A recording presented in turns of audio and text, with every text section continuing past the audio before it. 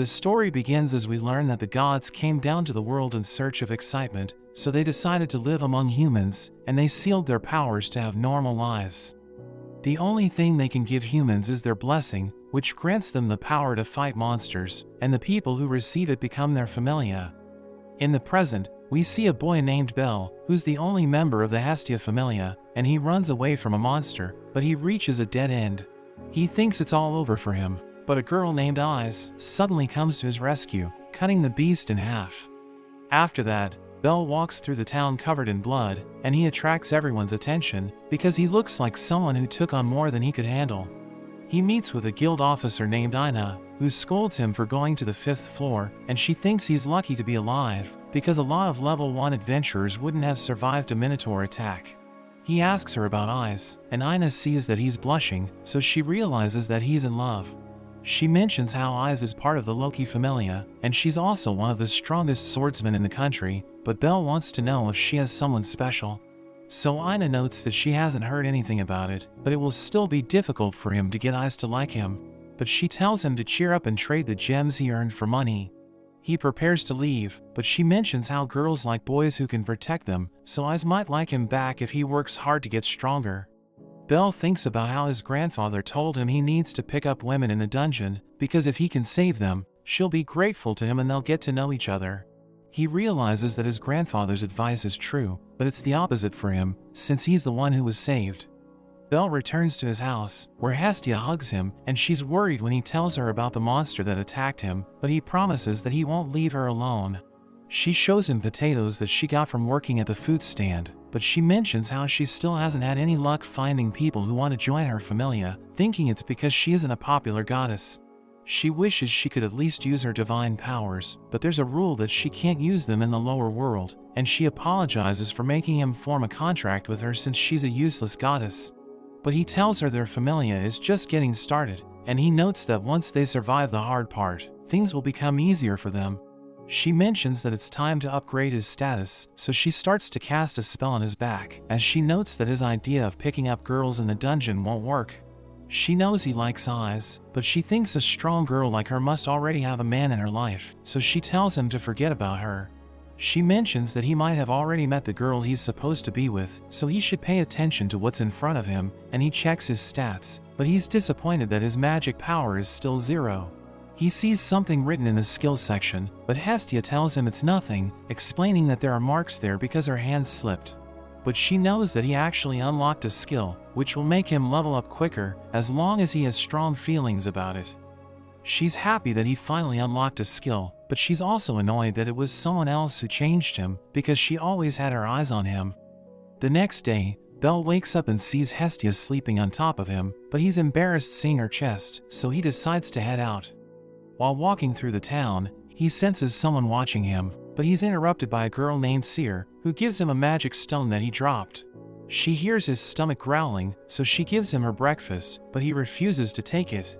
She assures him it's fine, because she'll have a lot to eat when the restaurant opens, but she makes him promise to eat there once he gets back.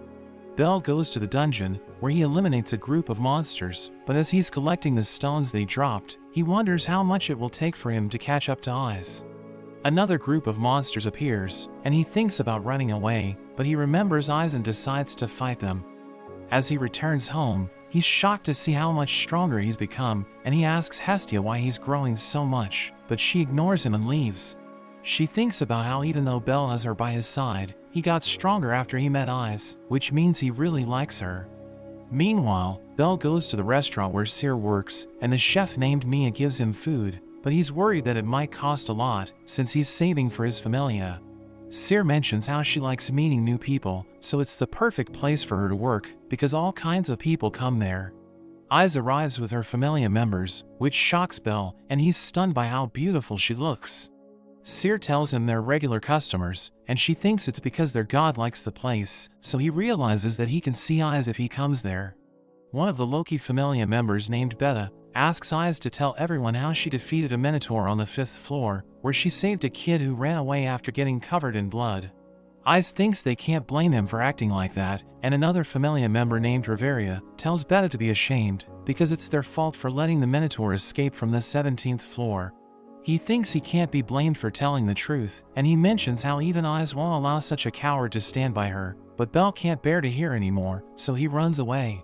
Eyes sees him and tries to catch up to him, but she realizes that he's already gone, wondering if he was the boy she saved. Belle goes to the dungeon, where a frog monster eats him up, but he destroys it from the inside. He thinks about how he wishes for things to happen without doing anything, but he knows that he needs to work hard to stand by Eyes' side, so he decides to fight any monster that stands in his way. As he returns home, Hestia is shocked to see how injured he is, but he just tells her he wants to get stronger, and she's glad that he's putting in the work. Hestia uses her spell to check Belle's stats again, and she can't believe how strong he has become, realizing it's because of his unique skill, which even she hasn't heard of. She can't tell him about it because the other gods might be listening, but she knows that he's been working hard to get stronger, so she decides to tell him about his stats. He can't believe how much he has improved, and she thinks he has talent, so he'll continue to get stronger. She mentions that she respects his resolve, so she decides to lend her powers to him, but she makes him promise to stop being reckless. So he assures her that he won't leave her, which makes her relieved, and she notes that she'll be gone for a few days.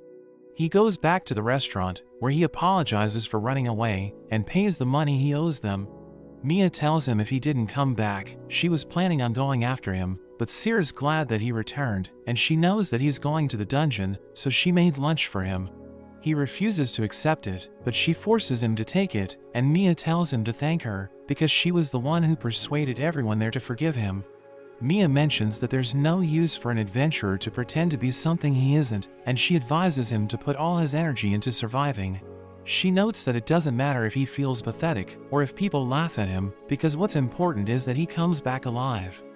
Meanwhile, Hestia is at a party for the gods, where she tries to steal food, but another goddess named Freya interrupts her. Loki joins them as well, and Hestia asks her if Eyes is seeing someone, but she notes that Eyes is her favorite, so she'll destroy anyone who comes after her. Freya mentions how it's been a while since she saw Loki in a dress, and she notes that she heard Hestia was coming, so she decided to go there just to laugh at her, because Hestia can't even afford a dress. But she tells Loki that everyone will laugh at her flat chest, which makes her angry, so she pinches Hestia's cheeks.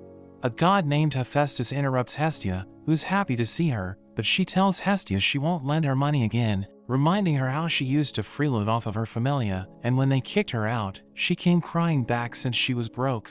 But Hestia explains that things have changed, because she now has her own familia. Freya decides to leave, because she has done what she came to do, and she mentions that she had fun at the party. After she leaves, Hestia bows before Hephaestus and asks her to make a weapon for Belle, but she refuses her request and tells her to save up the required money. But Hestia continues to follow her after they leave the party and keeps begging her to grant her request. Meanwhile, Belle is looking at a dagger, but he's interrupted by a god named Mayak, and Belle asks him why he didn't go to the banquet of the gods. So he explains that he was invited, but he's been busy preparing goods since his familia is so small. He gives Belle 2 vials, and he refuses to accept them, but Mayak forces him to take them, because it's his way of asking Belle to keep helping his familia. We return to Hestia, as Hephaestus asks her why she's so desperate for her help, so she explains that she wants to support Belle, who needs to walk a dangerous path to reach his goal. She notes that he's always there for her, but she feels bad since she can't help him, because she can't even do things a normal god should be able to do. Hephaestus decides to help her, but she tells Hestia she'll still need to pay the fees even if it takes her centuries, asking her what kind of weapon Belle uses. So she realizes that Hephaestus plans to make the weapon herself, which excites Hestia, because she's known as the divine smith in heaven. Hephaestus reminds her that she can't use her divine powers, because they aren't in heaven, but Hestia isn't worried about it. Hephaestus opens a secret door, and as she prepares to make the weapon, she tells Hestia to help her. In the city, a waiter from the restaurant named Anya suddenly gives a wallet to Belle and tells him to give it to Seer, so he becomes confused. Another waiter named Ryu tells her she needs to give a better explanation to Belle, so she explains that she's asking him to give the wallet to Seer because she forgot it while going to Monsterphilia. He has no idea what Monsterphilia is, so they explain that it's a huge event hosted by the Ganesha Familia, where they take over the Colosseum for the day and tame monsters brought in from the dungeon. Meanwhile, Hephaestus finishes making the weapon, which makes Hestia happy, but Hephaestus tells her she shouldn't forget to pay for it. we see Freya telling Loki that she's after the child of another familia, but she suddenly leaves without giving Loki details, which makes her wonder if something's wrong. Bel starts looking for Seer, but he runs into Hestia, who invites him to go on a date with her. He tells her how he was asked to look for a person, but she notes that they can look for them while they're on a date, and they buy crepes from a shop. She offers to feed him with her hands, but he refuses to take her food, and tells her to eat his crepe instead, so she takes a bite. He notices cream on her mouth, and he tries to clean it up, but his whole body turns red. In the Colosseum, Freya frees a monster, which goes outside and starts attacking Hestia. They both try to run away, but it catches up to them, and it's about to grab her, but Bel attacks it even though he's scared. He tries to stab it with his knife, but it breaks into pieces, and the monster sends him flying into a wall. It prepares to finish him off, but he suddenly throws a bomb, which blinds the monster with a flash of light, and he runs away with Hestia. But he knows that he can't protect her, so he pushes her past a door and closes it, telling her to get away while he holds it off. Bel thinks about the day when he learned that his grandfather had been killed by a monster, and they couldn't even find his body because it had fallen into a deep valley. He decided to follow in his grandfather's footsteps by becoming an adventurer, but he was rejected by everyone since he looked weak. But he refused to give up, and eventually ran into Hestia, who invited him into her familia. In the present, the god Ganesha learns that 9 monsters have escaped, so he orders his men to ask for help from other families, because they can't stop the monsters on their own. They think that asking for help from others will humiliate them in front of everyone, but he notes that they should worry about the people's safety before anything else. Meanwhile, Bel continues to struggle against the monster, and Hestia remembers how Hephaestus told her about the writing she carved on the weapon. She explains that the weapon will come alive the moment Bel grabs it, and it will continue growing with him, so Hestia realizes that she needs to give it to him. The monster is about to finish Bel off, which makes him remember the time Aias saved him from the Minotaur. But he knows that she isn't coming to his rescue, and he's glad because he doesn't want her to see him in such a condition. Near the Colosseum, a girl explains the situation to Aina, who doesn't think they'll find any adventurers there. But she sees Aias, who decides to help them, and she immediately defeats one of the monsters. Aina mentions that they've also asked other adventurers for help, but a few monsters are still at large, so Aias goes to look for them. Meanwhile, the monster is about to end Bel's life, but it gets distracted as Hestia arrives, and it tries to attack her, so Bel dives to save her. But he doesn't understand why she came back, so she explains that she'll never leave him behind, reminding him of his promise that he won't leave her. He explains that with the way things are going, both of them will end up dead, but she tells him he shouldn't give up so easily. The monster continues coming after them, so Bel picks her up and runs away, and she knows they're in trouble, but she's still happy that he's carrying her. They find a hiding spot, but Bel knows that the monster will eventually find them, and Hestia mentions that she has a plan, telling him she'll upgrade his status so that he can defeat it. He thinks it's impossible, because he won't be able to defeat it even if he gets stronger, but she mentions that she believes in him, and she gives him his new knife. In the city, Aias defeats all the monsters, but she learns that there's still one left, and even the Ganesha Familia's strike forces couldn't find it. Hestia starts to upgrade Bel's status, and she's surprised by how much stronger he's become, but the monster finds them, so she quickly finishes her spell. She sees that Bel is afraid, so she calms him down, and he rushes towards the monster, which tries to smash him to the ground, but he dodges the attack.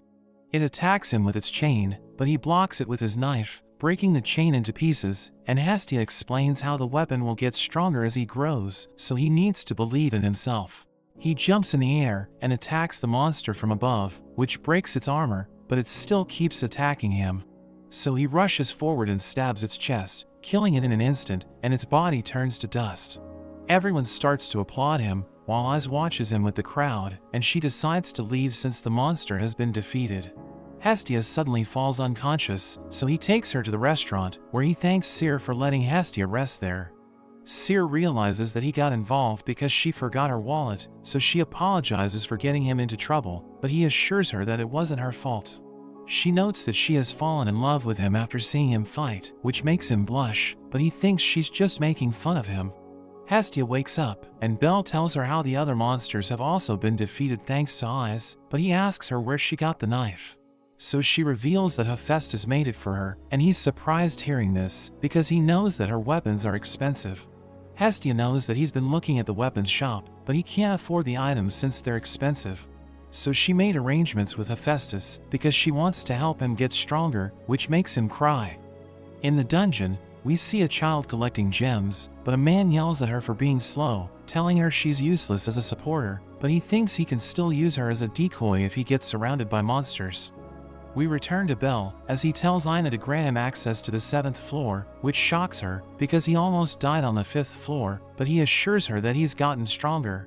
He reveals that several of his status levels have gone up to E, but she doesn't believe him, so he shows his back to her, and she realizes that he's telling the truth.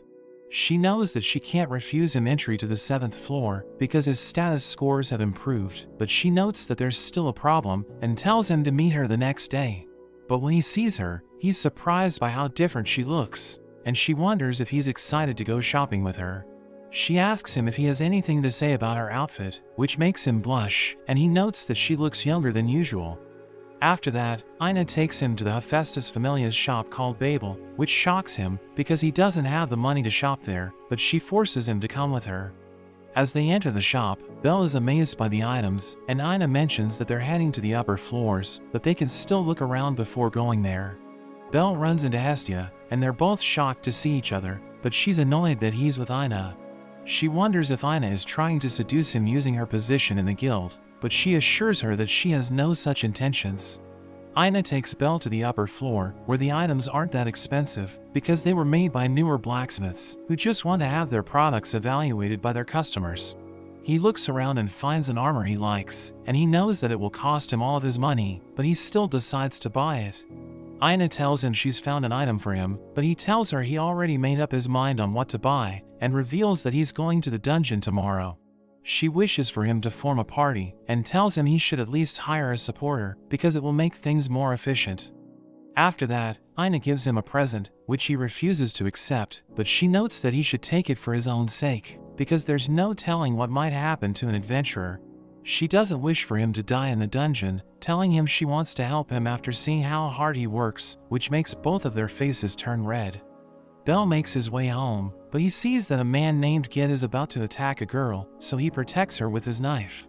Gid asks him if he's with her, but he reveals that he doesn't know her, so Gid becomes angry, but Rita suddenly arrives, and tells him he shouldn't use his sword in the city. So he decides to retreat, and Belle tries to check on the girl, but he realizes that she's already gone.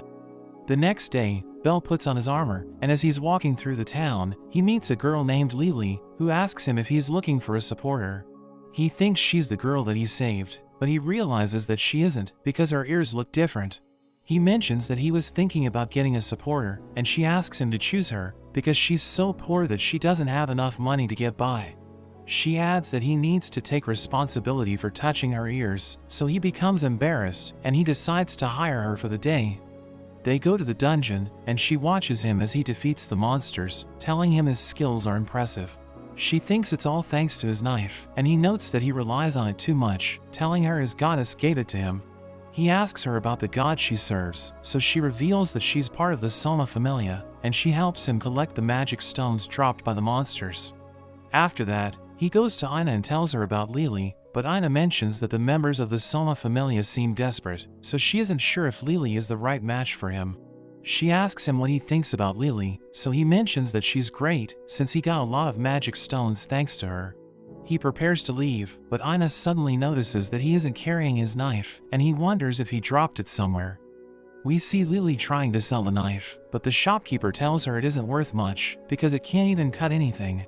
She leaves the shop, but she runs into Cyr and Ryu, who notice that she's carrying Belle's knife. She tells them they're mistaken, but Ryu knocks the knife out of her hands, which makes her run away, but she bumps into Belle. Ryu and Cyr catch up to her, so Belle asks them if they've seen his knife, and he gets emotional when he sees that Ryu has it. He wonders where she found it, but she doesn't tell him that she got it from Lily, and after they leave, he tells Lily that he was also looking for her, asking her if she wants to accompany him to the dungeon. They head to the dungeon, but Lily notices that he doesn't have his knife with him, so he mentions that he's carrying it close to his arm, to make sure he doesn't drop it again. He asks her if she doesn't want any money for the contract, so she mentions that he can just give her a portion of the loot, telling him it's simpler since he's alone. After that, They trade in the stones for the day, and they're shocked by how much money that they made. Lily asks for her share, and she's shocked when he gives her half of it, wondering why he isn't trying to take all of it for himself. So he explains that she deserves to get half of it, because he couldn't have made so much money without her, telling her he wants to keep working with her. Meanwhile, we see Freya watching over Belle, and she decides to interfere with his life once again, because she wants to see the power hidden within him.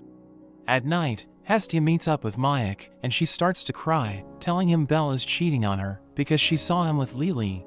She gets drunk and starts getting out of control, but Mayak notes that Belle doesn't belong to anyone, and she mentions that she already knows that, but she doesn't want him to leave her.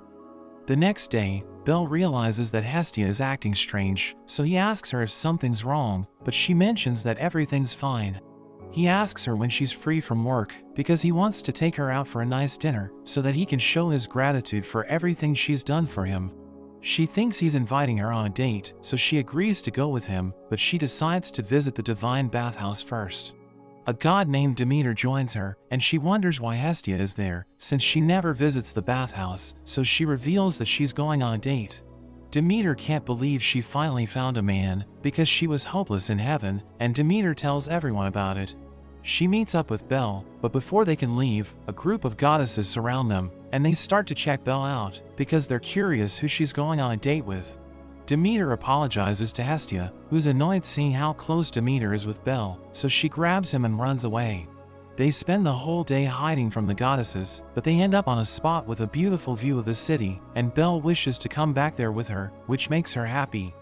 At the guild, a girl tells Ina how the Soma Familia adventurers are arguing with the money exchange, which makes her wonder why they're all so desperate. We see a group of men taking away all the money Lily made, and they beat her up, telling her they're the only reason why someone as useless as her is part of the Soma Familia. The next day, Belle and Lily go to the dungeon, where he gets knocked to the ground, and an ant monster is about to attack him, but Lily shoots a fireball at it. He manages to defeat all the monsters, and he thanks her for saving him, telling her he would have been in serious trouble without her. After that, she asks him for a day of leave, because her familia is having a meeting, and she needs to be there no matter what.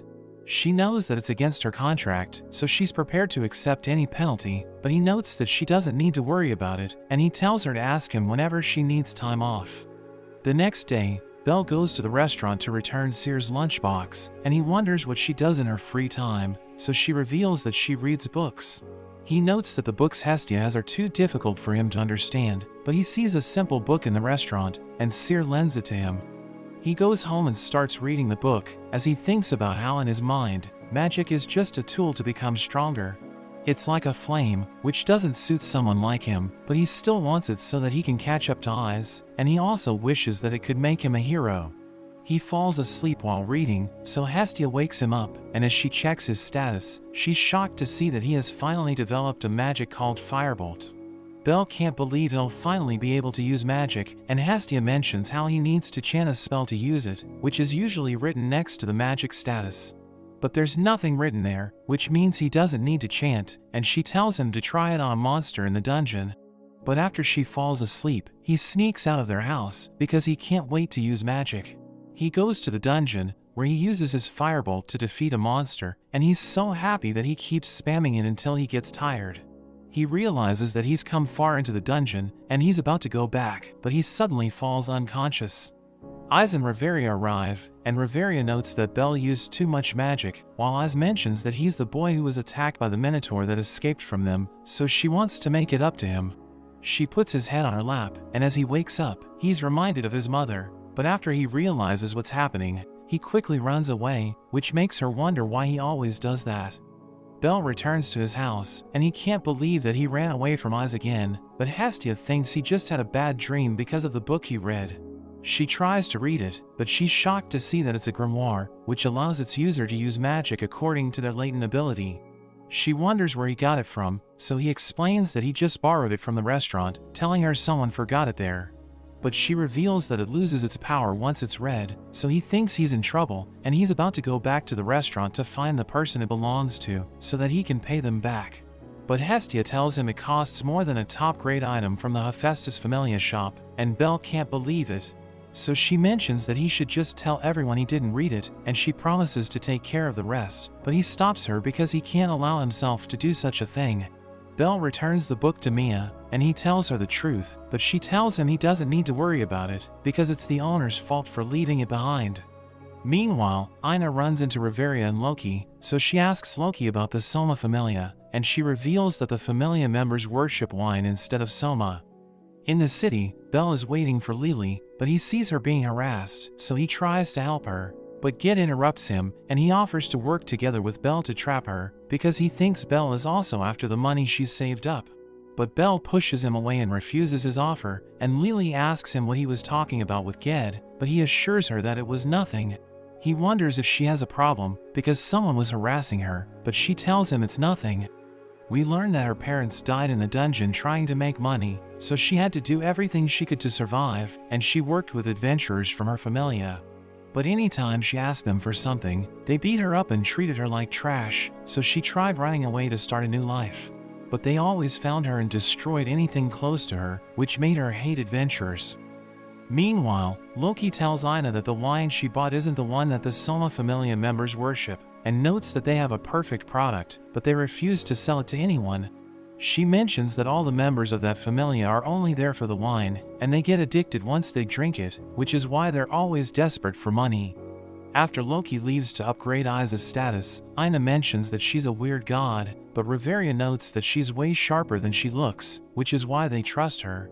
We see Belle telling Hestia that several bad adventurers are after Lily, so he wants to let her stay with them for a while, but Hestia doesn't think it's a good idea. She thinks Lily isn't trustworthy because of everything he said about her, and she tells him to think about the situation that happened with his knife. The next day, Lily proposes that they go to the 10th floor, but Belle doesn't think it's a good idea since he barely survived the 7th floor. She notes that she's been to the 11th floor, and she tells him he's strong enough to deal with the monsters, so he decides to go there. On their way, Lily gives a new weapon to Belle, because his knife doesn't have the range to fight huge monsters. Ina prepares to start her inspection of Babel, but she runs into Eyes, and she thanks her for saving Belle. Eyes wonders if he's afraid of her, but Ina assures her that he's grateful that she saved him, which makes her happy. They overhear a group of adventurers mentioning how Lily is about to set up a white-haired kid, and Ina thinks they're talking about Belle, so she asks Eyes for a favor. After that, Ina talks to Hestia, and she tells her about Lily, explaining that she's a dangerous person. We return to the dungeon, as Belle and Lily reach the 10th floor, where an orc appears in front of them, so he prepares to take it on. The orc picks up a tree and rushes towards Belle, but as they start fighting, Lily suddenly disappears. He slashes the orc's stomach and cuts off its leg, which makes it fall to the ground, and he stabs it to finish it off. He sees another orc coming towards him, so he uses his firebolt to defeat it, but as he looks around, he realizes that Lily is nowhere to be found, so he wonders if she was taken by a monster. He sees that there's bait around him to lure the monsters, and a group of orcs attacks him, so he tries to use his magic, but one of them sends him flying. He keeps looking for Lily, but he's shocked as she uses her arrow to steal his knife, and leaves him to be destroyed by the monsters. She uses her spell to remove her beast ears, and tells herself she's doing everything for her freedom, because she needs money to leave her familia. She tries to get out of the dungeon, but Gid suddenly trips her, and beats her to a pulp. He mentions how there are only a few ways out of the dungeon, so he and his companions were waiting on every path for her to show up. He tears off her clothes, and he's surprised to see that she has a magic weapon, but another adventurer named Kanu suddenly interrupts them. Gid recognizes him as one of his companions, but he attacks Gid with a killer ant, and tells him to leave all of her stuff there. Two other adventurers arrive, and Kanu tells Gid that a dying killer ant sends a signal to call for help, so he needs to escape if he wants to survive. He decides to run away, but he gets killed by ants, and Kanu tells Lily he'll protect her if she gives him everything she has. So she gives him a key to a safe where she has saved everything that she owns, but after getting what he needs, he throws her to the ants, telling her they no longer need her. The ants surround her, and she thinks she deserves to die because she betrayed Belle, who was always nice to her. She starts to cry, as she thinks about how pathetic she is, and she accepts her fate, but Belle suddenly comes to her rescue, and he starts burning the ants with his firebolts. We see Ina telling Hestia that she should convince Belle to fire Lily, but Hestia mentions that it won't work because he'll never abandon Lily. Bell defeats all the monsters, and he asks Lily if she's hurt, but she doesn't understand how he escaped from the orcs, so he reveals that another adventurer defeated all of them. Lily calls him stupid, because even though she betrayed him, he still went through so much trouble just to save her. She reveals that she even lied to him about the money she got after exchanging the magic stones, and when he told her to buy items, she also lied about their price. But he explains that no matter what she does, he'll always save her because she's a woman, and she's annoyed hearing this, but he notes that she's special, and tells her to talk to him whenever she's in trouble, because he'll always come to her rescue, which makes her cry as she apologizes for betraying him. After that, Belle meets with Ina, and apologizes for losing her protector, but she's just glad that he's fine. As Belle and Lily are walking in the city, he touches her ears, which makes her blush, and he's surprised that she can use transformation magic. She explains that she uses it so that her familia members won't recognize her, and she wonders if he's okay with this situation since she betrayed him, but he tells her not to worry about it. He takes her to meet Hestia, and after he leaves, Hestia notes that she doesn't like her since she lied to Belle. She tells Lily to swear she'll never make the same mistakes again, and Lily promises that she won't betray Belle, because he's the one who saved her. Hestia knows that Lily is feeling guilty, because Belle doesn't blame her for anything, and she notes that she'll judge her on his behalf. Lily is worried about what Hestia will do, but she just tells her to look over Belle, and make sure he doesn't get scammed again. After Belle comes back, Hestia quickly grabs his arm, just to show Lily how close she is with him, but Lily refuses to back down, and she grabs him as well. He's embarrassed by what's happening, so he runs out of the house and goes to the guild, where he's shocked to see Ina sitting with Eyes. He tries to get away, but he runs into a man and falls to the ground, which allows Eyes to catch up to him, and Ina tells him that Eyes just wants to talk to him. After that, Eyes gives him the protector he lost while fighting the orcs, which makes him realize she was the adventurer who saved him. She notes that she wanted to apologize, since the Minotaur attacked him after it escaped from her, but he explains that he should be the one saying sorry, because he always runs away when he sees her. She's amazed by how quickly he's gotten to the 10th floor, but he thinks he still has a long way to go, because he still doesn't know how to fight, so she offers to teach him.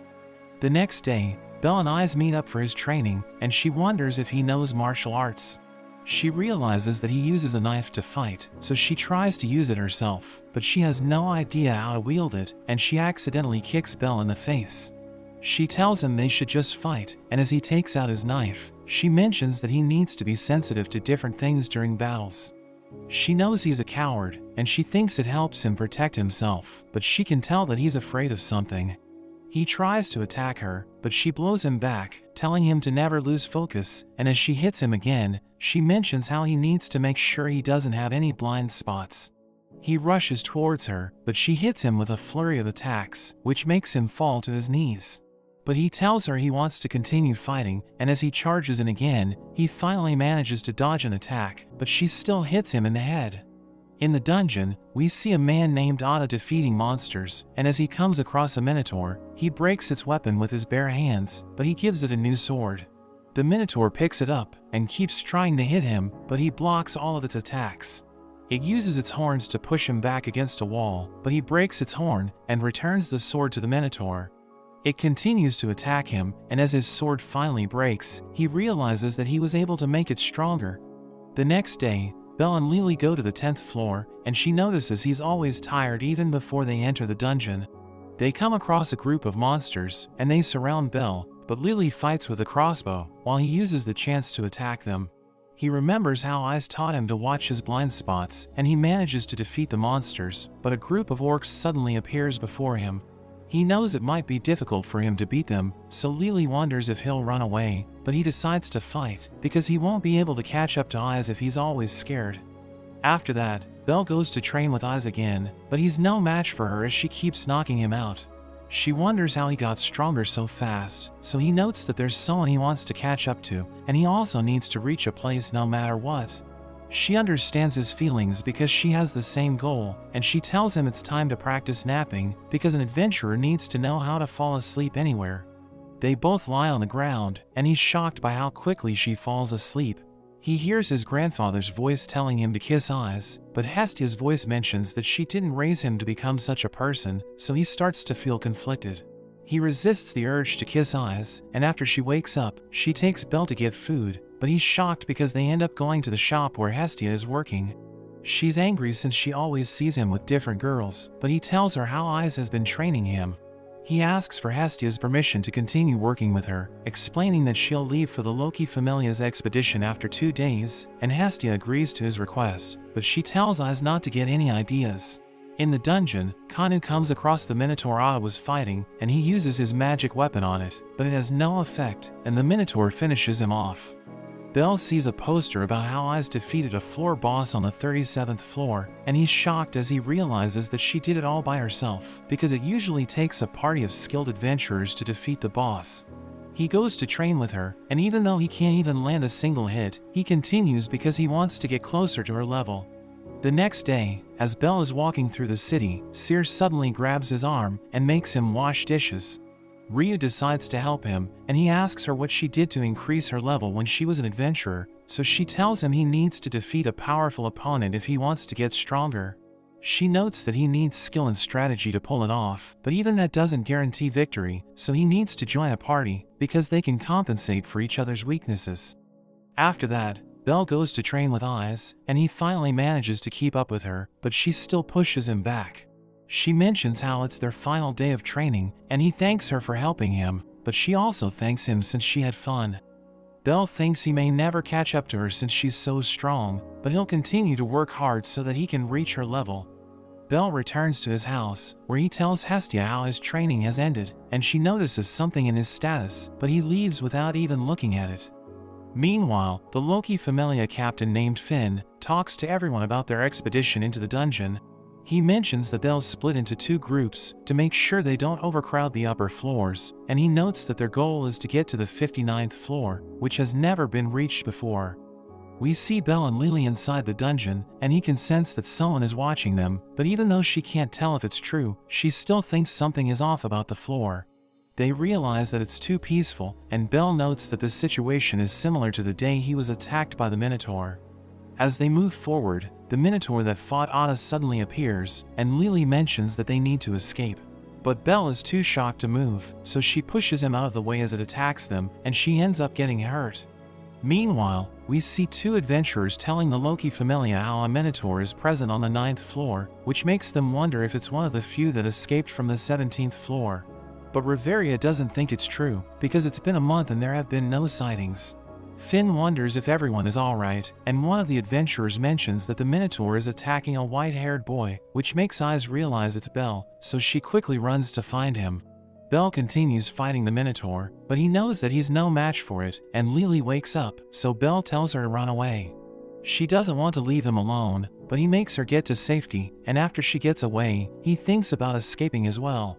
But he knows that if he lets the Minotaur pass through, it will kill Lily, so he decides to hold it back and buy time for her to get out of the dungeon. The Minotaur slams the sword to the ground, which makes him jump up in the air, but it suddenly stabs him with its horn. It's about to finish him off, but Ice comes to his rescue, and he can't believe that she's about to save him again. He gets up because he knows that if he backs down from the fight, he'll never be able to grow, so he grabs Ice's arm and pushes her back. He approaches the Minotaur, while the other Loki Familia members also arrive, and Beta realizes that Belle is the same boy that Ice saved. He starts making fun of him, but another adventurer named Tiana tells him to stop, and she asks Ice if she's okay just watching the fight, because Belle won't survive. Beta mentions that they should leave him alone, since he's trying to be a man, and Lily begs Beta to save Belle, but she ends up falling unconscious. Beta decides to rescue him, but he's shocked to see that Belle is holding his own against the Minotaur, because he was completely helpless 1 month ago. He blocks all of its attacks, and Beta is amazed by how strong his knife is, but the others note that it's also because of how skilled he is. He hits the Minotaur with his firebolt, which surprises everyone, because he didn't chant a spell, but it isn't strong enough to defeat the Minotaur. As they continue to clash, Belle's sword finally breaks, but he stabs the Minotaur's arm, causing it to drop its weapon. He grabs it and slashes the Minotaur's chest, and as they rush towards each other, everyone thinks he'll die because he's too reckless, but Ice believes in him.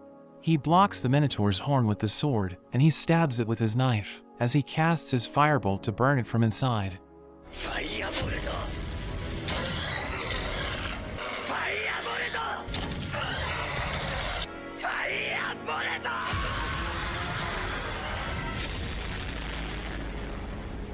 Everyone can't believe he was able to defeat it, but he passes out while he's standing, and Beta tells Reveria to read his status. So she checks out his back, and she reveals that all of his abilities are rank S, which shocks everyone. At night, Hestia kisses Bel's head while he's sleeping and congratulates him on his achievement, but she mentions that it's only the beginning of his story. After a while, Bel heads to the guild, where Ina wonders if something good happened to him because he seems to be happy, so he reveals that he's reached level 2. He returns to his house, where Hestia upgrades his rank, but he doesn't feel like anything has changed.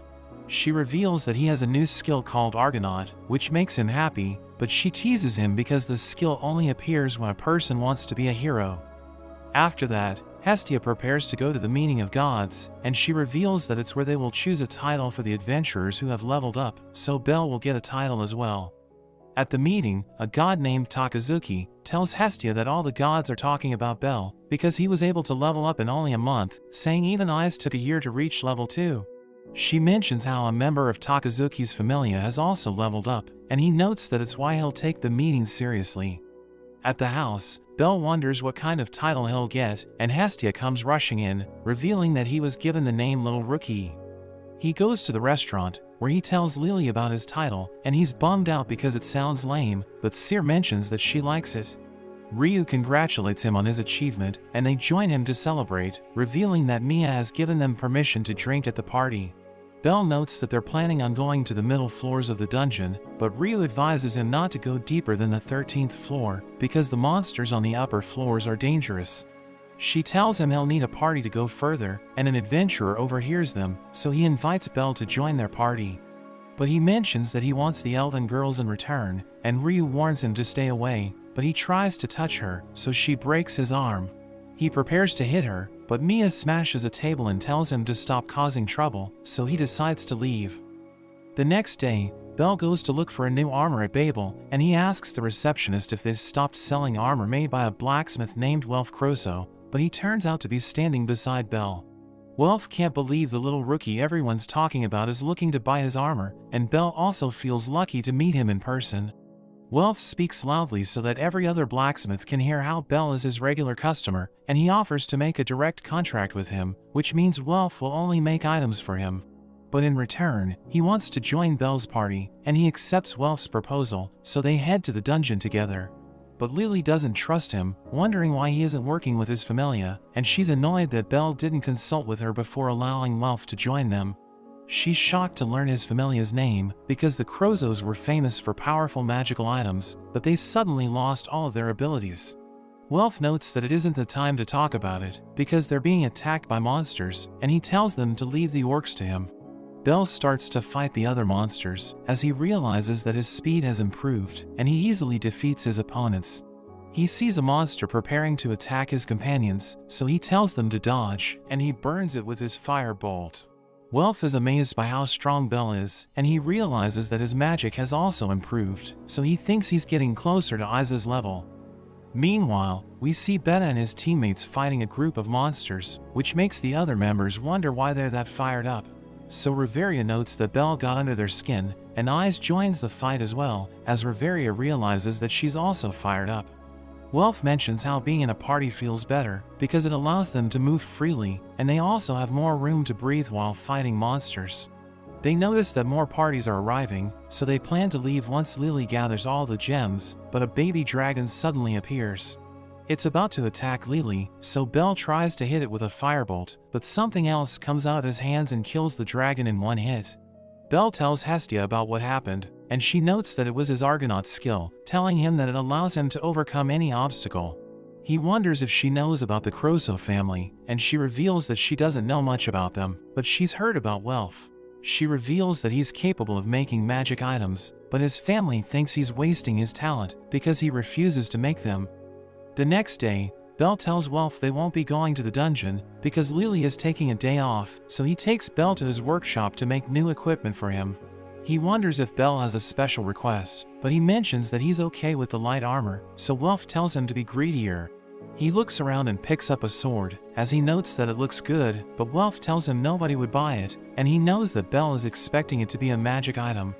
He notes that Hestia was asking people about him, so he knows that she already told Belle about him, and he was worried that Belle would change his attitude because of it.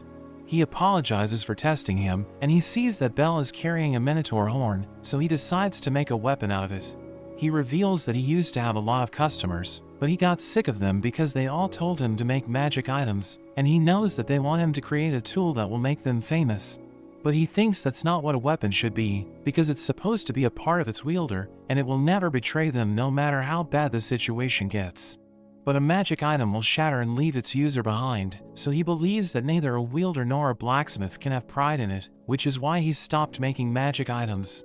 Welf makes a weapon out of the horn, and he knows Belle can't trust him completely since they only met a few days ago, but Welf asks him to treat him like a companion. The next day, Belle and the others go to the dungeon, and before they head into the 13th floor, Lily reminds them that the monsters there can attack from afar, so they always need to be on guard. She notes that they'll use a standard formation, where she'll be at the back while Welf is in front, but she tells them to remember that a supporter doesn't have the power to cover the back alone. Belle starts to laugh, so she wonders if he's even taking it seriously, but he's just excited because they're going on an adventure.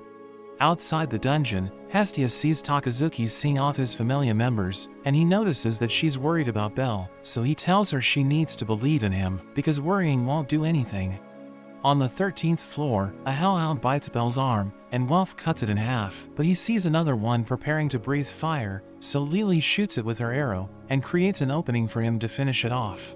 She thinks they should go somewhere open, but before they can leave, a group of monsters suddenly appears in front of them. Meanwhile, we see a girl named Asfi, who tells the god Hermes that Belle doesn't seem to be liked by other adventurers. There are rumors that he only defeated the Minotaur because he got lucky, and he even lied about how quickly he leveled up, but it only makes Hermes more interested in him. He wonders if it's making her jealous, so she explains that she just wants to avoid trouble, but he pats her head, telling her that all the members are grateful to her, and he depends on her as well. Inside the dungeon, we see that the group sent by Takazuki is in trouble, as one of their members has gotten seriously injured, so he's being carried by a man named Oka.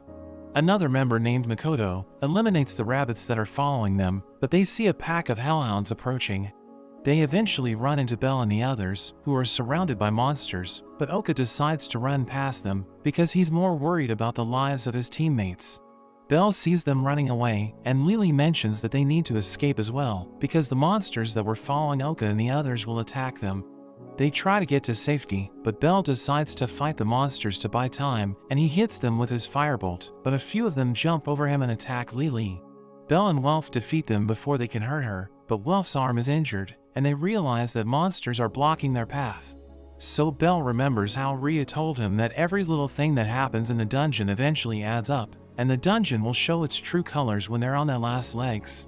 The roof above them suddenly collapses, as monsters come flying in from above, and the falling debris injures both Welf and Lily, while a hellhound breathes fire at them. Meanwhile, Hestia goes to the guild, and tells Ina that Belle and his party haven't returned, so she wants to start a quest to find them, but Takazuki suddenly arrives with Makoto and Oka. In the dungeon, Belle and the others somehow survive after they fall down a couple of floors. They try to get out, but end up running into a dead end, so Lily proposes that they go to the 18th floor, which confuses them because they just got destroyed by the monsters on the 13th floor. But she reveals that the 18th floor is a safe zone, which means there are no monsters there. Welf is worried about the boss that appears on the 17th floor, but Lily thinks it must have been defeated by the Loki Familia's expedition team, so they might be able to cross before the boss respawns. They ask Belle to decide, and they assure him that they won't blame him if anything goes wrong, so he decides to follow Lily's plan. Meanwhile, Takazuki tells Hestia about what happened to Belle's party, and she notes that if Belle doesn't come back, she'll blame it on his familia members. But she mentions that she'll never hate them, so she tells them to help her find him, and they promise to do their part. Hephaestus mentions how all the high-level members of her familia are on the expedition, while Takazuki notes that he can send only 3 members, because the others will just slow everyone down. Hermes offers to help Hestia, and Hephaestus reminds him how he barely talked to her ever since they came down from heaven, but she notes that she needs all the help she can get, so she accepts his request. Asfi pulls him to the side, and she knows that he plans to go into the dungeon with her, so she reminds him that gods aren't allowed to enter the dungeon, but he notes that everything will be fine if no one finds out. Hestia overhears him and decides to go with him, because she can't wait for someone else to rescue Belle, and Takazuki once again apologizes to her, since he knows that his familia got Belle into trouble. But she tells him to forget about it, and she notes that Belle is still alive, because the blessing she gave him hasn't disappeared. Hephaestus asks Hestia to give Welf something on her behalf, while Hermes wonders if Asphi can protect him and Hestia, but she can't guarantee their safety, so he decides to take Ryu as well. In the dungeon, Lily is carrying a scent bag to make sure monsters stay away from them, but Welf complains about the smell, and she's annoyed since she's the one closest to it.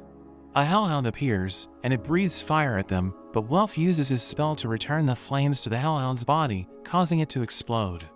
After a while, the scent bag runs out, and a group of minotaurs appears, so Belle rushes towards one of them, and cuts it up with his knife.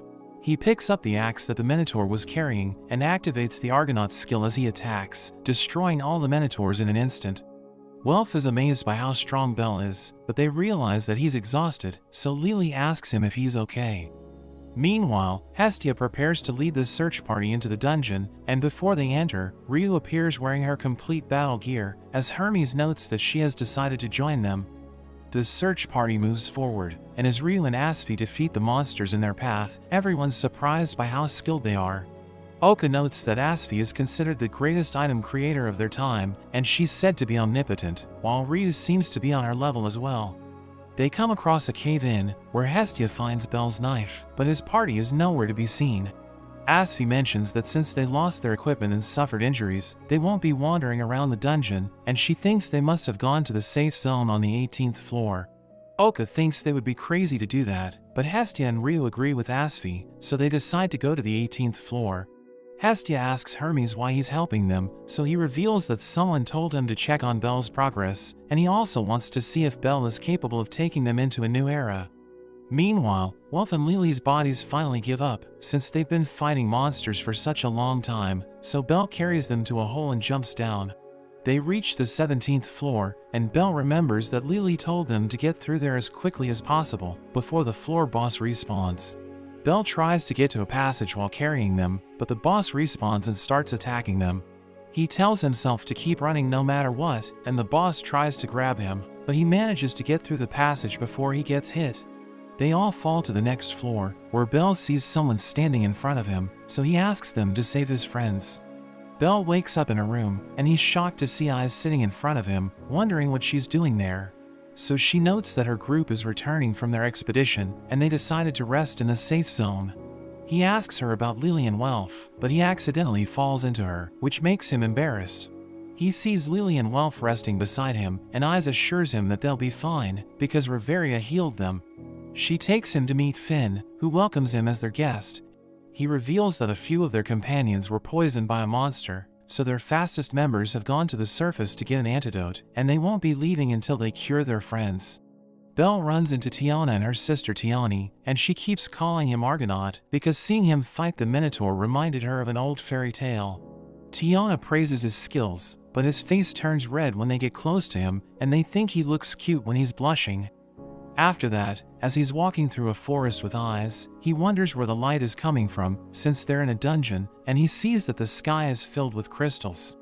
At night, Welf and Lily wake up, and they apologize for slowing Belle down, but he notes that he couldn't have reached the 18th floor without them.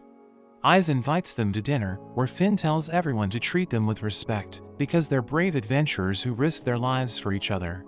As they eat dinner, Eyes gives a fruit from the 18th floor to Belle, but he finds it too sweet. Lily tells him to give it to her if he doesn't like it, but Welf eats it instead, which makes her angry. Tiana and Tiani surround Belle and ask him how they can make their abilities reach S rank, but he suddenly gets up because he hears Hestia's voice. She arrives at the 18th floor, where she immediately hugs Belle and starts to cry after seeing that he's okay, so he apologizes for making her worried. But Lily pulls her off of him, and she's surprised to see that Eyes is with them as well.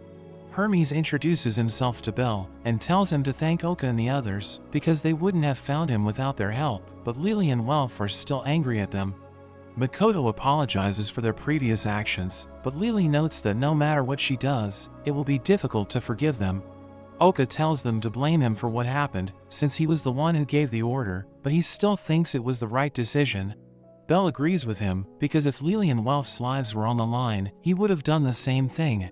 Hermes notes that they should discuss what to do next, and Asfi mentions that they'll wait for the Loki Familia to defeat the 17th floor's boss. But they won't make their move for 2 days, so everyone has time to rest, and as they prepare to go to sleep, Hestia gives Welf the item that Hephaestus told her to deliver to him. While everyone's sleeping, Belle walks around the dungeon, and he's amazed by how beautiful the sky looks. Ice joins him, telling him she was worried about him, which makes him turn red, and she notes that he's always nervous. She offers to take him to the town, but Hestia suddenly arrives, and she's angry that he's making plans without her. She tells Ice she'll never allow her to go on a date with him, but Ice has no idea what she's talking about, and he notes that there's a misunderstanding. The next day, Hestia is tired as they're walking towards the town, and she's also annoyed that everyone else is coming with them, because she thought she was going on a date with Belle. He carries her since she's exhausted, and they come across a field of crystals, which amazes them with how beautiful it is. They reach the town, and as they look around, they're shocked to see how expensive everything is. Belle runs into an adventurer named Moldo, who invited him to join their party at the restaurant, and he plans to make Belle pay for how he treated him before, but they get scared and leave after seeing Eyes. Hestia buys a perfume, and Lily tells her she doesn't know how to spend money, but she mentions how Lily also bought a backpack, so she notes that they needed to get back to the surface. Hestia notes that she also needs the perfume, because Belle doesn't like sweaty girls, and Tiana invites her to the bathhouse, so the other girls decide to join them as well. Meanwhile, Beta returns to the dungeon with the antidote, but he's shocked to see Belle. Hermes tells Belle he needs to talk to him, but he takes him to peek at the girls taking a bath, which makes him embarrassed. He thinks it's wrong to peek at them, but Hermes notes that peeking is part of a man's romance, which makes Belle remember his grandfather. He still thinks they shouldn't look at them, but he accidentally falls into the water, and the girls see him, so he becomes embarrassed and runs away, but he ends up getting lost. He hears something nearby, and as he goes towards the noise, he sees Ryu bathing on her own. She notices him, so she throws a rock at him, which scares him and he immediately apologizes to her. After that, she takes him to put flowers on the grave of her familia, and she reveals that their enemy had set up a trap for them, which wiped everyone out, but she was the only one who survived. She was filled with rage, so she did everything in her power to eliminate the enemy familia, but she was blacklisted from the guild because of her actions. After she got her revenge, she was about to pass away in a dark alley, but Seer found her, and Mia let her in, even though she knew everything about her. She thinks she's a shameless and violent elf, who will break Belle's trust, but he tells her she shouldn't insult herself, so she mentions that he's worthy of her respect, because he's a kind person. At night, we see that Moldo is still angry at Belle, and he plans to get revenge on him, wondering how he can get him alone. The next day, Beta is angry at Belle, because he saw Eyes naked, so Tiana and Tiani hold him back. Eyes mentions that she's about to leave with the first party, so Belle tells her to take care, which makes Hestia annoyed at him. After that, Belle goes to find Hestia, but he sees a note from Moldo, which mentions that his group kidnapped her. He follows the instructions on the note, and goes to the place written in it, where he finds Moldo. He takes Belle to an open area, and assures him that Hestia is safe, telling him he wants to have a fair fight, so Belle shouldn't worry about his friends interfering. He notes that the winner gets to tell the loser what to do, and he plans on taking Belle's equipment after he's defeated, but Belle tells him to let Hestia go if he wins.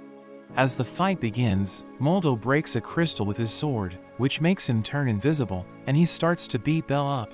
We see Hermes and Asfi watching the fight, and we learn that Hermes is behind everything, because he needs Belle to see the ugly side of humanity. Asfi wonders what he'll do if Belle loses all hope, but Hermes thinks that if it happens, it means Belle wasn't the right person for the job. Welf suddenly arrives with the others, and they start to clash with Moldo's party, while the two members guarding Hestia hear the commotion, so they decide to leave her and join the battle. Hestia is annoyed because they just left her there, but Lily suddenly arrives and sets her free, revealing that she used her sense of smell to find her. Meanwhile, Welf and the others overpower their opponents, but they still can't get close to Belle, because there are too many of them. One of them hits Welf, which makes him drop the item Hephaestus gave him, and a man prepares to attack him, but Ryu suddenly comes to his rescue. We see that Bell is still getting beaten by Moldo, but he blocks one of the attacks, which makes Moldo wonder if it was just luck. He tries to attack again, but Bell senses his presence and starts to dodge him as he analyzes his surroundings to find Moldo. Bell breaks his sword and kicks him in the head, which makes him turn visible, but he still pushes Bell back with his broken sword. Hestia suddenly arrives, and she releases her divine power, which scares Moldo and his companions, so they run away. She hugs Bell and starts to cry, because he got beaten up trying to save her, but he apologizes for failing to protect her. Lily thinks the fight is over, but the ground suddenly starts shaking, and a floor boss falls from the sky. The boss lets out a scream, which makes the other monsters go on a rampage, and they start to attack Moldo's party. Bell and the others rush to save them, and Ryu notes that he has failed as a leader, but he made the right choice. Moldo is surrounded by monsters, and he's about to get killed, but Bell comes to his rescue and cuts down the monsters. Lily drags him to safety, telling him he'll just get in Bell's way, and she notes that he should be thankful to Bell for saving him. Asfi tells a man named Voles to get everyone in town ready to fight, and they think they should just run away, but she explains that the exit has been blocked, so they can't leave without defeating the boss. Meanwhile, Ryu attacks the boss's leg, which makes it fall to its knees, while Oka and Makoto try to cut it down, but their attacks have no effect, and it stands up again. It starts to gather energy in its mouth, and Welf uses his spell to make it self-destruct, but the boss still prepares to attack, so Ryu kicks its face, causing it to miss. Asfi tells her that the mages are working on their incantation, and she needs to distract the boss until they're done, but Ryu leaves the task to Asfi. All the adventurers attack the boss, and even though it hits Voles with its energy blast, he's still okay thanks to the mages. Bell uses his knife to injure the boss, and the mages finally launch their combined attack, which covers the boss in flames, damaging its whole body. Its mouth breaks off as it falls to its knees, but everyone's shocked when it regenerates, and it smashes the ground to blow them away. Ryu and Asfi ask Bell to take care of the surrounding monsters, while they hold back the boss, so that the mages will have enough time to fire another shot. They rush towards the boss, and Ryu slashes its body, but she realizes that her attack can't reach its magic stone. The boss keeps firing shots from its mouth, so Oka tells his comrade Chigusa to give him a shield. She knows what he's up to, and notes that he'll die if he follows through with his plan, but he refuses to be someone who can't risk his life for others. Bell uses his firebolt to destroy half of the monster's face, but it still fires a shot from its mouth, which sends him flying. It's about to finish him off, but Oka suddenly comes to his rescue, as he tries to block the attack with his shield, but he gets blown away. He and Bell are seriously injured, but Hestia tells Ryu to face the monster, and buy as much time as possible, because she's sure that Bell will wake up and defeat it. Bell hears Hestia calling his name, and she tells him to get up, but his body refuses to listen to him. Hermes tells him a hero is someone who risks his life for others, which makes Bell remember how his grandfather told him that he'll become the coolest hero if he stays true to his wishes. Bell wakes up and takes a sword, and as he prepares to attack the boss, a bell goes off around the dungeon as his body begins to light up. Ryu continues to attack the boss, and Asfi is shocked to see her saying an incantation during such a high-speed fight. Asfi flies using her boots, and she burns the boss's eyes, while Ryu finishes her incantation and hits it with a flurry of attacks, but it still isn't enough to defeat the boss. It grabs onto her, but she's saved by Makoto, who uses her gravity barrier to try and bury it into the ground, but it manages to break free. Welf arrives, and he hits the boss with one of his magic swords, which causes a massive explosion, but the boss is still standing. Bell activates his Argonaut skill, and he rushes towards the boss, as Hestia notes that when he's faced with an opponent he can't defeat, he can resist it with his hero's strike. He swings his sword with all his might, and it covers the whole dungeon with a flash of light, as the boss's body is cut in half. Its magic stone is exposed, but everyone realizes it's about to regenerate, so Bell rushes towards it, and he stabs the stone with his knife, causing it to explode. Everyone celebrates their victory, while Hermes is glad to see that Bell was up to the task, and we learn that he's actually the grandson of Zeus, as well as the last hero of their familia. Hermes notes that things are about to change, and he's excited to see it with his own eyes, because history is about to be made, and he knows that people will talk about it for generations to come. We see Bel and the others being attacked by wolves, and he uses his knives to take them out, but one of them breathes fire, so Welf blocks the flames and cuts it down. Lily warns Makoto that she's about to get hit, but she easily takes out the wolves, and they're glad that she's with them, since they struggled in the middle floors when she wasn't in their party. She apologizes for putting them in a terrible position when they first met, so they tell her it's all in the past, but she notes that she can't forget about it. After that, they go to a bar, where Bel congratulates Welf for reaching level 2, and Lily mentions that the price of the items he creates will increase as well. So he notes that he can't make things that will embarrass his goddess, and Lily thinks he'll leave their party, since the only reason he was with them was to level up and get the forge skill. But he assures them that he isn't going anywhere, and she asks Bel if he's about to level up as well, so he tells her he still has a long way to go. A boy from another party suddenly starts insulting all of them, and Bel tries to ignore him, but he becomes furious when the boy calls Hestia useless. He mentions that Bel is angry since he's telling the truth, and Bel is about to attack him, but Welf hits the boy with his mug. They start fighting the other party, but one of them named Cleo, who belongs to the Apollo Familia, beats up both of them. He mentions that he's disappointed in Bel, and plans to make him pay for hurting his comrades, but as he starts to choke him, Beta tells Cleo to stop since he's ruining his night. So he lets Bel go and retreats with his comrades, while Beta warns Bel not to get cocky. After they return home, Hestia is glad that Bel got into a fight, but Lily notes that he isn't acting like his usual self, thinking it's because Hestia's bad behavior is rubbing off on him. He mentions that he couldn't control himself when they started insulting her, but she tells him to just laugh it off next time, since she doesn't like it when he gets hurt. The next day, Bel tells Ina about the fight, so she tells him to be careful, since a fight between two familias can turn the town into a war zone. As he prepares to leave, two girls from the Apollo Familia named Cassandra and Daphne give him an invitation to a banquet Apollo is holding. Bel delivers the invitation to Hestia, who mentions that she needs to attend the banquet, since she has a history with Apollo, but she plans to make Mayek and Takazuki come with her. They arrive at the banquet, where Hestia is surprised to see Takazuki with Hermes, but Takazuki mentions that he isn't happy to be with Hermes. He tells Takazuki not to act that way, since they work together to save Bel, and he starts showing off how good Asfi looks. She becomes embarrassed and tells him to stop, but he continues teasing her, so she sends him flying into a wall. Apollo comes out and tells everyone to enjoy the night, and Hermes sees Bel staring at him, so he wonders if Bel wants to talk to him. But he just thinks that he and Hestia should introduce themselves, and Hermes mentions that he has known Apollo for a long time.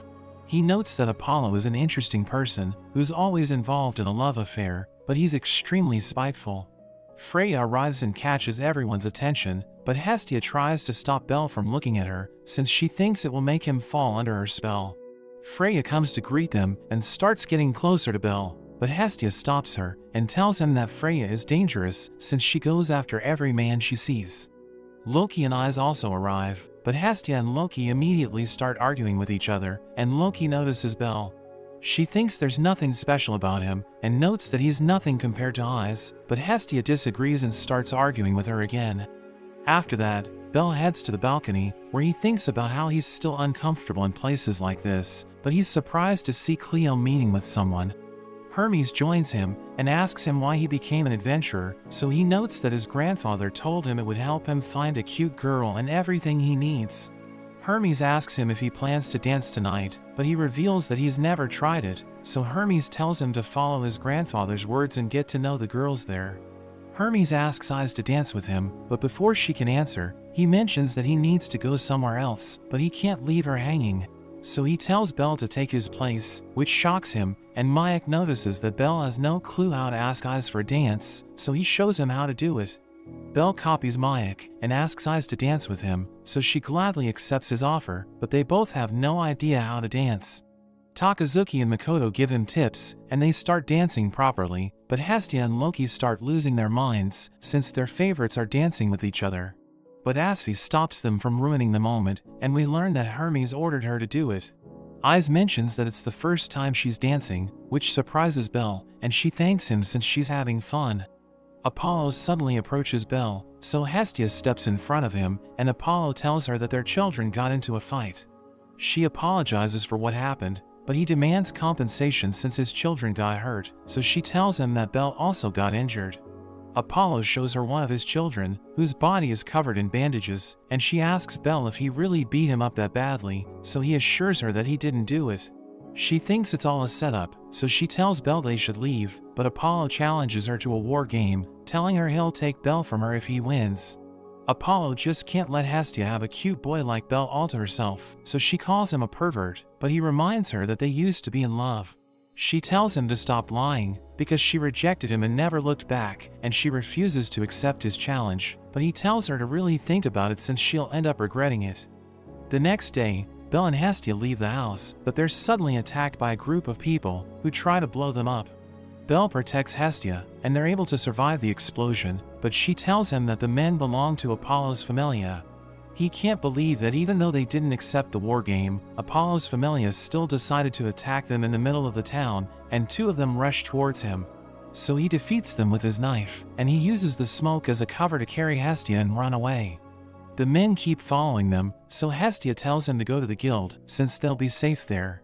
They reach a dead end, so he tells her to hold onto him tightly, and as he jumps on top of a building, they end up running into Daphne and Cassandra. Daphne tells him there's no point in running, because once Apollo sets his eye on a child, he never lets them go, no matter how much they try to get away from him. She reveals that it's the same thing that happened to her and Cassandra, and she advises him to give up, since she doesn't want to hurt someone who's about to join their Familia. He refuses to surrender, so she throws a knife at him, while her companions rush toward him, but he uses his firebolt to blow them away. Cassandra notes that they should leave him alone, since she had a prophetic dream, and she thinks something bad will happen if they keep following him, but Daphne tells her to stop being silly. Meanwhile, Wolf and Lily think something's wrong, since Bel is late for their meeting, and they hear people mentioning that the Apollo Familia has attacked him. Ice receives the same report, but before she can do anything, Finn warns her against helping the Hestia Familia. Bel and Hestia continue running away, and she apologizes for slowing him down, but he tells her it isn't her fault. He stops and defeats the men who are catching up to them, but he notices Cleo standing in front of him, and he immediately attacks Bel, who manages to block his attack, but he gets pushed back. Cleo is surprised that he made it that far, and Bel struggles to defend himself as Cleo continues to attack him. At the guild, Ina tells the guild master to stop the Apollo Familia, since fighting isn't allowed in the town. But he notes that he can't do anything, because Apollo's Familia will just pay the fines they'll get for their actions. Meanwhile, Cleo notes that he hates Bel, but he'll allow him to join their Familia, since it's what Apollo wishes for. Bel rushes towards him, but he easily dodges his attack and slashes his chest, and Cleo kicks him while he's down. He doesn't understand what Apollo sees in Bel, and he decides to cut off Bel's arm, since it can be healed before he's given to Apollo. But a girl named Naza starts shooting arrows at him, allowing Bel and Hestia to get away. As they try to get to safety, they run into even more of Apollo's children, and one of them knocks Bel down with his lightning, but Makoto arrives with her party and starts fighting them. Welf and the others arrive as well, and Mayak uses a potion to heal Bel's injuries, but as he tries to help Makoto and the others, they tell him to get to safety and leave everything to them. He tries to get to the guild, but he runs into more enemies, so Lily and Welf decide to take care of them, telling Bel and Hestia to make sure they reach the guild. After they leave, Lily asks Welf if he'll be okay without Bel, but he assures her that there's nothing to worry about. Two of the enemies try to go after Bel, so Lily takes them out with her arrows, but she's shocked as a man named Xanis appears in front of her. Welf asks her why she isn't providing him backup, but she tells him she's going back to the Soma Familia, which confuses him. Meanwhile, as Hestia and Bel are hiding, Cleo tells them that no matter what they do, they'll never have a moment of rest. Hestia tells Bel that they can either fight an unwinnable battle, or leave Aurelio together, telling him she won't mind running away with him. She admits that she likes him and wants to be with him forever, but he tells her that he only respects her, which makes her annoyed. The enemies find them, so Bel picks her up and runs away, but she's angry that they interrupted her when she was about to tell him how she feels. They go to the Apollo Familia's house, where Hestia takes a glove from one of his children and throws it at his face, telling him she's accepting his challenge to a war game, which makes everyone excited. After that, Welf catches up to them and mentions that Lily was taken by the Soma Familia. But before Bel leaves to save her, Hestia tells him that she'll buy them time before the war game, so he needs to get stronger before it begins.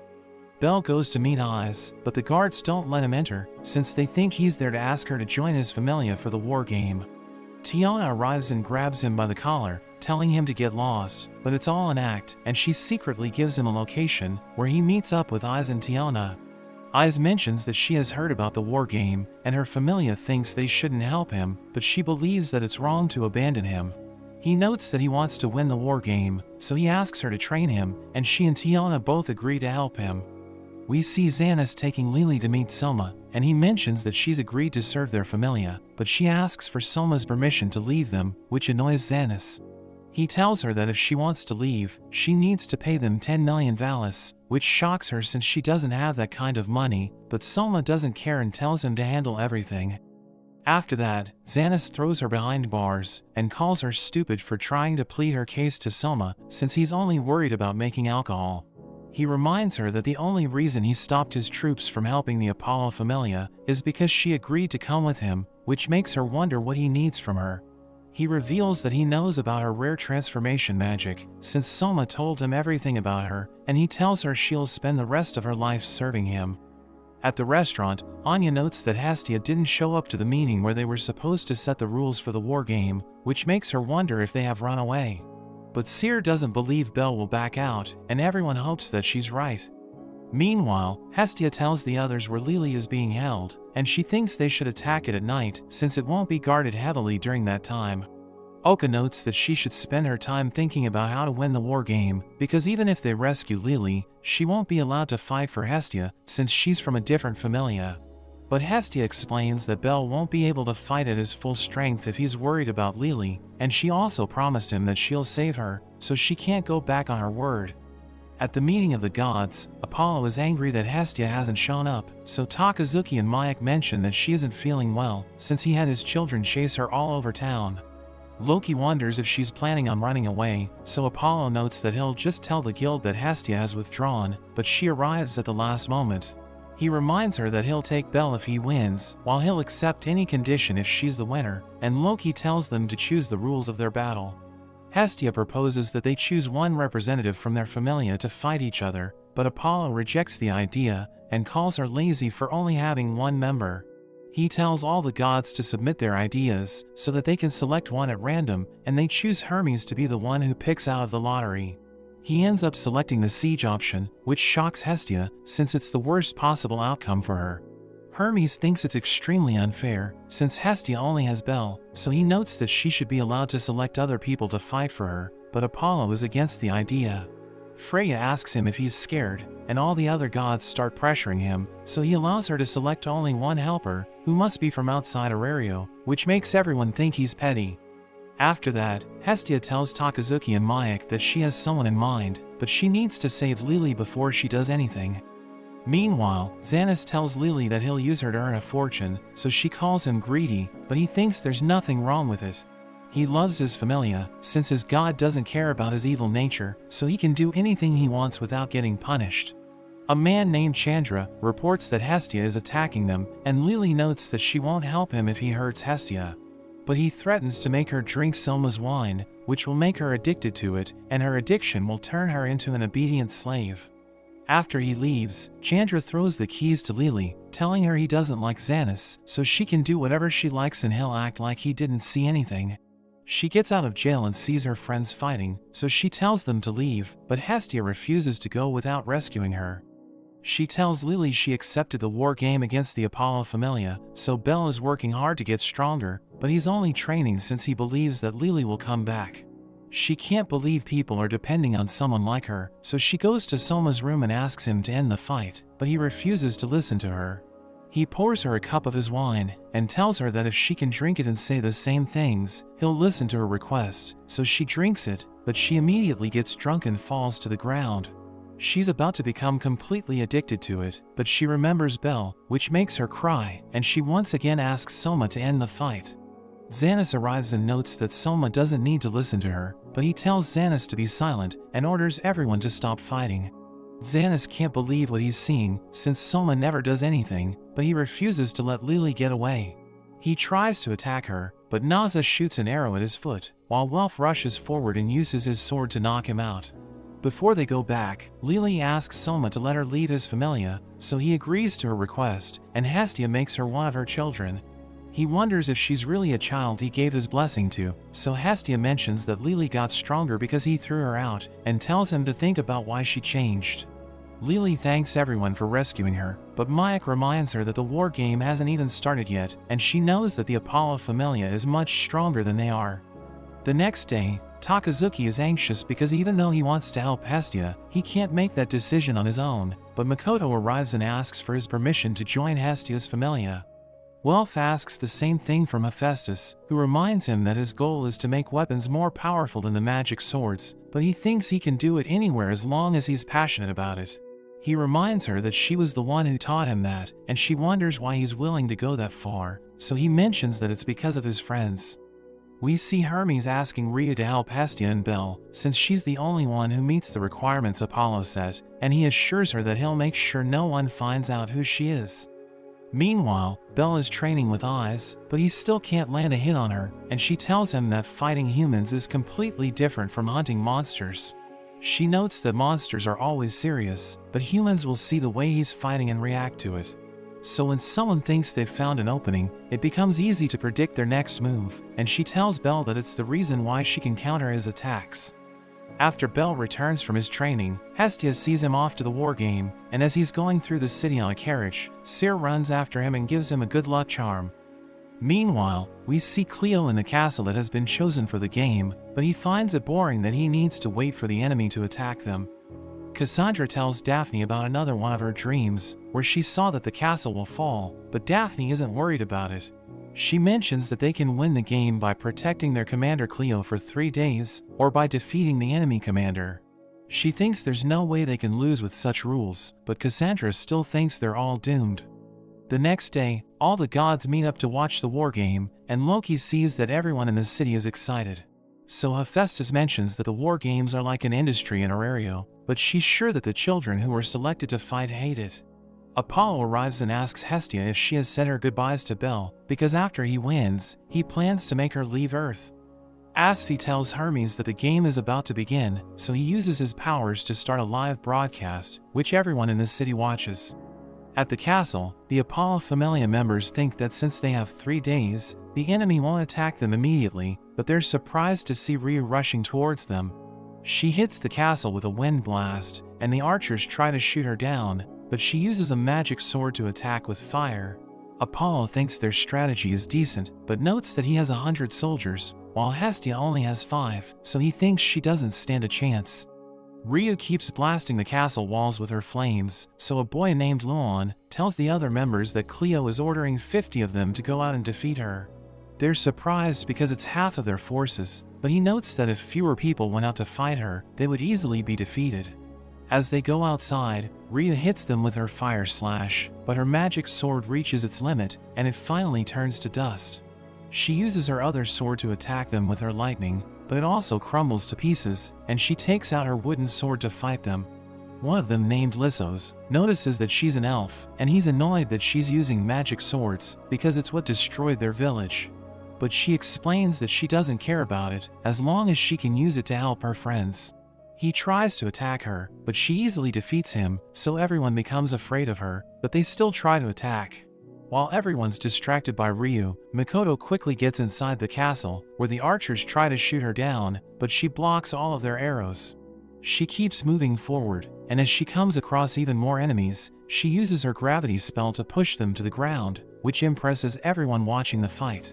Hermes is surprised by how fast the Apollo Familia is reacting, which means someone must be telling them everything.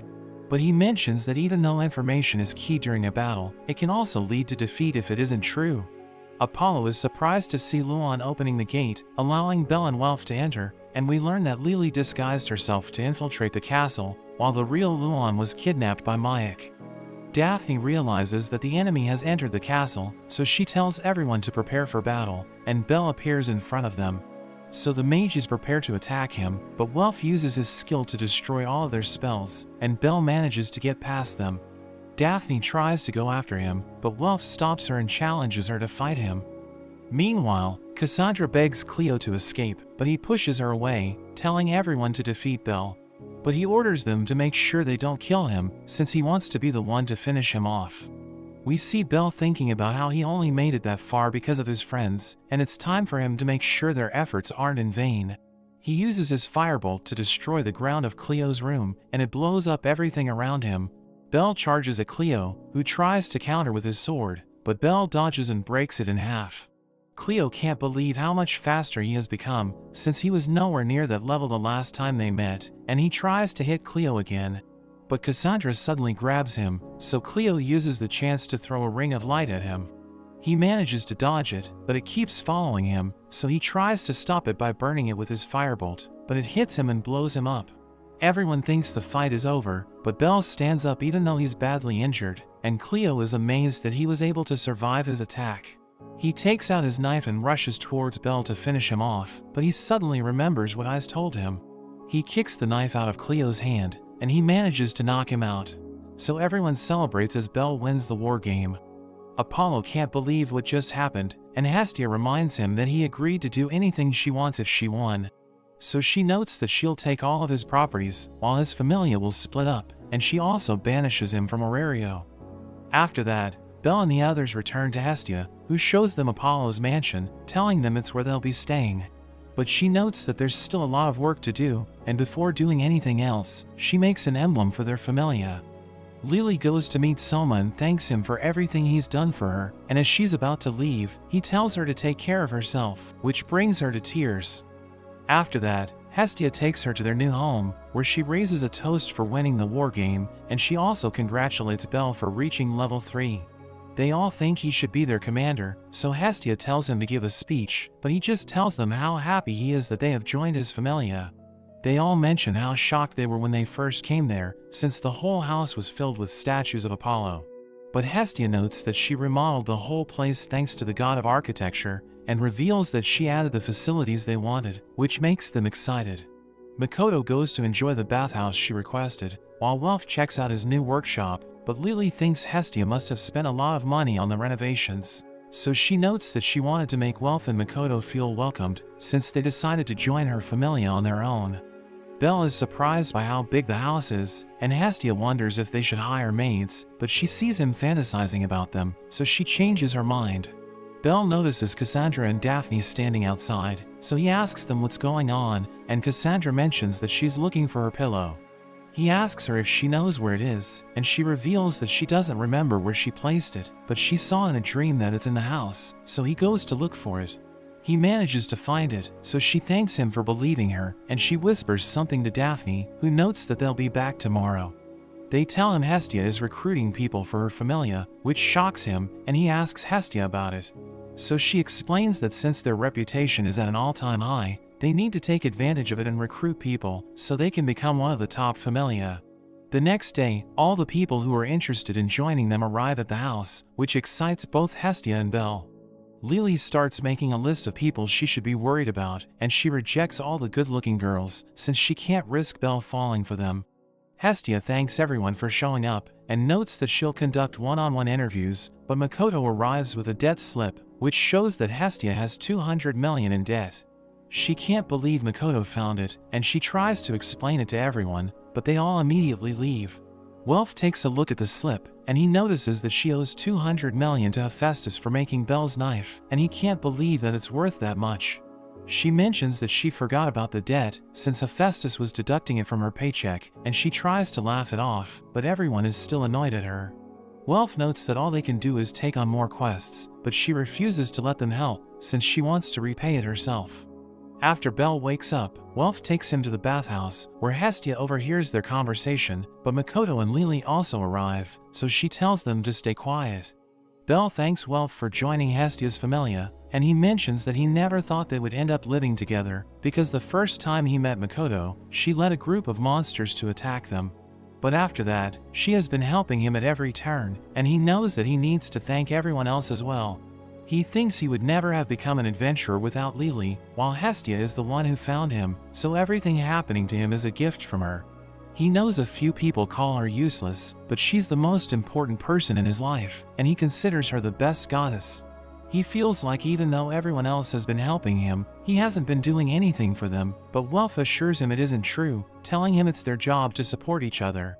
Hestia starts to cry and tries to go over to the men's side of the bath, but Makoto and Lily stop her, since she isn't wearing any clothes. At night, Hestia mentions that she was trying to show off earlier, but she can't pay off the debt on her own, so she asks everyone to help her, and they all agree to do their part. After that, Chigusa knocks on their door, so Makoto tells her to come in, but she says something to Makoto, which leaves her shocked. Makoto tells everyone she's going to bed early, but as she tries to sneak out, Belle and the others start following her, because they think she's been acting weird. She meets up with Chigusa, and they go to the pleasure quarter. Lily doesn't understand what Makoto is doing there, since it's the last place she would want to visit, while Belle is shocked seeing everything around him. As they keep moving forward, the women there try to get Belle to spend the night with them, but Lily makes sure no one can get to him. They notice Makoto and Chigusa being surrounded by men, but as they go to save them, a woman grabs Belle and separates him from the others. Welf and Lily save Makoto and Chigusa, and he reminds Makoto that they're in the same familia, so she should tell them everything. She notes that Chigusa told her one of their childhood friends might be working there, and they wanted to see her with their own eyes before discussing it with the others. Lily thinks it isn't a good idea to stay there, so they should leave immediately, but they're shocked when they realize that Belle isn't with them. We see that he's lost, and he starts walking around, but he's surprised as he runs into Hermes, who makes him promise never to tell anyone that he saw him there. He gives Belle an aphrodisiac as a reward, which shocks him, and he tries running after Hermes to give it back, but he almost runs into a woman named Aisha. She grabs and asks him if he wants to buy her for the night, but her friends recognize him, so she holds him close to her, telling them she found him first, and she won't let anyone else have him. He tries to tell them he's just looking for his friends, but they don't believe him because of the vial that Hermes gave him, which makes them think he's there to have fun. They take him into a building, where a goddess named Ishtar asks Aisha if she has found her prey for the night. But all the girls tell Ishtar to stop looking at him, since she'll end up charming and stealing him from them. She mentions that she has a guest coming, so she doesn't have time for inexperienced little boys, and he realizes that he's in the Ishtar Familia's house. He remembers the time Ina told him that the Ishtar Familia is one of the most powerful in Aurario, but she also warned him to stay away from them. Aisha tells him that all the rooms are filled at the moment, so he needs to wait for a while, and he asks the girls if it isn't a problem that he belongs to another familia. They reveal that it happens every single night, telling him that the Amazons kidnap men and have their way with them, which makes him afraid of the girls. A huge woman named Fern also recognizes Belle, and she tries to have her way with him, but the rest of the girls stop her, since she'll end up ruining him. She thinks she's prettier than all of them, and Belle tries to escape while they're arguing, but they notice him, and note that whoever catches him first will win. He tells himself to make sure he doesn't get caught, or else he'll never return to his normal self, and he goes into a random room, where a girl named Haruhime welcomes him, thinking he's a customer. She takes him to a bed, so he tries to stop her, but they both end up falling down. She realizes that it's his first time, so she tells him to relax while she takes care of everything, but as she starts taking off his clothes, she can't believe she's seeing a man's body and falls unconscious. After she wakes up, she apologizes for thinking he's a customer, and he mentions that he's trying to get away from Aisha and her friends, but she thinks he can't escape since it's his first time there. She offers to show him a shortcut at dawn, but in exchange, she tells him to talk with her until it's time for him to go. She reveals that she's from the Far East, and after her family disowned her, she was bought by the Ishtar Familia, but she always wanted to come to Aurario, since she's heard stories about it. We see Hermes delivering a box to Ishtar, who tells him to make sure no one knows about it, and he asks her what she plans on doing with it, so she notes that she'll just show him something interesting. She asks him if he has any more useful information, but he has nothing to tell her, so she takes off her clothes and turns off the lights. Meanwhile, Belle and Haruhime keep talking about the hero stories, and she wishes that a hero would come and take her away, but she knows that she doesn't deserve it. He tells her a hero will never ignore her, but she notes that she's someone who has sold her body for money, and she believes that a hero won't save a filthy girl like her. She thinks she lost the right to read the beautiful stories, since she's no longer pure, and she notes that it's time for him to go, so she thanks him for spending time with her. She shows him the road that will let him get out, and he starts running away, but Aisha notices her and tells her to go back inside. As everyone returns home, Hestia can't believe Belle spent a whole night in the pleasure quarter, and she thinks he must have done something wrong since she found the potion that Hermes gave him. But since he promised Hermes he wouldn't tell anyone about him, he just assures her that he didn't do anything. She believes him since she knows that he can't lie to her, but she's still angry at him, so she tells him to help the neighbors as a punishment. As Belle starts cleaning, he notices a few kids pretending to be heroes, which makes him remember Haruhime. Lily and the others come to help him, since they feel responsible for taking him to the pleasure quarter, and Makoto apologizes since it's all her fault. Belle asks her what she was doing there, so she explains that she was trying to find her friend, and he asks her if she's referring to Haruhime. She's sad to learn that Haruhime is really working in such a place, but Lily tells Belle that he shouldn't get any ideas about saving her, since it would put a burden on Hestia. Welf tells her she doesn't need to act like a villain, which makes her embarrassed, but he and Makoto also agree with her. We see Hermes begging Mia to deliver a message to Freya, since it's a life and death situation for Belle, and he tells her that Belle has caught Ishtar's eye. Seer overhears their conversation, and asks him if he was the one who sent Belle to the pleasure quarter, so he assures her that he did no such thing. Meanwhile, Belle goes to meet Ina, who notices that something's wrong with him, so he tells her everything that happened. She's shocked to learn about it, and yells at him to never go to such a place, but he asks her about the Ishtar Familia. So she reveals that they're high-ranked in both financial status and dungeon accomplishments, since most of the Amazons that fight are at least at level 3. Their captain Fern is a level 5 rank 1 adventurer, and Ina reveals that she almost beat Eyes, which shocks him, but she notes that it was a long time ago when Fern was much stronger. He asks her if she knows Aisha and Haruhime, and she reveals that she has heard about Aisha, but she has no idea who Haruhime is. Ina tells Belle that 5 years ago, the Ishtar Familia was accused of hiding the strength of their members, so the guild looked into it, but they didn't find anything. So Ishtar made sure her accusers were penalized, which led to a lot of familias being destroyed.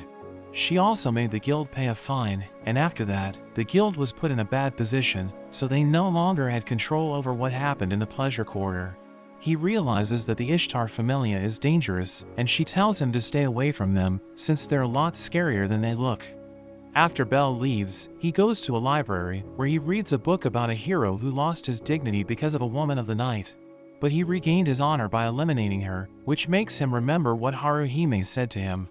In the pleasure quarter, Aisha notices that something's wrong with Haruhime, but she notes that she was just having a dream that will never come true.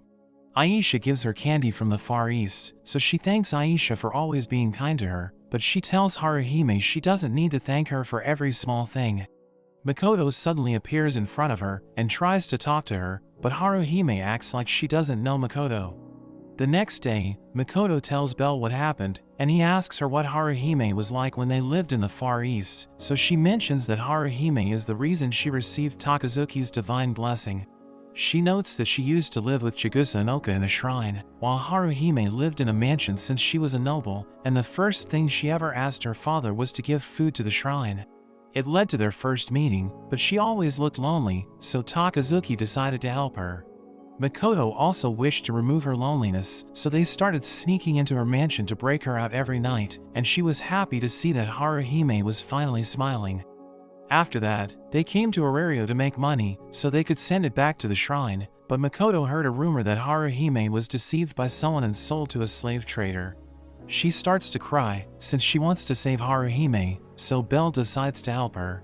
They see Hermes listening to their conversation, so they tell him about Haruhime, and he advises them against breaking her out, because it will lead to a war. He explains that since she's a night worker, they can just buy her, but he mentions that it might be difficult if she's a fighter, since the Ishtar Familia won't let her go so easily. But Belle notes that she's a non-combatant, so Hermes tells them they can buy her for 2 to 3 million Valis. He asks them to tell them more about her, so that he can ask Ishtar about it, but he's surprised when they mention that she's a Renard. He reveals that when he ran into Belle, he was delivering an item called the Killing Stone to Ishtar, but he refuses to tell them anything else. We see Ishtar telling her Familia members to kidnap Belle, and notes that even though Freya is interested in him, she never does anything. Ishtar tells Fern not to taste him, or else he'll become useless, and notes that the girls can do whatever they like after she's finished with him. She reminds them that the full moon is coming, so they'll perform the killing stone ritual, and she notes that they'll declare war on Freya when it's over. Ishtar thinks it's easier to provoke her if they have Bel with them, but tells the girls not to capture him in public, since she doesn't want the Freya Familia to find out about it. Meanwhile, Bel and the others are busy defeating monsters in the dungeon, and Lily warns them that the pantry up ahead is full of starving monsters, but Makoto doesn't care. Welf notes that even though he was harsh on Bel earlier, he'll stand by him till the end, and Lily still doesn't agree with their plan, but she isn't against making money in the dungeon. Welf asks Bel if he found out anything about the killing stone, but he notes that even Hestia didn't have any information on it, and he wonders if it has something to do with Haruhime. We see that Fern and the others are also in the dungeon, and they think it's the perfect place to kidnap Bel, because no one will see them there. Bel and the others arrive at the pantry, but they're surprised by the number of monsters, and Lily tells everyone to stay together. Aisha suddenly pulls Bel away, and she starts attacking him, so he blocks her attacks, but she still manages to knock him down. Makoto suddenly comes to his rescue, but Aisha blows her away, and he tries to attack her, but she sends him flying into a wall. He dodges her attack and tries to counter, but she grabs onto him and drags his body across the wall. As he's lying on the ground, Fern arrives and knocks him out, while Haruhime falls to her knees after seeing him. As Bel wakes up, he finds himself being held captive, and he screams as he sees Fern approaching. We see Aisha telling everyone to find out where Fern is hiding Bel, but Haruhime overhears her, so she goes to see Makoto and gives her the keys to her cell. Bel tries to break free, but Fern licks his face and tells him that no one is coming to save him. She suddenly grabs him below the belt, but she's disappointed, so she goes to bring him medicine that will make him fall for her. After she leaves, Haruhime arrives and frees him, so he cries and hugs her, because he was scared for his life. Everyone else keeps looking for Bel, while Makoto uses a spell to find him, but she realizes that he isn't in her range. Meanwhile, as Fern returns to the room, she's angry that Bel is no longer there, and she knows that Haruhime is the one who set him free. Haruhime shows Bel a secret path to escape from the building, but he's worried about Makoto, so she tells him she already helped her escape. He knows she'll be in trouble if anyone finds out she helped him, but she mentions that Fern is already aware of it, since she's the only one who knows where the room is. She tells him he shouldn't worry about it, and notes that it's the last thing she'll ever do for herself, telling him the others will forgive her. He tells her they're planning to buy her, which makes her cry, and she's glad there are people who care about her, so she has no more regrets. Meanwhile, Lily tells everyone that she saw Amazons at the spot where Bel and Makoto went missing, and Chigusa thinks they were kidnapped since the girls didn't want them to buy Haruhime. But Lily can't imagine why a big familia like Ishtar would try to protect such a minor member, and Hestia remembers Bel asking her about the killing stone, which shocks Takazuki. He notes that it's a forbidden magic item used to seal the soul of a Renard, and mentions that it allows its user to use powerful Renard magic called Jujutsu. He adds that the stone is even stronger than a magic sword, since even its single fragment has power, and he tells them that after a Renard's soul is sealed, the killing stone breaks into pieces. But he explains that it can never be restored, so the soul is also lost, and he reveals that a ritual must be performed during the full moon to use it, which means everything will go down tonight. We see Haruhime telling Bel to run away after she takes him outside, and he's worried that something might happen to her. But she explains that she can't escape, since she's wearing a choker that gives her location to Ishtar. Makoto joins them, and we learn that she found out what the killing stone is for, so she calls Haruhime an idiot, and tries to tell her not to sacrifice herself, but Aisha suddenly takes her away. Bel asks her what they're after, so she reveals that they plan on starting a war with Freya's Familia, and she knows that they can win thanks to Haruhime. But Bel doesn't understand how she can help them win, so Aisha reveals that she has the power to boost their level, and she's about to be sacrificed to make everyone stronger. Bel can't believe what he's hearing, and he asks her if they don't think it's wrong to use Haruhime like a tool. But Aisha warns him that if he tries to take her away, they won't hesitate to start a war with his Familia. She reveals that she hated Haruhime when she first came to the pleasure quarter, because no matter what she did to her, Haruhime would always smile like she had already given up on everything. Aisha got so annoyed that she broke a precious stone to vent her frustration, but it ended with her getting beaten up by Fern, while Ishtar took advantage of her injured body. So after that, Aisha has never been able to defy anything Ishtar tells her, and she asks Bel why he isn't trying to get Haruhime back from her. She tells him he can't save her if he keeps worrying about everything, and notes that she can't let him have Haruhime, because he's a coward who can't make a decision. As the other Amazons finally arrive, Haruhime holds Aisha in place, and tells him to get away. But he's too shocked by Aisha's words to do anything, so Makoto grabs him and runs away with him, while the Amazons start following them. As Bel and Makoto are hiding, he keeps thinking about Haruhime, and he's angry at himself since he has no idea what to do. Meanwhile, Hestia and the others try to reach them, but the guards don't let them in, because they're closed for the day. They realize that all of the entrances have been blocked, and it seems like instead of keeping people out, they're trying to make sure no one can escape. We see Fern yelling at everyone else, since they haven't found Bel, so Aisha reminds her that it's her fault for disobeying Ishtar's order. But Fern mentions that everything would have been okay if Haruhime hadn't interfered, and a girl named Samira tells them to calm down. She notes that they can just give Bel to Ishtar after the ritual is over, because he isn't strong enough to stop them, and she thinks they should just let him run for now. Meanwhile, Bel thinks about when Haruhime told him that a hero will never save someone like her, and he's annoyed since he thinks it isn't true, but he's surprised to see that his hand is glowing. Makoto returns after checking their surroundings, and she mentions that all of their pursuers have gone back, so it's the perfect time for them to escape, but he plans to save Haruhime instead. She reminds him of what will happen if he saves her, but he thinks Hestia and the others will understand, which makes Makoto cry, and she decides to help him. The Amazons who were following Bel return to Aisha, and they mention that they couldn't find him, so they think he may have already escaped, but she's sure he'll return to save Haruhime. Makoto notes that after she makes contact with Haruhime, she'll fire a flare to signal him, and notes that she'll use the green one if she's able to get her out. But she'll use the red one if she fails, and in that scenario, one of them needs to find the killing stone and destroy it. After that, Bel rushes towards the front gate and breaks through it using his firebolt. He spams it to get rid of the Amazons, but Hestia and the others hear the commotion, so they attack the guards and break in as well. While everyone is distracted by Bel, Makoto holds a needle to one of the Amazons, and after she gets Haruhime's location, she knocks her out. Fern tells everyone that Bel has returned, so Samira needs to start the ritual, and she takes Aisha with her to fight him. Bel keeps running around their home, and he attacks everyone he sees with his firebolt, but he ends up running into Fern, who starts throwing her axes at him. He tries to hit her with his firebolt, but it has no effect on her, and she sends him flying through a door. The Amazons are about to attack him, but Ishtar tells them to stop, and orders them to go to the ritual site. Bel asks her why Haruhime needs to die, which makes her laugh, since she didn't think he would have the courage to talk about another woman in her presence. She notes that she'll use Haruhime to rank up all of her children, so that they can defeat Freya's familia, and Ishtar reveals that she hates Freya, since all the men think she's the most beautiful woman.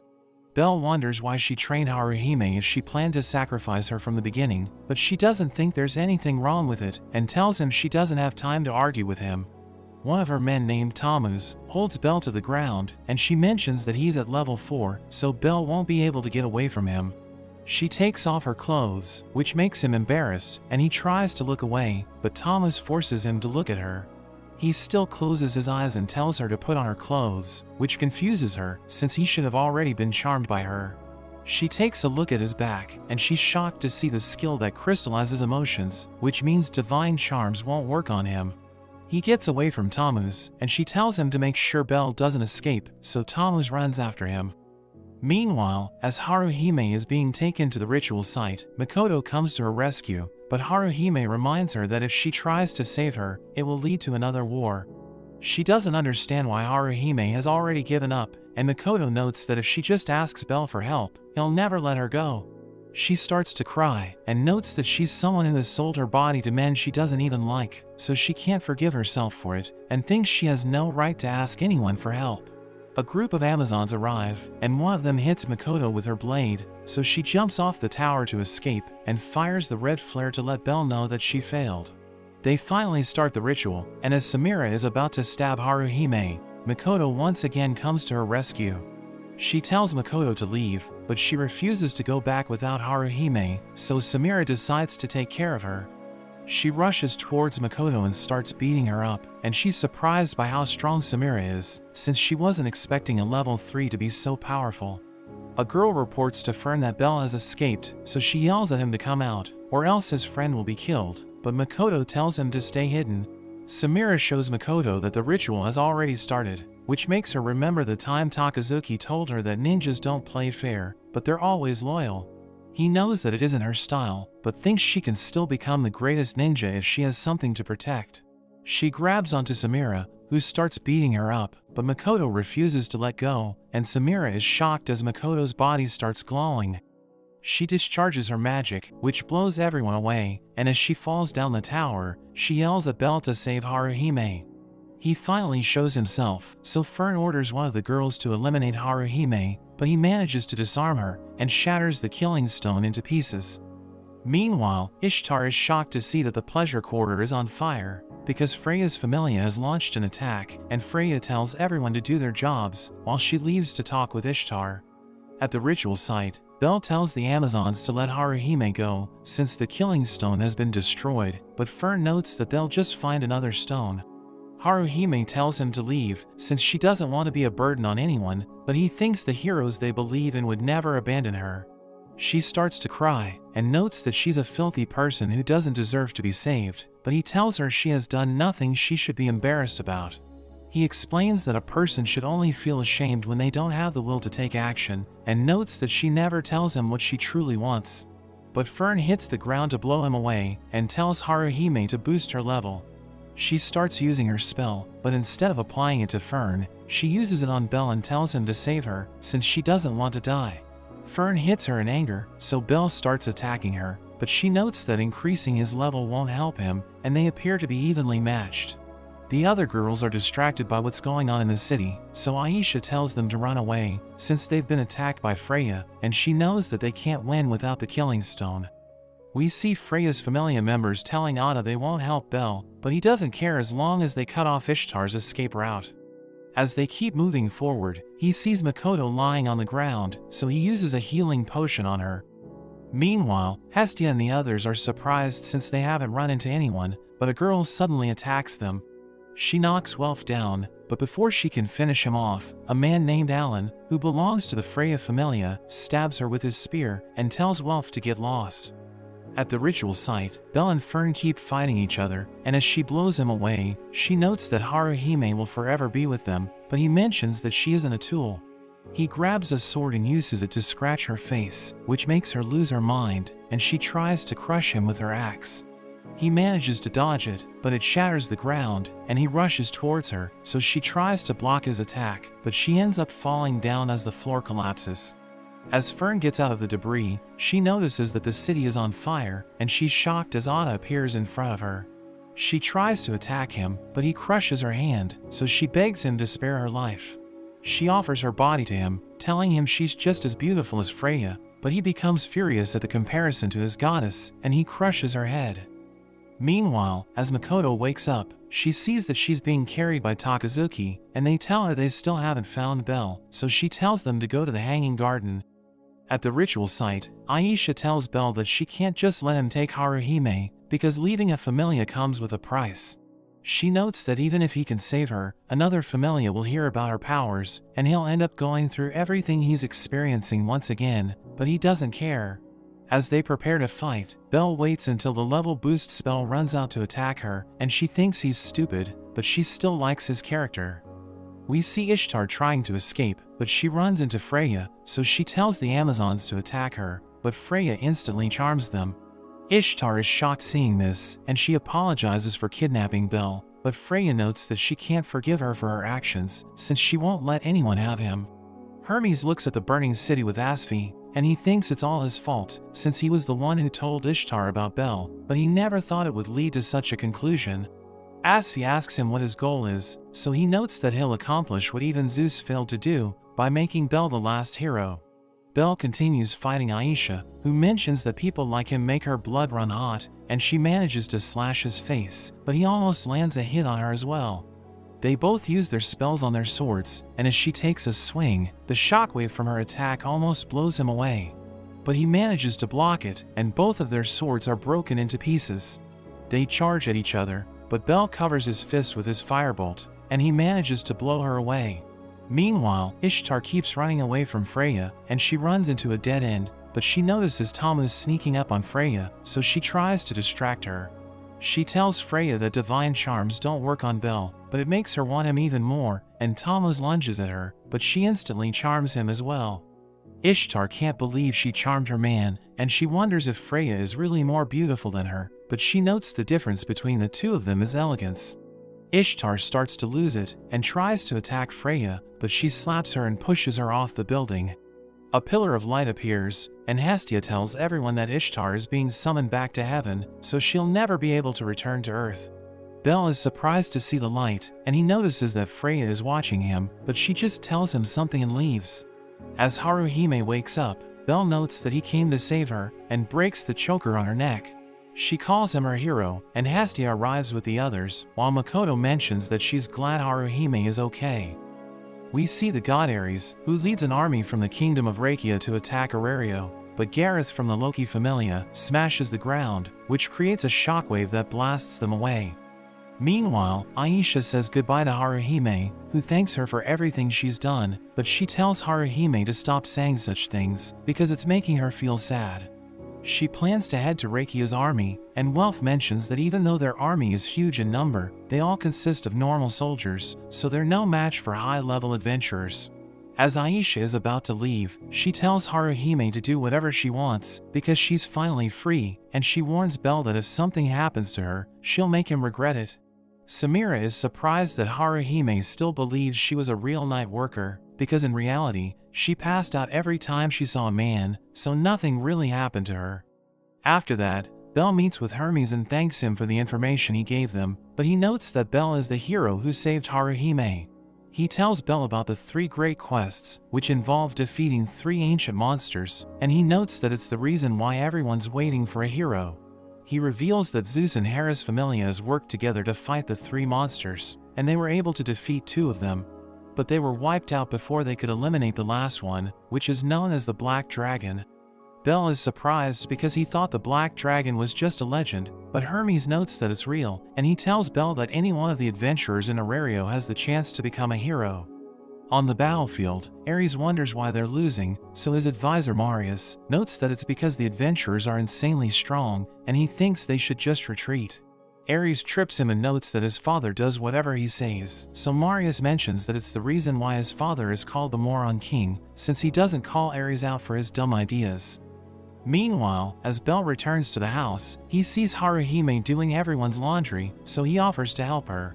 She tries to stop him, refuses to listen and ends up grabbing her underwear, which makes them both embarrassed. Hestia notices them, and notes that the boys and girls in her familia aren't allowed to touch each other, so Haruhime tries to use her tail to grab his hand, but Hestia stops her from doing that as well. After that, Lily argues with Hestia about her new rule, since it will be difficult to fight in the dungeons if they can't touch each other, so Hestia tells Lily it's her job as a supporter to find a way around it. Lily tells her that if she really plans to enforce the rule, she'll also be forbidden from touching Bel, but she notes that she's a goddess, so she needs to touch him to update his status. As they continue to argue with each other, Hestia finally backs down, but notes that flirting isn't allowed. Makoto asks her if her rule applies to the gods as well, and Welf notes that he's pretty close with Hephaestus, so she tells them that love between a child and a god is always welcome. Lily thinks she's being ridiculous that only gods can date mortals, but they can't date each other, so Hestia tells her to just forget about everything. She asks Bel what he would do if a goddess confessed her love to him, and he notes that he would reject her, since he wouldn't feel worthy of her love, so Hestia becomes upset and runs off. He doesn't understand what he did wrong, and Lily mentions that if he really meant what he said, it would also apply to adventurers and supporters. She explains that if a person couldn't be with the one they loved because of who they are, it would make them extremely sad, so he goes to look for Hestia. We return to the battlefield, where we see people from Arario trying to sell their items to the injured soldiers, while Aisha is looking for a man worthy of her time. Ares realizes that they can't win a straight-on fight, so he decides to kidnap a god from Arario and make them surrender, which shocks Marius. But before he can stop Ares, he runs off and tells Marius to follow him. Meanwhile, as Bel is looking for Hestia, he runs into Mayak and Hephaestus, and he asks them if they have seen her, but they have no idea where she is. They notice that something's wrong with him, so he asks them if gods can fall in love with humans, and Mayak notes that it's happened before. Bel doesn't understand how that works, since they're completely different from each other, but they wonder what he's afraid of.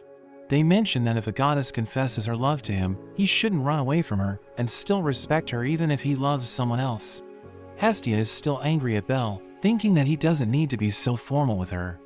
A woman notices Hestia and asks her to gather ingredients for her, which annoys her since she's a goddess. But she still decides to help the woman, and she starts looking for the ingredients, but she runs into Ganesha, who lets her out the front gate. We see Ares and Marius trying to sneak into Aurelio, and Ares thinks their disguise is perfect, but Marius tells him to stop being loud. He notes that their disguise isn't that amazing, since they're just wearing a cloak, and Ares reveals that he plans to kidnap a god from the streets. Marius can't believe how stupid he is, but he notices Hestia walking past him, so he just grabs her and runs away. The whole town starts to panic, and Bel notices Eyes, who tells him that Hestia has been kidnapped. Loki is annoyed at Ganesha, since he was the one who let her out of the front gate, so she kicks him away. Eyes asks Finn if the pursuit team has any information, but he mentions that the enemy has split into multiple units, which are fleeing in different directions. They have no idea what to do, since they don't know much about the terrain outside Aurelio, but Eyes decides to go look for her. Bel wants to join her, and Loki is against the idea, since she thinks he'll just slow Eyes down, but he refuses to just sit back while his goddess is in trouble. Finn notes that if they just go out blindly, they won't be able to achieve anything, but Hermes suddenly appears, and he mentions that Asphi can help them locate Hestia. As they start their rescue mission, Asphi flies into the sky, and tells Eyes and Bel where to go. They catch up to Ares in no time, and he tries to attack Eyes with his sword, but she breaks it in half, and he's surprised that she was able to do that. She ends up getting surrounded, so Asphi tries to help her, but Marius grabs her leg with his chain and tells the archers to shoot her down. Hestia manages to break free while they're fighting, but she falls down a cliff, so Bel and Eyes jump after her. As Hestia wakes up, she sees Bel sitting beside her, and she asks him where they are, so he notes that they're staying at the mayor's house in a mountain village. He tells her that Eyes saved both of them from the water, and Hestia asks him about Eyes, so he mentions that she went to see whether the Rakia army is still coming after them. The mayor, Karm, appears with his daughter Rena, so Hestia thanks them for their help, and she asks for his permission to stay there for a while longer, so he tells her he has no problem with it. Eyes returns and notes that even though she didn't find Asphi or the Rakia army, she still thinks they should stay there for a while, and Bel agrees with her, but he blushes as he sees her dry off her hair. Meanwhile, we see that Karm is in bad health, so Rena takes care of him, and he's happy that he has a kind daughter, but he tells her to rest since she needs to take care of Hestia. The next day, Rena brings tea for Hestia and Bel, and she mentions that a festival is taking place in the town to pray for a good harvest, so Hestia tells Bel to help them. As he's about to leave, he runs into Eyes, and he tells her she looks great in her new clothes, but she asks him where he's going, so he notes that he'll help the villagers prepare for the festival. After that, a villager is surprised by how beautiful Eyes is, and he wonders if all the girls in Aurelio are like her, so Bel mentions that everyone has their own charm. As he walks around the village, he notices something strange, so a villager tells him it's a scale from the Black Dragon. She reveals that there are 10 of them, and we learn that the villagers pray to the scales, because they scare the monsters away. The villagers note that it's the only reason why they can live in peace, and they don't know what they'll do when the Black Dragon is defeated. But Bel is surprised that they think the Black Dragon is the one bringing them peace, because the legends mention that it will destroy the world. As he's about to leave, he sees Eyes standing in front of a scale, but she has an angry look on her face. As Bel returns to the house, he sees Karm standing beside Hestia while she's sleeping, and he tells Bel he wants to talk to him. So they go to another room, where Karm shows Bel an emblem, and reveals that he was once a child of a goddess, but he couldn't save her. After she died while saving him from a group of monsters, she was called back to heaven, and he thought about ending his life and following her. But he couldn't bring himself to waste the life she gave him, so he came to the village and never got married. He mentions that Rena is his adopted daughter, and Bel becomes worried when he starts coughing, but he assures Bel that he's fine, and tells him to protect Hestia, so that he won't have any regrets. As Hestia wakes up, she feels less tired than before, but she decides to stay in bed because Belle will keep taking care of her. Ais brings her dinner since Belle is talking with Carm, so Hestia thanks her for her help and asks her what she thinks of Belle. So she notes that he's like a rabbit, and Hestia is happy that she doesn't seem to like him. After that, they go to the festival, where the villagers start doing the harvest dance. They tell Hestia that if an unmarried man asks a girl for a dance, it means he likes her, and if the girl accepts his offer, they end up becoming lovers. They want Hestia to dance as well, so she tells Belle to ask her for a dance, and promises to forget about why she was angry with him if he does what he's told. So he agrees to do it, but she tells him to ask her like he did with Ais, so he invites her to dance with him, which makes her happy. As they're dancing, he thinks about how she's the most important thing in his life, but he doesn't know how much time they'll be able to spend together. Rena suddenly arrives, and she takes them back to Carm, who looks like he's about to die. As he looks at Hestia, he remembers his goddess Brigid, which surprises her, because they used to be best friends. He's worried that he won't be able to see Brigid after he goes to heaven, so Hestia assures him that she'll find him, and he starts crying since he sees Brigid in her. After Carm passes away, Belle asks Hestia if Carm will be able to find Brigid, but she thinks it will be difficult, because when souls return to heaven, they're restored to a pure white state. So they forget everything and return to the lower world, and she asks him if he doesn't think a human and a god should fall in love with each other. So he notes that humans have a limited lifespan, while gods live forever, and he doesn't want them to deal with the pain of losing someone they love. She tells him he doesn't need to think about it, because no matter how old he gets, she'll always be with him, which makes him cry. She notes that even if death tears them apart, she will still find him no matter how long it takes, so he doesn't need to be afraid of falling in love with her. The next day, they visit Carm's grave, and they decide to leave the village. But Belle wants to return when he has the chance, and Ais tells him to bring her as well, but Hestia gets jealous, and tells her to stay away from him. We see a monster running away from a group of adventurers, but Belle runs into her, and he's surprised to see her crying. Another monster suddenly attacks them, but Belle protects the girl and cuts the monster down. But the adventurers arrive, and they ask him if he's seen the girl. He hides her with his cloak, so they end up ignoring him and move on. Welf and the others catch up to him, and they ask him about the girl, but he thinks they should go back to the 18th floor first. After that, Lily asks Belle about the girl, who accidentally trips and reveals her face, and everyone's shocked that she's a monster. They prepare to attack her, but Belle stops them, so Lily tells him that no matter how beautiful she looks, she's still an enemy of humanity. He mentions that he found her crying on the 19th floor, so he wants to help her, but Lily notes that if anyone finds out they're sheltering a monster, it will be the end of their familia. He still refuses to let the girl go, so everyone backs down, and he mentions that he plans to take her to their home, since she'll be hunted if they leave her in the dungeon. Meanwhile, a man named Fels tells the god Aranos that a monster with intelligence has made contact with Belle. He asks Aranos what he plans to do, saying the Hestia Familia has become popular in the town, so he notes that he wants to see if they can become a ray of hope for the people. At the Hestia Familia's house, Hestia is shocked to see the girl, since she has never heard of a monster that can talk. She allows the girl to stay with them, because Hestia can see how scared she is, and Welf tells Belle to name her since he's the one who brought her back, but they don't like his suggestions, so Hestia names her Winnie instead, but reminds them that she's still a monster. Hestia notes that they should ask around, since they need to gather information about what's happening in the dungeon, but she tells them to make sure no one becomes suspicious of them. After that, Makoto tells everything to Takazuki and Mayak, but they have never heard about a talking monster, and Takazuki asks her how she feels about Winnie. So she notes that even though Winnie looks like a normal girl, she's still scared of her since she's a monster. Meanwhile, an elven kid goes to a bar to gather information on Winnie, and the bartender knows nothing about her, but a girl named Madeline mentions that she knows who the kid is talking about. The kid pays for the info, so she reveals that there have been reports of voices coming from the dungeon, even when there are no adventurers around. She notes that there's another group looking into talking monsters, but she doesn't know who they are, and the kid decides to leave, but Mal starts following her. At the house, Haruhime gives a food basket to Winnie, and as she takes a bite of the onigiri, she's surprised by how delicious it is. Haruhime is happy to see that she likes the food, and she tries to pet Winnie, but she dodges her hand. She asks Belle if he likes the food as well, but when she grabs his arm and tries to play with him, she ends up scratching him with her claws. She can't believe that she hurt him, but he calms her down and tells her it's okay.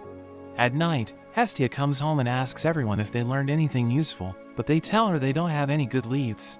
As they all have dinner together, Winnie praises Makoto for her cooking, which makes her blush. Lily reminds her that Winnie is still a monster, so she shouldn't let her guard down, but Hestia notes that they shouldn't worry about it. After finishing dinner, Welf cuts Winnie's nails, and she touches Belle's face to make sure she can't hurt him anymore, but Lily is jealous since he appears to be happy when he's with her. As they prepare to go to sleep, Haruhime tells Makoto she feels the same way as Belle, since she doesn't want to abandon Winnie. But Makoto has no idea how she really feels, because even though Winnie is a monster, she doesn't seem much different from them. Lily tells Welf they're in a dangerous situation, since it's something even the gods have no idea about, and she thinks they can't trust Winnie, because she will always be a monster. Hestia and Winnie sleep beside Belle, who asks Winnie where she came from, but she tells him she has no idea. She reveals that she always has a dream where she's attacking people, and no matter how much she screams for help, no one comes to her aid. Meanwhile, a group reports to Hermes that they've found the smuggled monsters, and Mao mentions that she came across an elven kid who was asking about a talking monster. She tried to follow her, but ended up losing her scent, and Hermes thinks Aranos has put them in a terrible situation, revealing that he's the client they're working for. We see a man named Dex, who yells at the adventurers who were following Winnie since they failed to capture her. We learn that she's a rare species that's worth a lot of money, and he tells them to go back and find her so that they can make a fortune by selling her. He asks his god Icaros to help them, because he can find out if someone's hiding Winnie, and Icaros agrees to help them since it will cure his boredom. At the Hestia Familia's house, Hestia tells everyone that they need to go to the dungeon to get information about Winnie, and notes that the only place that can tell them about her is the guild. But she explains that they can't be seen digging around, because if they get caught, it will put their familia's standing in danger. Welf notes that they can't leave the house defenseless, so they go to see Ryu, and tell her they need her help to complete a quest. She refuses to help them since she needs to fulfill her duties at the restaurant, but Aisha arrives and agrees to go with them. She notes that in exchange for her help, Belle needs to spend the night with her, but Ryu splits them up and tells her to get away from him. They both start arguing with each other, and Ryu ends up deciding to go with him since she needs to make sure Aisha doesn't do anything to him. As they fight monsters in the dungeon, Belle is amazed by how strong Aisha is, and she reveals that she started training after he defeated her. A wolf jumps toward Belle, and Ryu defeats it, but another monster knocks him down, and it's about to attack him again, but Ryu finishes it off. She wonders what's wrong with him, since a monster of that level shouldn't be a problem for him, and Aisha tells him to get his act together, because he's making her lose interest in him. They reach the 18th floor, but Aisha and Ryu wonder where Belle and Welf are, because they went to exchange the items for cash, but they never came back. Belle wonders if they should have said something before they left, but Welf mentions that if Aisha and Ryu were with them, it would only cause problems for them. They go to where Belle found Winnie, but as they look around, they run into another talking monster, who asks them if they were the ones who kidnapped her family. She wonders if they can coexist, and notes that she wants to enjoy the sunlight instead of spending her life in the abyss. But she suddenly disappears and leaves behind her feathers, which shocks Belle and Welf, and they wonder if she's just like Winnie. As they return to the others, they run into Dex and his men, and one of them mentions that Belle was there when they were trying to capture Winnie, so Dex decides to investigate him. Belle and his friends get out of the dungeon, and Aisha wonders what he did while he was away, but she knows that it's sometimes better to leave things the way they are.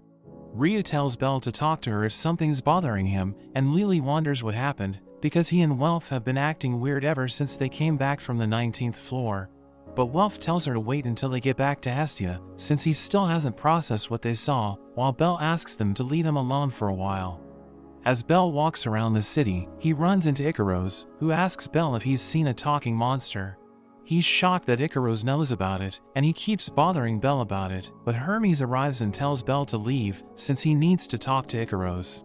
Hermes asks him if he's involved with the monster smuggling issue, because even though he doesn't want to accuse a friend from heaven, there are rumors that Icaros was a part of the dark faction called Evelus. But he assures Hermes that it's fake news, and he wonders if Icaros is responsible for all the unusual monsters spreading in Aurario. but he just laughs and tells Hermes he has nothing to do with it. He notes that the children in his familia don't respect him, which is why they have him running their errands, so Hermes mentions that it's a god's job to keep a tight hold on their familia's reign. Icaros notes that he doesn't care as long as they entertain him, and he mentions that even if he returns to heaven, his children will form a contract with a new god and continue what they're doing. He tells Hermes to use his children who are hiding there to keep following him, because it's more fun that way, and Hermes notes that he doesn't like him. Meanwhile, Haruhime is playing hide and seek with Winnie, and as she goes to hide, she overhears Welf telling Hestia that they found another monster who can talk. Lily notes that they can't keep sheltering Winnie, because if anyone finds out about her, they will never believe that she's harmless since she's a monster. Winnie decides to run away after hearing their thoughts about her, and as Belle returns, Hestia tells him what happened, so he goes to look for her. Winnie walks through the city, and she sees a girl about to be crushed by falling boxes, so she uses her wing to save her, but the girl is scared seeing a monster. Everyone starts throwing stones at her, so Belle tries to stop them, but Welf holds him back, because they will get into trouble if he saves her in front of everyone. He still decides to help her, but before he can get to her, the elven kid who was asking about talking monsters saves her, and she tells him to go to the secret room in the cellar. They realize the elf was Lily, so they go to their old house to meet up with them, and Winnie wonders if it's bad for her to be with Belle, but she cries when he doesn't say anything. Everyone who saw Winnie goes to the guild and tells them to catch her, while the guild master gives Ina an envelope to deliver to Belle, and notes that he's giving the Hestia Familia a mission. She gives the message to Belle, and explains that missions are compulsory tasks given by the guild, so he can't refuse them. As he opens the envelope, he's shocked to see that their mission is to take Winnie to the 20th floor, and Ina notices that something is wrong with him. So she tells him to ask for her advice if he needs help, but he just gets up and leaves. Belle tells the others about the mission, but Lily wonders why the guild isn't doing anything, even though they know about Winnie. Welf isn't sure if they can make it to the 20th floor, so Lily notes that they will meet the criteria to enter it if Haruhime boosts their level, and Belle apologizes for causing problems for everyone. Haruhime tells him he shouldn't feel regret about saving Winnie, reminding him that he also saved her, and the others note that they will support him no matter what. He tells Winnie about the mission, and even though she's scared, she agrees to go with him, since she thinks she'll be fine if she's with them. They go to the dungeon, where they reach the entrance to the 19th floor after getting through the monsters, and Lily tells everyone their roles, but Winnie is still afraid to continue moving forward. Meanwhile, Hestia meets with Fels, who takes her through a secret passage to meet Oranos. He reveals that he was the one who gave them the mission, so she asks him if Belle and the others are safe, but he can't guarantee their safety since anything can happen in the dungeon. She knows that he called her there because of Winnie, and she asks him what his intentions are, so he mentions that he already plans to tell her everything. As Belle and his friends reach the 20th floor, the monsters try to attack Winnie, so he tells her to stay behind him, and Welf cuts them down.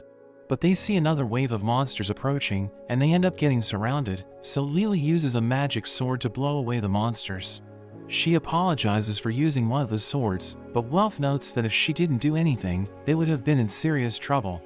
Makoto realizes that the monsters are targeting Winnie, but Belle tells her not to worry, since he'll make sure Winnie is safe. They reach the area mentioned in their mission, but they're surprised to see that it's empty, and they wonder what the guild is planning to make them do. Winnie hears a song, and Belle hears it as well, but she thinks it's calling for someone, so they decide to follow it. Welf breaks a crystal with his sword, and as they go into a cave, Makoto asks Lily where they are. She explains that she doesn't know since the area isn't on the map, but Belle's hands start to shake, and he asks Makoto if there are monsters around them. So she notes that she can't detect anything, but he knows that they're being watched, so they prepare for a fight. They see a lizard man standing in front of them, and he rushes towards them, so Belle blocks his attack, but it makes him drop the light he was carrying, and the lizard man destroys it. Lily lights up their surroundings, but they're shocked to see that they're surrounded by monsters, who plan to attack Winnie. They start fighting the monsters, while Belle is occupied with the lizard man, but he gets distracted as he sees Winnie being attacked, and the lizard man sends him flying into a wall. He notices that Belle is worried about Winnie, so he rushes towards her, but Welf and Makoto block his attack. While he's busy fighting them, Belle uses his Argonaut skill to send him flying. The lizard man named Lid starts to laugh, because he has never seen adventurers like them before, and the monster girl named Ray notes that she knew they were different from the other humans. Lid reveals that they were just testing them and explains that they wanted to know the kind of people they are, since they were the ones who took Winnie. Meanwhile, Oranos tells Hestia that the guild doesn't know when the talking monsters came into existence, but ever since they found out about them, they have been helping them out. She's surprised to learn about this, and he mentions that the goal of their mission is to deliver Winnie to her comrades, so he thinks Belle should already be in their village. In the dungeon, Lid introduces himself, and he offers a handshake to Belle, which scares him, but he decides to accept it after looking at Winnie. All the other monsters start gathering around him to introduce themselves, and one of them grabs his face, which makes them laugh. Ray asks Winnie for her name, and tells her she doesn't need to worry about anything, since no one will hurt her there. Belle asks them who they are, so they reveal that they're called the Xenos, while Oranos tells Hestia that her familia will act as the bridge that will help humanity and monsters coexist. The Xenos prepare a feast for Belle and the others, but they still can't believe what they're seeing, since they never thought they could be friends with monsters. Ray tells Belle to eat up, saying they have gathered rare ingredients that can't be found on the surface, and as Belle takes a bite, he's surprised by how delicious it is. He asks Lid where they got their equipment from, so he reveals that they took it from the adventurers who attacked them, and thinks it's the same as when humans take items from the monsters they defeat. One of them, named Grows, tells Lid to stop being friendly with the humans, since they can't be trusted, but Lid reminds him that they were the ones who had been protecting Winnie. He apologizes to Belle, and notes that they have a lot going on, revealing that they were nervous when they heard that humans were going to visit them. Welf asks him if the guild really knows about them, so he reveals that the guild has been helping them for a long time, but Oranos is the god who has done a lot for them. He reveals that the mission they accepted was set up by Oranos, and after hearing about Belle and the others, Lid started to hope that something might change. Meanwhile, Hestia can't believe Oranos is thinking about monsters and humans living with each other, so he mentions that the Xenos don't attack simply based on instinct like the other monsters. They want to go to the surface and learn more about humans, but since they're different, the other monsters attack them in the labyrinth, so he can't just sit back and let them get hurt. She knows that he plans to use her familia to make the people see value in coexisting with monsters, and she understands why he's doing that. But she mentions that if their position is exposed, her familia will lose its place in the town, and the Xenos will be stuck in the dungeon. She wonders if they and Hermes are the only ones who know what's going on, but he notes that Ganesha also knows about the Xenos. He mentions that Ganesha hosts the Monsterphilia so that the people will feel more comfortable around monsters, and Oranos had to explain everything to him to gain his help. We see Asphi reporting to Hermes that she lost track of Icaros's children, and she mentions that Dex is their captain. She notes that he was said to be at level 4 10 years ago, and Hermes tells her to keep a lookout on the middle floors, since he thinks they'll try something. A member of Icaros's familia named Gran is angry that they couldn't follow Belle, since he would have led them to the monster's nest. But Dex notes that there's nothing they could have done, since it took everything they had to lose the Hermes familia members watching them. They're worried that if people find out they've been smuggling monsters, they will need to deal with the guild as well, but Dex mentions that they can't quit doing something they enjoy. In the dungeon, Fels meets up with everyone and reveals that his duty is to handle communication between Oranos and the Xenos, which is why he's been watching Belle and the others for the past few days. Lily asks him if he's a monster, so he takes off his robe, and they're shocked to see that he's a skeleton. Lid reveals that he's a sage, which shocks Lily even more, since there's only one person who's succeeded in making the Philosopher's Stone and gaining eternal life. Fels reveals that he's the remains of that sage, and notes that in search of infinite wisdom, he created a secret formula to attain eternal life, and ended up becoming a ghost. He notes that he made contact with the Xenos 15 years ago, and they made a community to make sure they can live together safely in the dungeon. But Lily wonders if the room gives birth to new monsters, so Lid notes that it doesn't, because it's an unexplored territory that the adventurers don't know about. Fels mentions that there are 40 Xenos there, and Lid notes that even though he's their leader, a newcomer who just joined them has become stronger than him. Lily wonders why Fels and the others support the Xenos, and notes that they're already strong enough to live safely in the dungeon, so she thinks they don't need help. Ray reveals that their goal is to go to the surface, and Lid notes that he has a dream where he sees the sunset, even though he has never seen it before. The dream makes him think that in his previous life, he might have lived somewhere where he could see the sky, and he mentions that the monsters who know how to speak were able to learn the language quickly, like they're remembering something they already know. And Fels mentions that all of them have different feelings in their hearts, but the only thing they have in common is their wish to go to the surface and learn about humans. Lid knows that they're outcasts who are supposed to live in the shadows, since they're hated by both humans and monsters, and he thinks their mother created the place they're staying in. Welf wonders who he's referring to, so Ray tells him they consider the dungeon as their mother, since it gave birth to them, and Lid notes that they're glad to find Belle and the others, since they were the first people to accept their existence. Meanwhile, Hestia asks Aranos if he knows why the Xenos are being born, so he reveals that after a monster dies, its spirit returns to the labyrinth, where it ends up getting reborn. He has no proof of that theory, but he's confident that it's true, and he thinks that after being reborn countless times, their souls are finally trying to change. As Belle and the others prepare to leave the dungeon, Lid eats a monster's magic stone, and notes that they also eliminate monsters who attack them, since they don't listen to reason. So Belle shouldn't feel bad about killing monsters, and Winnie tries to go with him, but Lid stops her, and Ray tells her she'll only cause trouble if she's with him. So she needs to stay with the rest of her kind, since no one will hurt her there, which makes her cry, while Belle assures her that they'll meet again. After that, the Xenos decide to change their location, and one of them, named Rania, scolds Winnie for making them late. She doesn't understand why they need to change villages, so they mention that it's to make sure they don't get caught, and they explain that if they stay in one place for too long, they will run out of food. Winnie starts to remember Makoto's cooking, but Rania tells her to forget about Belle and his friends, and notes that she doesn't know how cruel humans are. Winnie suddenly hears someone crying for help, so they go to check it out, and Groz tells them to wait for his group, but Rania decides to rush in to make sure they aren't late. They see an injured monster chained to a tree, and it turns out to be a trap set by Dex and his men. One of the monsters rushes towards him, but Gran cuts him down. They start to clash with each other, but the monsters are no match for the Icaros Familia, and most of them get taken out. One of the monsters causes trouble for the Familia, so Dex steps in to fight it, dodging the monster's attack and stabbing it in the back. Winnie rushes towards him, which distracts Rania, and Gran uses the chance to cut her, while Dex hits Winnie as well. Rania tries to do something with her webs, but Dex stops her, and he thinks that if they take her with them, she'll just cause problems, so he tells his men to finish her off. A few of them get his permission to have their way with her first, but as they get close to her, she sprays them all with poison. They get angry and stab her with a sword, but she starts to laugh, saying she'll never let people like them do anything to her. She stabs herself and destroys her magic stone, while Dex eliminates the monster they used to bait everyone, but Groz arrives after they leave, and he swears to get revenge. Meanwhile, Belle goes to the dungeon, and as a monster attacks him, he recalls how Lid told him he shouldn't hesitate to eliminate them, so he stabs it with his knife. He knows that monsters attack humans, so he shouldn't feel bad about killing them, but he still doesn't think it justifies ending their lives. He runs into Eyes, and we see that they're being watched by Fels, who tells Aranos that the Icaros Familia's children didn't pass through the Babel Tower.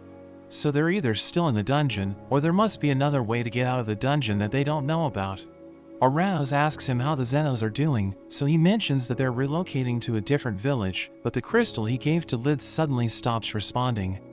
In the dungeon, Lid asks Groz why he broke the crystal, since it was their only way to communicate with Fels, but Groz notes that they don't need Fels to give them orders. He mentions that he saw what the humans did to Rania and the others, so he'll avenge their deaths, and eliminate anyone who gets in his way. Lid tries to convince him that not all humans are evil, but Groz tells him to stop being naive, because no matter what he thinks about Belle and the others, they'll still end up betraying them. We see Belle asking Eyes what she would do if she found out that monsters have feelings just like humans, so she notes that she'd still take them out if they made anyone cry.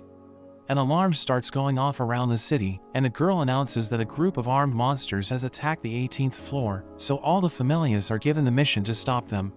But she suddenly receives a notification from the guild, so she tells everyone to stand by in their homes, since they aren't allowed to enter the dungeon. The guildmaster wonders why Aranos wants them to leave the monsters alone, so he explains that if they really wanted to come to the surface, they would have already broken through the tower. He also thinks that if all the familias are ordered to go to the dungeon, it will cause even more confusion, so the mission to stop the monsters will only be given to the Ganesha familia. He orders Fels to go to the dungeon, and notes that Belle will also accompany them, since the situation will reveal the truth about him. At the guild, Ina tells Belle that the monsters who attacked the 18th floor were armed, and that the Ganesha familia has been tasked to take care of them. So she tells him to go home, but Misha tells her that he's being summoned by Aranos. We see that Beta is annoyed since they have been ordered to stand by, while the Ganesha familia takes care of everything. But Finn thinks they will eventually need to help, since the situation appears to be serious. Meanwhile, Hestia and the others are worried about Belle, since he never returned from the dungeon. They get a message from the guild, which tells them to stay on the surface, and they're surprised to learn that Belle will join the suppression team in the dungeon. Fels takes Belle to meet Aranos, and on their way, he reveals that the monsters that attacked the 18th floor are still there, but he'll secretly put Belle in the team tasked to stop them. Hermes is also worried about Belle, since everything will be ruined if something goes wrong, so he tells Asfi to go to the 18th floor and observe the situation. Meanwhile, Aisha tells Ryu that Belle was chosen to go to the dungeon, but Ryu wonders why she's giving her information, so Aisha notes that it's because she knows Ryu doesn't want him to get hurt. She wonders how Aisha knows what's happening, so she reveals that after Ishtar was defeated, she joined the Hermes Familia. She notes that the Icaros Familia is also involved with this situation, and there are rumors that they're connected to Evelus, so Ryu decides to go to the dungeon. We see Gran telling Dex that armed monsters have attacked the 18th floor, so he realizes that the Xenos are looking for them, but he wonders why their god hasn't returned yet. Outside the dungeon, the suppression team learns that their goal is to tame the monsters, so they aren't allowed to kill them, and we see that they're all ready for action. In the dungeon, Gross beats up an adventurer and asks him where he's hiding his family, so the adventurer notes that he doesn't know anything. But Gross knows that he's lying, since he can smell Renia's poison on him, and he once again asks the man to reveal everything he knows. So he tells Gross where Winnie and the others are being kept, and Gross leaves to look for it, but the man knows that he won't be able to get in.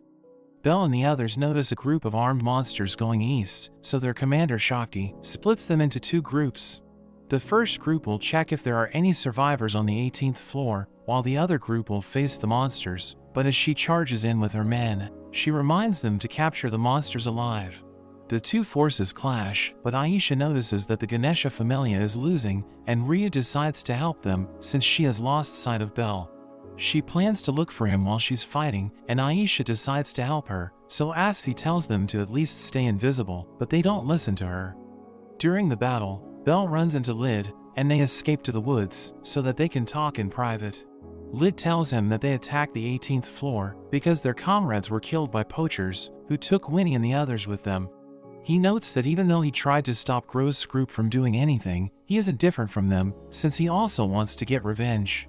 Belle offers to help him, but Lid tells him to forget about them, since he'll be in trouble if someone sees him talking to a monster. Belle refuses to listen to him, so Lid becomes upset and lets out a roar, but Ryu arrives and drives him away.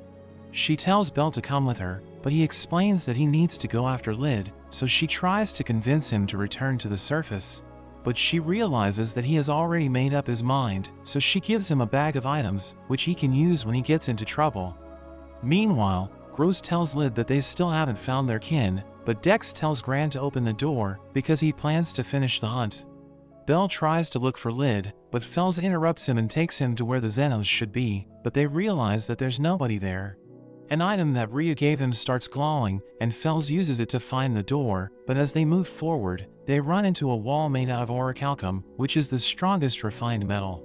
They know that there's no way to break through it, and they once again use the item to open the gate, but they see a sign on the wall that reads Daedalus. Outside the dungeon, Hestia and the others are annoyed that they aren't allowed to go in, and they think about looking for the hideout of the poachers, but they have no idea where to find it. Lily takes all of them to see Xanus, and she knows that he used to sell monsters, so she asks him where they can find the poachers, and he tells them they'll find their answers on Daedalus Street. Meanwhile, Fels notes that the place they're in is the work of the master craftsman Daedalus, who also made the Babel Tower in Daedalus Street. He mentions that they've been looking for another way to get into the dungeon for a long time, and he's glad that they've finally found it. Lid and the others find the Xenos that were captured, and as they try to free everyone, Dex praises them for making it so far. They're about to start fighting, but Bell and Fells suddenly arrive, which surprises Dex, because he didn't tell Gran to let anyone else in. But they notice that Fells is holding the key to the entrance, and he knows that the man-made labyrinth is the work of Daedalus, but he wonders what Dex and the others are doing there. Dex notes that it's a project that has been passed down for generations, and since he's a descendant of Daedalus, they can't blame him for what he's doing. Bell is confused by what he's saying, so he takes off his glasses and reveals his eyes, saying it's proof that he's a descendant of Daedalus. We see Hermes talking to Icaros, who reveals that Daedalus made sure that only his descendants could enter his work, by making their eyes act like keys. Dex mentions that when the gods first came to Earth, Oranos gave Daedalus his divine blessing, and after he made Babel, all the gods praised him for his work. But he ended up going insane after he saw the dungeon, because it was something beyond human knowledge. Fells knows that after Daedalus was called a freak, he suddenly disappeared, but Fells wonders why that happened. So Dex reveals that he made the labyrinth they're standing in, which is called the Gnosis, because he wanted to make something even greater than the dungeon. He mentions that even though the labyrinth is still incomplete, Daedalus forced it upon his descendants, so they've been building it for the last 1,000 years, but they've only reached the middle levels of the dungeon. Fells realizes that they've been selling Xenos to make money, since they needed funds to continue working on the Gnosis, but Gross tells Dex that no matter what he says, he'll still pay for his actions. The Xenos prepare to attack him, but a huge amount of dark energy comes out of his body, and they start attacking each other, which confuses Bell. So Fells reveals that Dex is using a curse, and explains that the only reason they haven't been affected is because of his robe. Lid tries to attack Bell, but Fells blows him away, and he tells Bell to attack Dex, since everyone will return to normal if he takes him down. Dex thinks Bell doesn't stand a chance against him, since he's already at level 5, but Fells notes that casting a curse comes with a collateral. So Dex must already be paying the price for using it, and Bell isn't sure if he can defeat him, but he jumps forward to try anyway. Dex tells Bell that Fells was right, because his status has fallen after casting the curse, but he still comes after Bell. He kicks Bell and knocks him down, telling him that his spear also has a curse, which prevents wounds from healing. He notes that all of Daedalus's descendants dedicate their lives to completing the labyrinth, since their blood keeps telling them to do it, and he reveals that he hates the labyrinth, but he can't do anything about it. He mentions that even diving into the dungeon and defeating all the monsters couldn't satisfy him, but everything changed when he found the Xenos, because unlike normal monsters, they cry and beg for their lives. He realized that if he humiliates the Xenos, it will satisfy all of his urges, but Bell can't believe his reason for everything he's doing is something so stupid. He starts to attack Bell, and tells him to take back his words, because he has no idea what Daedalus's curse does to him. We see that Shakti and the others have captured all the Xenos except for Rei, and she plans to join the other group after she takes care of everything, but a Minotaur named Asterius sends her flying into a tree. He defeats everyone else except for Ryu, who stabs him with her sword, but he blows her away, and he's about to finish her off, but he suddenly hears a sound and decides to leave. Meanwhile, Dex knocks Bell down, and he notes that even though the Xenos can speak, it isn't wrong to eliminate them since they're still monsters. Bell tries to convince him they're just like humans, but Dex hits him and thinks he has lost his mind, so he wants to bring him back to his senses. He tells Bell to follow him, and takes him to where Winnie is being held, so Bell tries to save her. But Dex takes out the crystal in her forehead, which makes her lose control, and she transforms into a real monster. She immediately attacks Bell, so Dex asks him if he can still say she's similar to a human, but he gets back up and tries to get close to her. She continues to attack him, but he endures all of her blows, and grabs her hand to calm her down, which makes her cry. She throws him away and starts losing her mind, so he tries to get to her, but Dex stops him and starts attacking him. He tells Bell that his knife was made to kill monsters, so he should never try to save them, but he notes that he'll save anyone who asks for his help, and it doesn't matter if they're a human or a monster. He breaks Dex's spear in half, but he takes out his knife and continues to attack Bell, telling him he's a hypocrite since it's impossible to save both humans and monsters. Dex is about to land the final blow, but Lid slashes his back, and Dex is surprised that he has come to his senses, even though the curse is still active. Dex's men are worried about him, and Fells attacks them to stop them from interfering, so Gran orders the others to deal with him while he tries to help Dex. but Grows suddenly slashes his face, and he realizes that the monsters are attacking his comrades. Lid and Bell start landing hits on Dex, and Bell sends him flying into the wall as everyone realizes that the monsters are back to normal. Lid thinks it's finally over, but Dex gets back up, and they realize that he released the curse to get his status back to its true level. Lid tries to attack him, but Dex tells him to stop and threatens to destroy Winnie's crystal. He throws it away to distract them, so Bell dives to catch it, but Dex casts his curse on Winnie and makes her head toward the surface by showing her illusions of Bell. They know that if she reaches the surface, the people there won't hesitate to kill her, so Dex tells them to go after her instead of worrying about him. He manages to get away, and Bell runs to stop Winnie, while Fels chases after him to heal his wounds. Ray and the others arrive, and she thinks it's too reckless for them to chase after Dex, since they're in his territory, and Lid notes that they should help Bell save Winnie. Grows decides to go with him, so Lid asks him if he's finally ready to admit there are humans who are different, but Grows still can't bring himself to trust them. Meanwhile, Fels heals Bell's injuries, and we see Gran looking for Dex since he's badly injured, so he needs someone to help him. Outside the dungeon, Hestia and the others go to Daedalus Street, but they're having a hard time finding anything because the layout is too confusing. They suddenly hear people screaming, and as they go to check it out, they see that Winnie is the one causing all the commotion. She tries to attack Haruhime, but Bell comes to her rescue and tells her to stay back. He thinks about what he should do, but he's shocked as the Loki Familia arrives, and they stab Winnie with a spear. Finn tells them to eliminate her, since she doesn't have a stone on her body, while Bell starts to lose his mind, as he thinks about what Dex said to him. But he forces himself to stand in front of Winnie to protect her, which confuses everyone. In the dungeon, Dex is annoyed at Bell and the Xenos, and he vows to eliminate them, but he runs into Asterius, who finishes him off. Meanwhile, as Beta prepares to attack Winnie, Bell notes that she's his prey, so he won't let anyone interfere. She starts running away, while Eyes mentions that the adventurers aren't allowed to take someone else's prey, but Beta notes that it's a rule for when they're in a dungeon. Finn tells them to go after Winnie, but before they can do anything, Grows and the others suddenly arrive. So Finn orders everyone to try and capture them without killing, but he tells Eyes to stay back, since he's getting a strange feeling. Beta attacks Grows, and sends him flying into a wall, while Tioni fights Lid, who's surprised by how strong she is. But he knows that he can't afford to be beaten, and he knocks the sword out of her hand, but she grabs his head and smashes him to the ground. Fels knows that he needs to do something, or else everything they worked for will be destroyed, so he summons a golem to fight the Loki Familia, but Tiana easily destroys it. Fels realizes they're in trouble, but Gareth suddenly arrives and takes away Icaros, since he's the one behind everything. Fels thanks Hermes for his help, since he's the reason why Icaros was captured, and he tells Fels to help Bell, but he notes that he's worried about the Xenos. Meanwhile, Lily stops Welf from fighting, because if he's also seen protecting monsters, it will be the end of their familia. Asterius suddenly comes out of the dungeon, and he lets out a howl, which sends shockwaves all around town. He sends Beta flying into a wall, and Tioni tries to fight him, but he punches her away. Tiona manages to keep up with him, and Beta attacks him from behind, but he blows both of them away. Tioni starts landing punches on him, but Welf notices that he's smiling, and he takes out a magic sword, so Welf tells everyone to run away.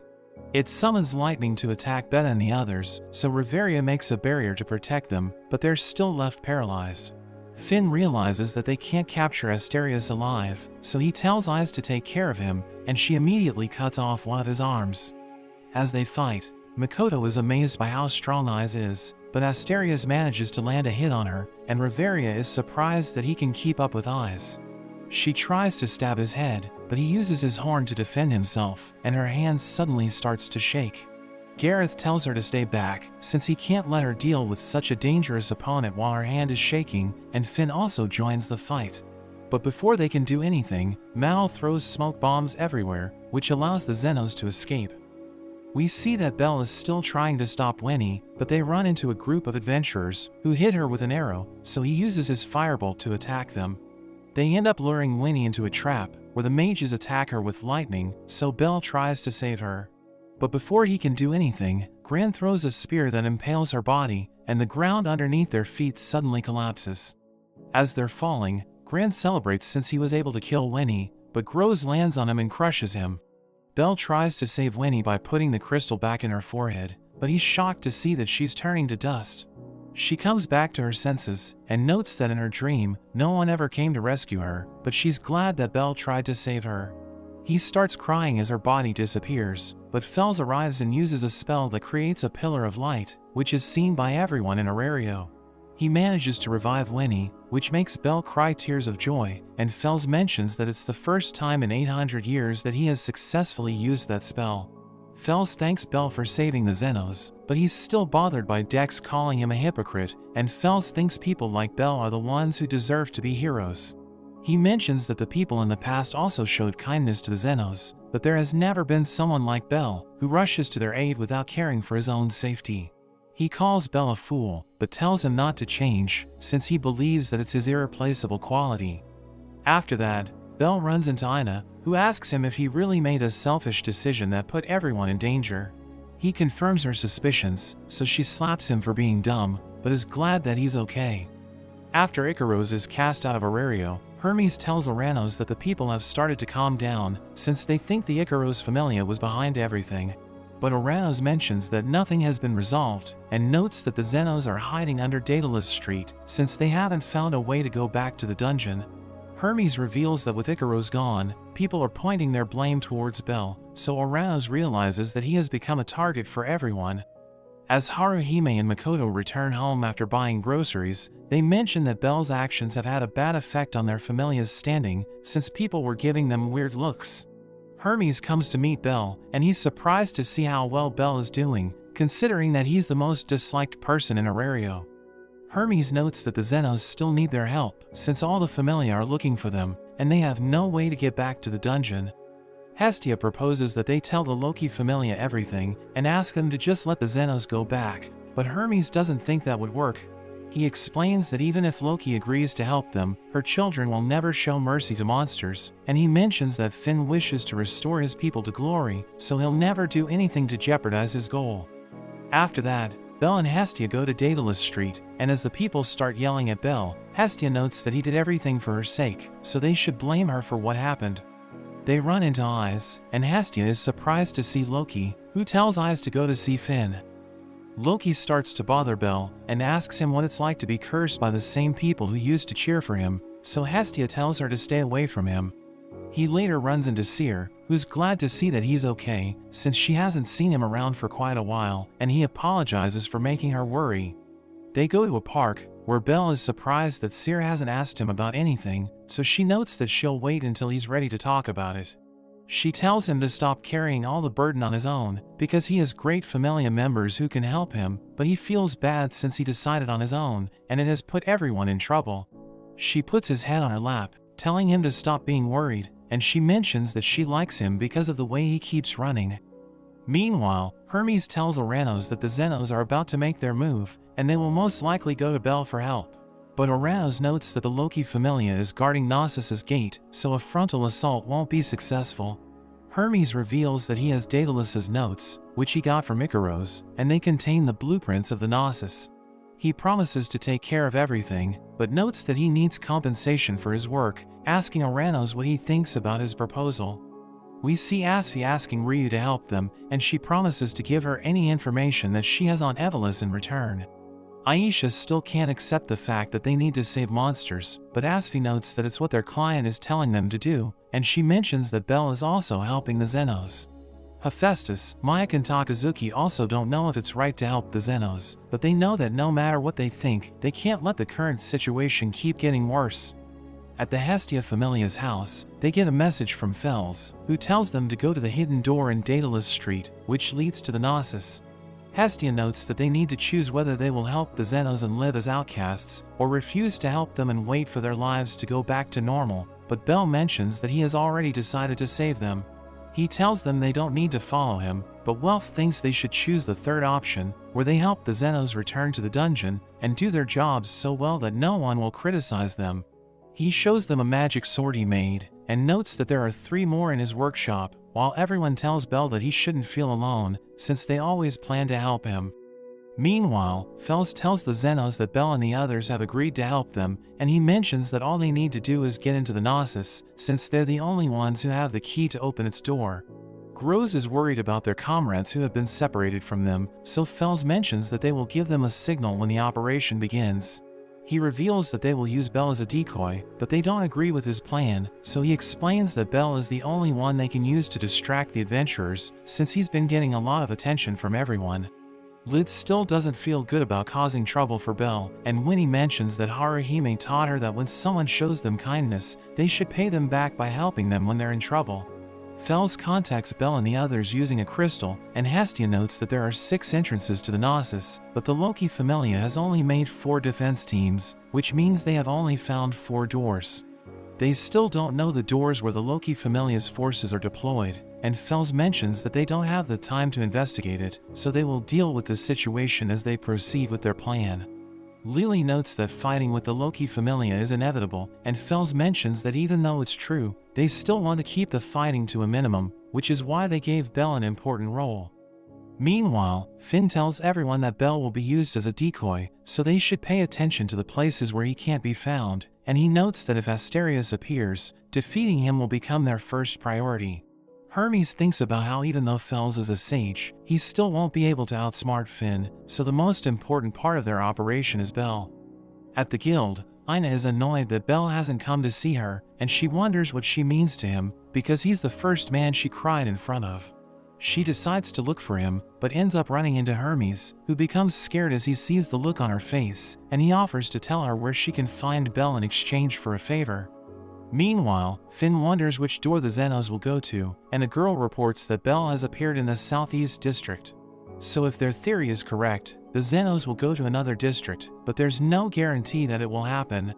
Ice offers to keep a watch on Belle, but Finn isn't sure about it, since she has supported him in the past, so she assures Finn that she'll stop Belle if he tries anything strange. We see Belle walking in Daedalus Street, and Hestia contacts him using one of Fels's crystals, telling him all the residents in the area have been evacuated, so they will go through with their plan. Haruhime gives directions to Welf and Makoto using the crystal, and Hestia is glad that Aranos gave them Daedalus's notes, since it has made it easier for them to know where to go. Belle knows that he needs to distract the adventurers, but he's surprised to see that Iz is the only one keeping watch on him, and he's about to tell Hestia about it, but Naza appears in front of him. He doesn't understand what she's doing there, so she reveals that Mayak ordered her to help him without asking questions, and she tells him to stop acting like they aren't friends, which makes him cry. She pats his head to calm him down, and as she leaves after taking something from him, Aisha and Ryu arrive. Ryu notes that they have come to help him, and Aisha mentions that they'll do anything he needs them to do.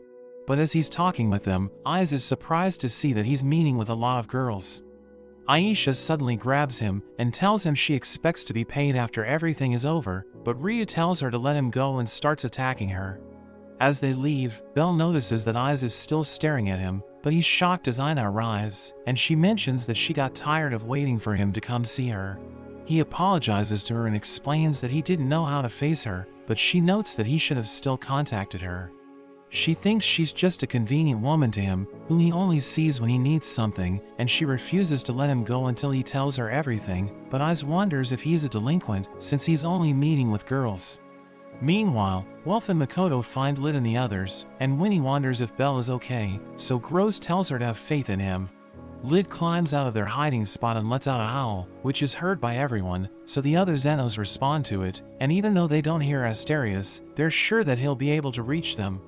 The adventurers start looking for the Xenos, so Lily transforms into one of them to distract everyone, and they're about to catch her, but she heads to an alley and returns to her original form. Belle hears all the commotion, so he apologizes to Ina and runs away, while Iz and the other adventurers start following him. He turns invisible to throw them off, while Naza uses the item that she took from him to make everyone see illusions of him, but Iz can still sense him. She tries to follow him, but she's interrupted by Ryu, who wants to spar with her, and Haruhime wonders if she'll be okay. So Hestia notes that Ryu will be able to hold off Iz, thanks to Haruhime's level boosting spell. Hestia tells Belle to keep distracting the adventurers, but we see Finn telling everyone to ignore him and keep their formations. He knows that the monsters are in a huge group and thinks they still haven't been found because they're using a magic item, but he considers that they might have someone with them who knows the area. One of the Loki Familia members named Nord wonders if they should stay in their position, but Finn tells his group to go to the center of the town since the monsters have appeared there. Nord tells him about the 4 doors that they're guarding, but it turns out that it was Lily disguised as Finn, and she reports the information to Hestia, who tells Fels to go towards the west door. The Xenos finally show themselves, and Finn wonders why Nord and his group left their positions, so he notes that it was Finn who told them to leave, which makes him realize they were deceived. But he sees the area where the monsters are running to, which makes him wonder if there's a door he doesn't know about. The adventurers start attacking the Xenos, and Groz blocks a fireball from hitting Winnie, while Ray attacks them with her feathers. Welf and Makoto notice that the archers are about to open fire, so they use a magic sword to freeze them, and the Xenos keep running towards their goal. The adventurers shoot fireballs at them, so Welf makes an ice wall to block their attacks, but Gareth suddenly arrives and smashes the ground. Everyone gets blown away, but Welf freezes his feet and tells everyone to go ahead, and Gareth realizes that they're about to escape, so he prepares to swing his axe. But Makoto freezes his arms as well, and he has no idea where they're attacking from since they're invisible.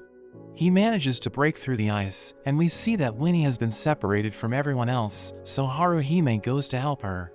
Hestia tells Belle about the situation, and we see that Winnie is trying to find the others, but she ends up running into Tiana. She tries to run away, and Tiana tells her she's just wasting her time, but Winnie still manages to get away from her, so the other adventurers start looking for her as well. Belle runs into Haruhime, so he picks her up and makes her turn invisible as well, since they can't afford to be seen by anyone. We see Makoto and Welf as they keep trying to freeze Gareth using their magic swords, but they can't stop him no matter what they do. He throws his axe towards Makoto, who turns visible as she gets hit, so Welf becomes worried for her safety. Gareth swings his axe and breaks Welf's magic sword, forcing him to reveal himself. But a girl named Tsubaki arrives and starts attacking Gareth while Welf sees an opening. So he uses his last magic sword to freeze Gareth with a huge ice wall, but she tells Welf that it won't be able to hold him for long.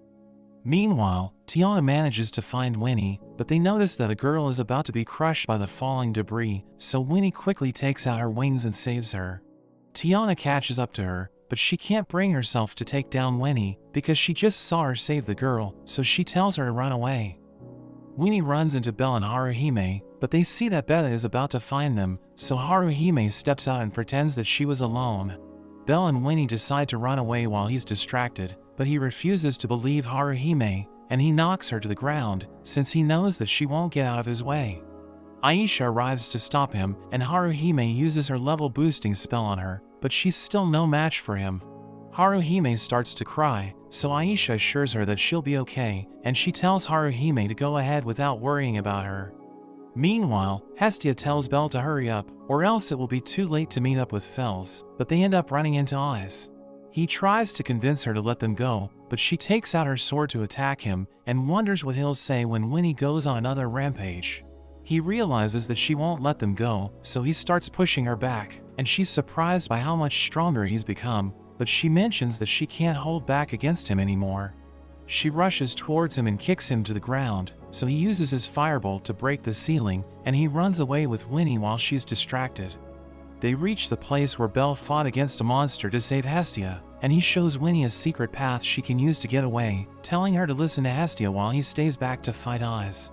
As Eyes arrives, she tells him to get out of the way, but he refuses to cooperate, so they both take out their weapons and start fighting. Winnie tells Hestia she doesn't want to say goodbye to Belle, and she starts to cry, saying he's always risking himself for her sake, but she has never done anything for him. Hestia mentions that he never abandons his family, and he won't let anything happen to Winnie, since he also thinks of her as part of his family. She wants to go back to him, so Hestia asks her if she's prepared to die, but she notes that she doesn't care what happens, and she'll do anything it takes to save him. Eyes manages to disarm Belle, but he dodges her attack and uses his other knife to push her back, and she's surprised that he was able to do that. She kicks him into a wall, and wonders why he's going so far to save a monster, so he explains that Winnie is just like them. Eyes refuses to accept it, because monsters kill people, but he notes that humans do the same thing. She has had enough of his nonsense, so she decides to end the fight, but Winnie arrives and tells her to spare him. Ice tells her to stop speaking, and she asks Winnie what her goal is, so she mentions that she wants to be with Belle, but Ice refuses to let that happen. She notes that Winnie's claws will always hurt someone, and her wings make everyone scared, so she removes her own claws and tears off her wings, which shocks Ice. Winnie falls to her knees, and she mentions that if she ever loses herself again, she'll disappear just like she's supposed to. She starts to cry, and notes that she was in a dark place where no one ever held her close, but everything changed after Belle saved her. Ice puts down her sword, since she can't bring herself to kill Winnie, and she gives them a healing potion as she tells them to run away. Hestia mentions that Haruhime has confirmed that Lily is safe, and they have also found the Zenos that were separated from the main group. Belle and Winnie meet up with them, and as they get close to the Gnosis' door, Belle and his friends say goodbye to the Zenos, who promise to help them if they ever get into trouble. Winnie notes that she won't cry anymore, because it makes everyone worry about her, and Belle promises to make a place where they can all live together. Asterius runs into Ada, who tells him that he's about to find the thing he's looking for, and Asterius thinks about his dream where he's fighting with Belle. Meanwhile, Fels is shocked when Hermes tells the Zenos they need to die, and Hermes notes that with the way things are, they will eventually be caught by the Loki Familia. He offers to show them another way out if they follow his orders, while Hestia tells Fels that she accidentally dropped Daedalus's notes into the water. But they still maintain their form, which means they're fake, and she notes that Hermes is the one who gave her the notes. So Fels becomes so angry that he crushes the crystal, and he asks Hermes what he's after. Hestia tells Belle and the others about the fake notes as well, but before they can do anything, they see Groz and a few other Zenos flying in the sky. They suddenly start attacking the humans, which confuses everyone, and Belle leaves to find out what's really going on. A few moments earlier, we see that Hermes told the Zenos to put on an act and attack the humans, so that Belle can eliminate them and save everyone. He explains that it's the only way that Belle can regain his honor, and notes that only a few of them would need to die. So Groz volunteers to be one of them, and Hermes gives him an item, telling him it will react to someone close to Belle, so he will need to attack that person first. In the present, as Ina tries to evacuate everyone, Groz notices her bracelet, so he rushes towards her, but Belle comes to her rescue. Hermes thinks it's dumb to think humans and monsters can live together, so he'll use the opportunity to make Belle a real hero in the eyes of everyone, by making him kill the monsters. Lid thinks it's wrong for them to go to the Gnosis, while their comrades are sacrificing themselves, but Fels believes that Belle will surpass the will of the gods. As Belle and Groz fight, the Loki Familia arrives, so Groz knows that it's the end for him, but he needs to make sure that Belle is the one who lands the final blow. So he rushes towards Belle, but he remembers his grandfather telling him to never yield his will to anyone, so he puts away his knife, which shocks Hermes, thinking he's a fool.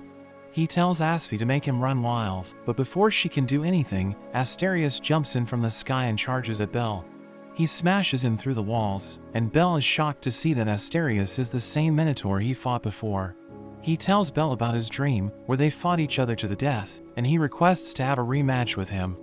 Meanwhile, Hestia and the others hide the Zenos under their invisibility cloak, and Lily is annoyed that they're wasting everything they did to save them, but Hestia notes that they still need to get them out of there. We see Tiona and Tioni trying to get to Belle, but Alan stops them and tells them to stay away, since Belle is putting his honor on the line. Finn runs into Ada, and realizes that his familia is the reason why no one is helping Belle, but Ada mentions that everything's happening just as his goddess wishes. As Belle and Asterius continue their fight, Asterius kicks him away, but he refuses to stay down and rushes towards him. Hermes can't believe what's going on, and Asphi tells him that the Zenos have escaped thanks to Hestia's help, so he realizes that his plan failed. Asterius breaks one of Belle's knives, but a sword suddenly comes flying in, so he grabs it and continues to fight.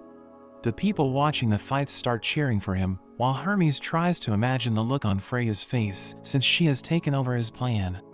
Asterius charges in, and Belle manages to slash him, but he still keeps attacking and destroys Belle's armor. He manages to disarm him, but Belle blasts Asterius with his firebolt and catches the sword in midair. He continues to slash Asterius, but Asterius endures the attacks and pushes him back. Belle's sword glows as he uses his Argonaut skill, while Asterius throws away his axe, and they both rush toward each other. They clash head-on, but Asterius manages to overpower him, grabbing onto him and smashing him into the ground. As Belle lies on the floor, Asterius tells him that they have both lost once, and he decides to leave, telling him they will settle things the next time they meet.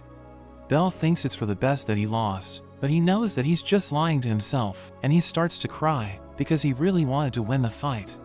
After that, as the Xenos reach the Gnosis, Lid apologizes to Fels for causing him so much trouble, but he mentions that he was prepared for everything the moment he decided to help them. They're glad that Groz was able to survive, and Fels wonders where Asterius is, so Lid notes that he already went down to the lower floors to train. At the Hestia Familia's house, they're glad that things have returned to normal, but we see that Belle isn't with them. Hermes comes to visit them, but Hestia is still annoyed at the things he did to them, so she kicks him away. Meanwhile, Eyes runs into Belle, saying that she had a feeling she would see him there, and he asks her to train him again, since he wants to become even stronger. After his fight with Asterius, Belle reaches level 4, so Hestia congratulates him, and she thinks the frustration he felt after his defeat is what pushed him to the next stage. He meets with Fels, who's glad that he has healed and reached the next level, but he wonders what Belle plans to do next. He tells Fels that he'll resume exploring the dungeon again, since he wants to get stronger, and Fels knows that he's determined, but he notices a slight hesitation. He reminds Belle that the coexistence between humanity and Xenos is impossible until the deepest level of the dungeon has been conquered, so he needs to push even harder if he wants to help the Xenos. Belle wonders what he'll find there, but Fels only gives him a vague answer, telling him it's a covenant that was forged in a conclusion. At the guild, an elf named Luvis and a dwarf named Dormal try to impress Ina, but she ignores them and gives a letter to Belle. She blushes as she gives it to him, so they think it must be a love letter, but she reveals that it's a directive from the guild for the Hestia Familia. Belle delivers the letter to Hestia, who's annoyed that they got another compulsory mission, since they just finished the last one. But Lily thinks it's a good thing, since it means that their familia has become strong enough to be considered for such missions. Hestia notes that she wouldn't have registered as an exploration familia if she knew they would be burdened with such tasks, and she reveals that she only chose it since the application process was easy. Belle tells them it's okay, since he planned to go down the dungeon once everyone was ready, and Welf notes that he also prepared new equipment for them. Lily reveals that the guild needs them to break their previous floor record and bring items from the lower floors, but they have the option to go further down after they reach their goal. Belle notes that they will continue advancing, since they need to get stronger, and Hestia decides to ask Takazuki and Mayak for their support. Makoto goes to see Takazuki, who allows Oka and Chigusa to join the expedition, while Lily visits Daphne and Cassandra, who reveal that the Mayak Familia sent them to help complete the mission. Lily wonders how Cassandra will fit into their team formation, so Daphne notes that she should be in the rear guard, since she's good at healing. Lily reveals that Aisha somehow heard about the mission and volunteered to join, and they accepted her into the group, since they didn't have a reason to reject such a strong fighter.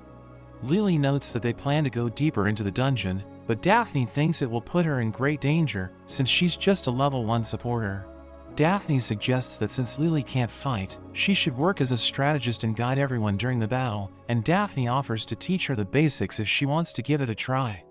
Meanwhile, Makoto trains with Takazuki, who easily overpowers her, and tells her to improve her techniques and tactics instead of focusing on her status. He notes that she'll need energy and a strong conviction to see it through, and she mentions how badly she wants to protect her friends, so he tells her she needs to get stronger. He praises her and Chigusa for making progress, and he resumes their training, promising to give them lessons he couldn't teach them in the past. Oka goes to see Welf, and tells him that he'll also be joining them for the mission, so Welf wonders if he wants to train with him. But Oka mentions that he needs a solid weapon he can use to protect his friends, and Welf notes that his custom weapons are expensive, so Oka asks for a discount, but Welf refuses to lower the price. Aisha tells Haruhime that she's the weakest in the group, and she decides to put her through a special drill, since she doesn't want her to become a burden to the others. Haruhime admits that she doesn't have fighting skills like Makoto and the others, but Aisha thinks she needs to focus on magic instead of physical combat. So she wonders if Aisha is asking her to refine her magic, but Aisha tells her to learn new magic instead, which surprises her since it will take a long time. But Aisha shows her a grimoire, which will make learning new magic easier for her. At the guild, Belle continues to learn new things about the lower floors of the dungeon, which impresses Ina, since most people only focus on improving their fighting skills. He thinks knowledge is important, since it can keep their parties safe on new dungeon floors, and hearing him say that makes her realize that he's matured in such a short time. She gets lost in thoughts, but he asks her a question, which catches her off guard, and she realizes that she has fallen for him. Hestia meets the other gods, and she thanks them for allowing their children to participate in the mission, but Takazuki tells her it's alright, since they might also need her help one day. She's sad that she won't be able to join her children in the dungeon, since they're already doing everything for her, but Hephaestus thinks she must be proud of them. Hestia tells her she's right, and notes that Belle has turned into a brave young man, who makes her heart flutter, but she warns everyone that she won't let them have him since he belongs to her. Everyone gathers for the mission, but Cassandra tells them she had a bad dream, so she wonders if they can postpone the expedition. Belle politely rejects her request, and Aisha thinks they're bound to run into trouble on the lower floors, but overcoming the challenges is the real test. Welf joins them, and he gives the weapon Oka had requested, telling him he needs to pay him back after the expedition. He also gives Belle a weapon made from unicorn horn, which he calls the Hakugan, and Belle notices that it's extremely light. The gods bid them farewell, and Takazuki assures them that he'll take care of things while they're away, so they should focus on giving it their best. As they enter the dungeon, Belle takes the lead as he destroys a monster nest with his fire bolt, but more monsters start coming toward them, so his friends help him take them out. Chigusa wonders why they're destroying the dungeon, so Belle reveals that they're doing it to force the dungeon to focus on repairing, and explains that it will cause fewer monsters to spawn. His planning impresses everyone, and they all agree that Belle is in a totally different league, because he's a level 4 adventurer, and Cassandra notices that his moves have become sharper. Belle notices that Haruhime looks worried, so she notes that after his encounter with the Zenos, she didn't think he could fight monsters anymore. So she's surprised to see him defeat monsters with ease, and he knows that it makes him look like a hypocrite, since he's doing it to save the Zenos, but he still thinks it's the right thing to do. Aisha sees everyone working, and she thinks Belle's presence has a positive effect on everyone, since he encourages them to give their best, which makes him a true hero. At night, they all enjoy a nice dinner, and Haruhime is surprised by how easily they've reached the 24th floor. She thinks it's all because of Belle, and she remembers how he invited them to join the mission, so that they could grow stronger together. She wants to prove her usefulness, but she thinks she's just holding them back, so Makoto tells her to stop being ridiculous, and notes that she'll do anything it takes to protect her. Daphne praises Lily for her impressive leadership, and thinks she's the perfect strategist, but she gives Daphne the credit since she was the one who trained her. Daphne warns her that they're about to reach the lower floors, which they've never seen before, so Lily needs to be ready for the worst-case scenario, but Daphne still thinks she'll make the right decisions. Cassandra reminds Chigusa about her nightmare, where green moss grew over everything, so she thinks something bad is about to happen. But Chigusa assures her that everything will be okay, since they have capable party members, so they should just relax and go to sleep. They take turns guarding the camp, and Belle tells Aisha it's time for the shift change, as he thanks her for joining them. But she warns him that their party heavily depends on him, so if anything happens to him on the lower floors, everyone else will follow suit. She wonders if he's ready to step into such danger, so he admits that he's afraid, but he still wants to keep pressing on, and she's relieved since his resolve is even stronger than before. The next day, they reach the 25th floor, where they see the Great Falls, and Aisha notes that it leads to the 27th floor, but she warns everyone that they won't survive if they fall. Lily tells them about the things they need to collect, and thinks they should keep their camp on the 24th floor, as they collect the items they need during the day. She mentions that their Undine clothes will protect them against water-based attacks, but they still need to be careful, and she notes their equipment is expensive, so they must succeed in their mission to make a profit. They encounter the blue crabs, which scare Daphne, since she's never seen a crab that walked so straight before, and they quickly start attacking. They manage to defeat all the monsters, and Lily is glad that they have already collected the crab shells that were on their list, but Cassandra is shocked that there's water everywhere on the 25th floor. Aisha notes that it's only part of the problem, since the real danger comes from the monsters, and Daphne explains how the aquatic monsters have an advantage underwater. Aisha warns everyone against walking too close to the water, but a monster suddenly attacks Haruhime, so Aisha and Makoto cut it down.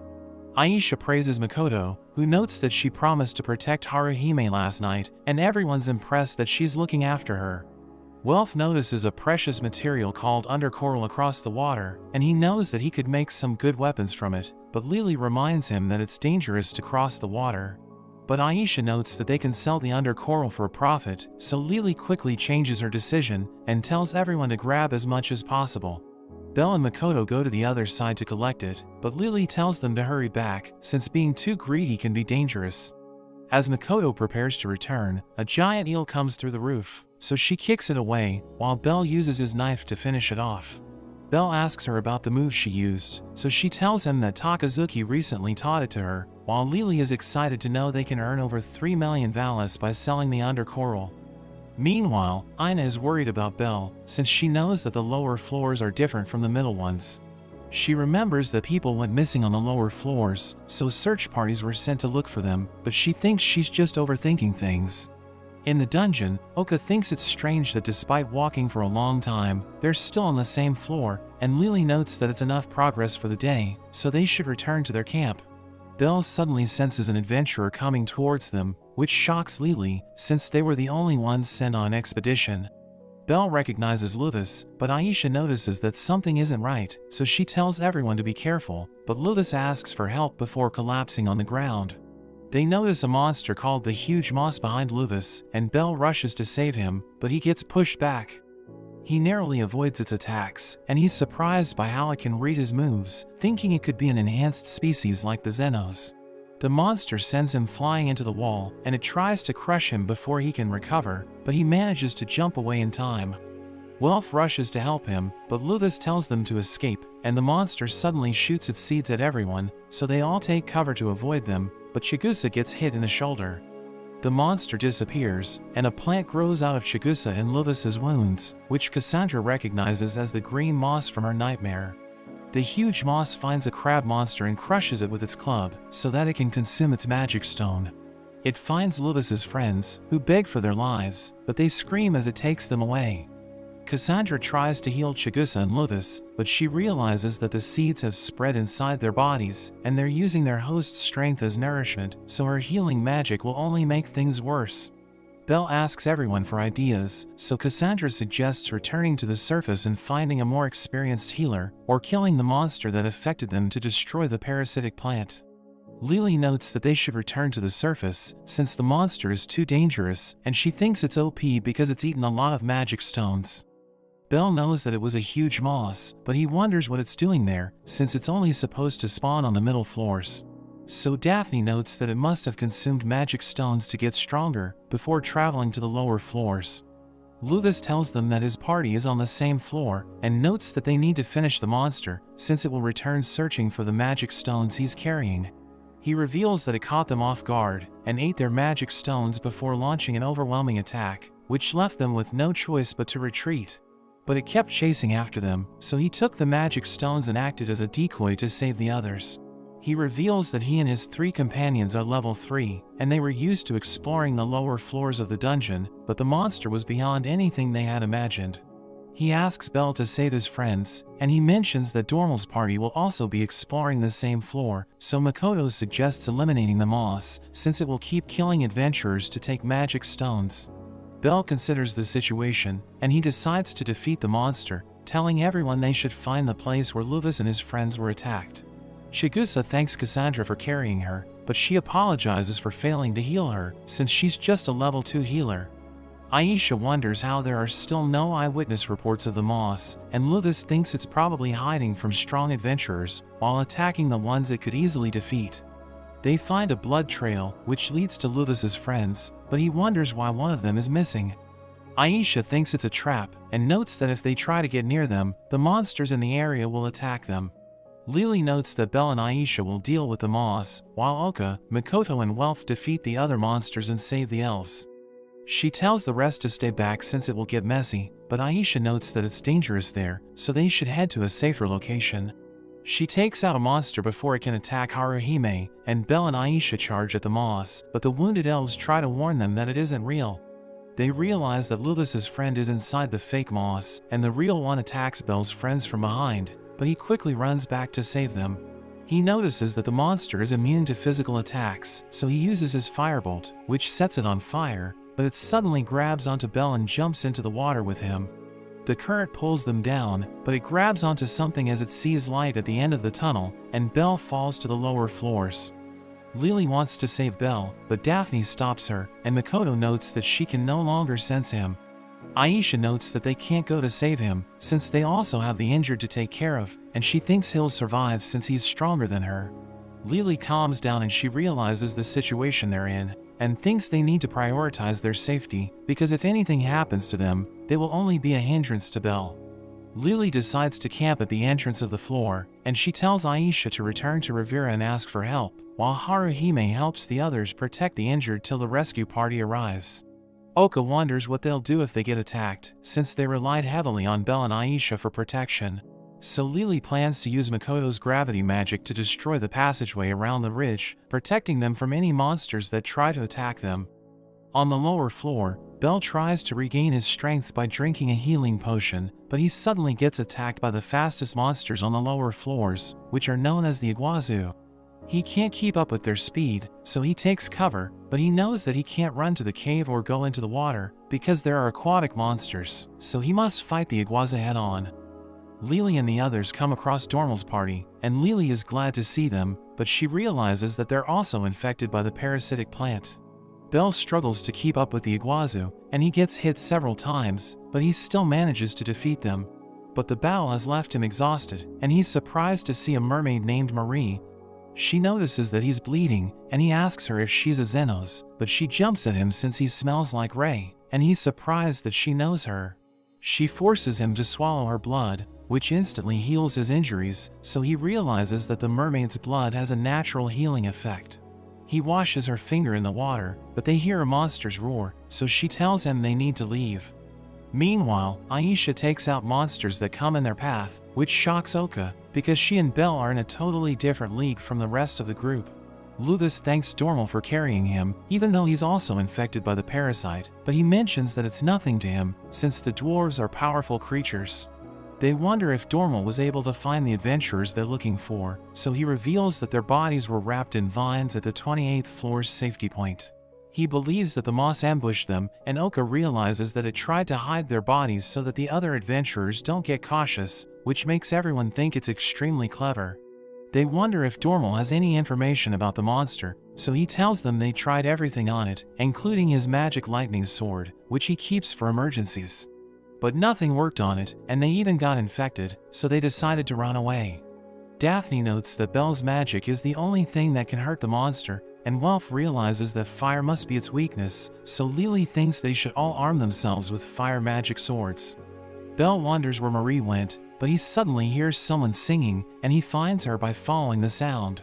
He once again asks her if she knows Lid and the other Xenos, so she mentions that they went to the upper floors, but she can't fly or walk like the others, so she's stuck there waiting for them. She wants to have long conversations with him, but he mentions that he needs to return to his friends, so she tells him to be careful of the moss. He assures her that he'll get rid of it, but he needs her help in navigating the dungeon, so she decides to be his guide and lets out her voice. She receives a response, and tells Belle that she knows where they need to go, since another monster has decided to help her. Aisha senses that something is off, and everyone sees monsters approaching, so Welf thinks they need to use their magic swords, but the monsters surround them from all directions.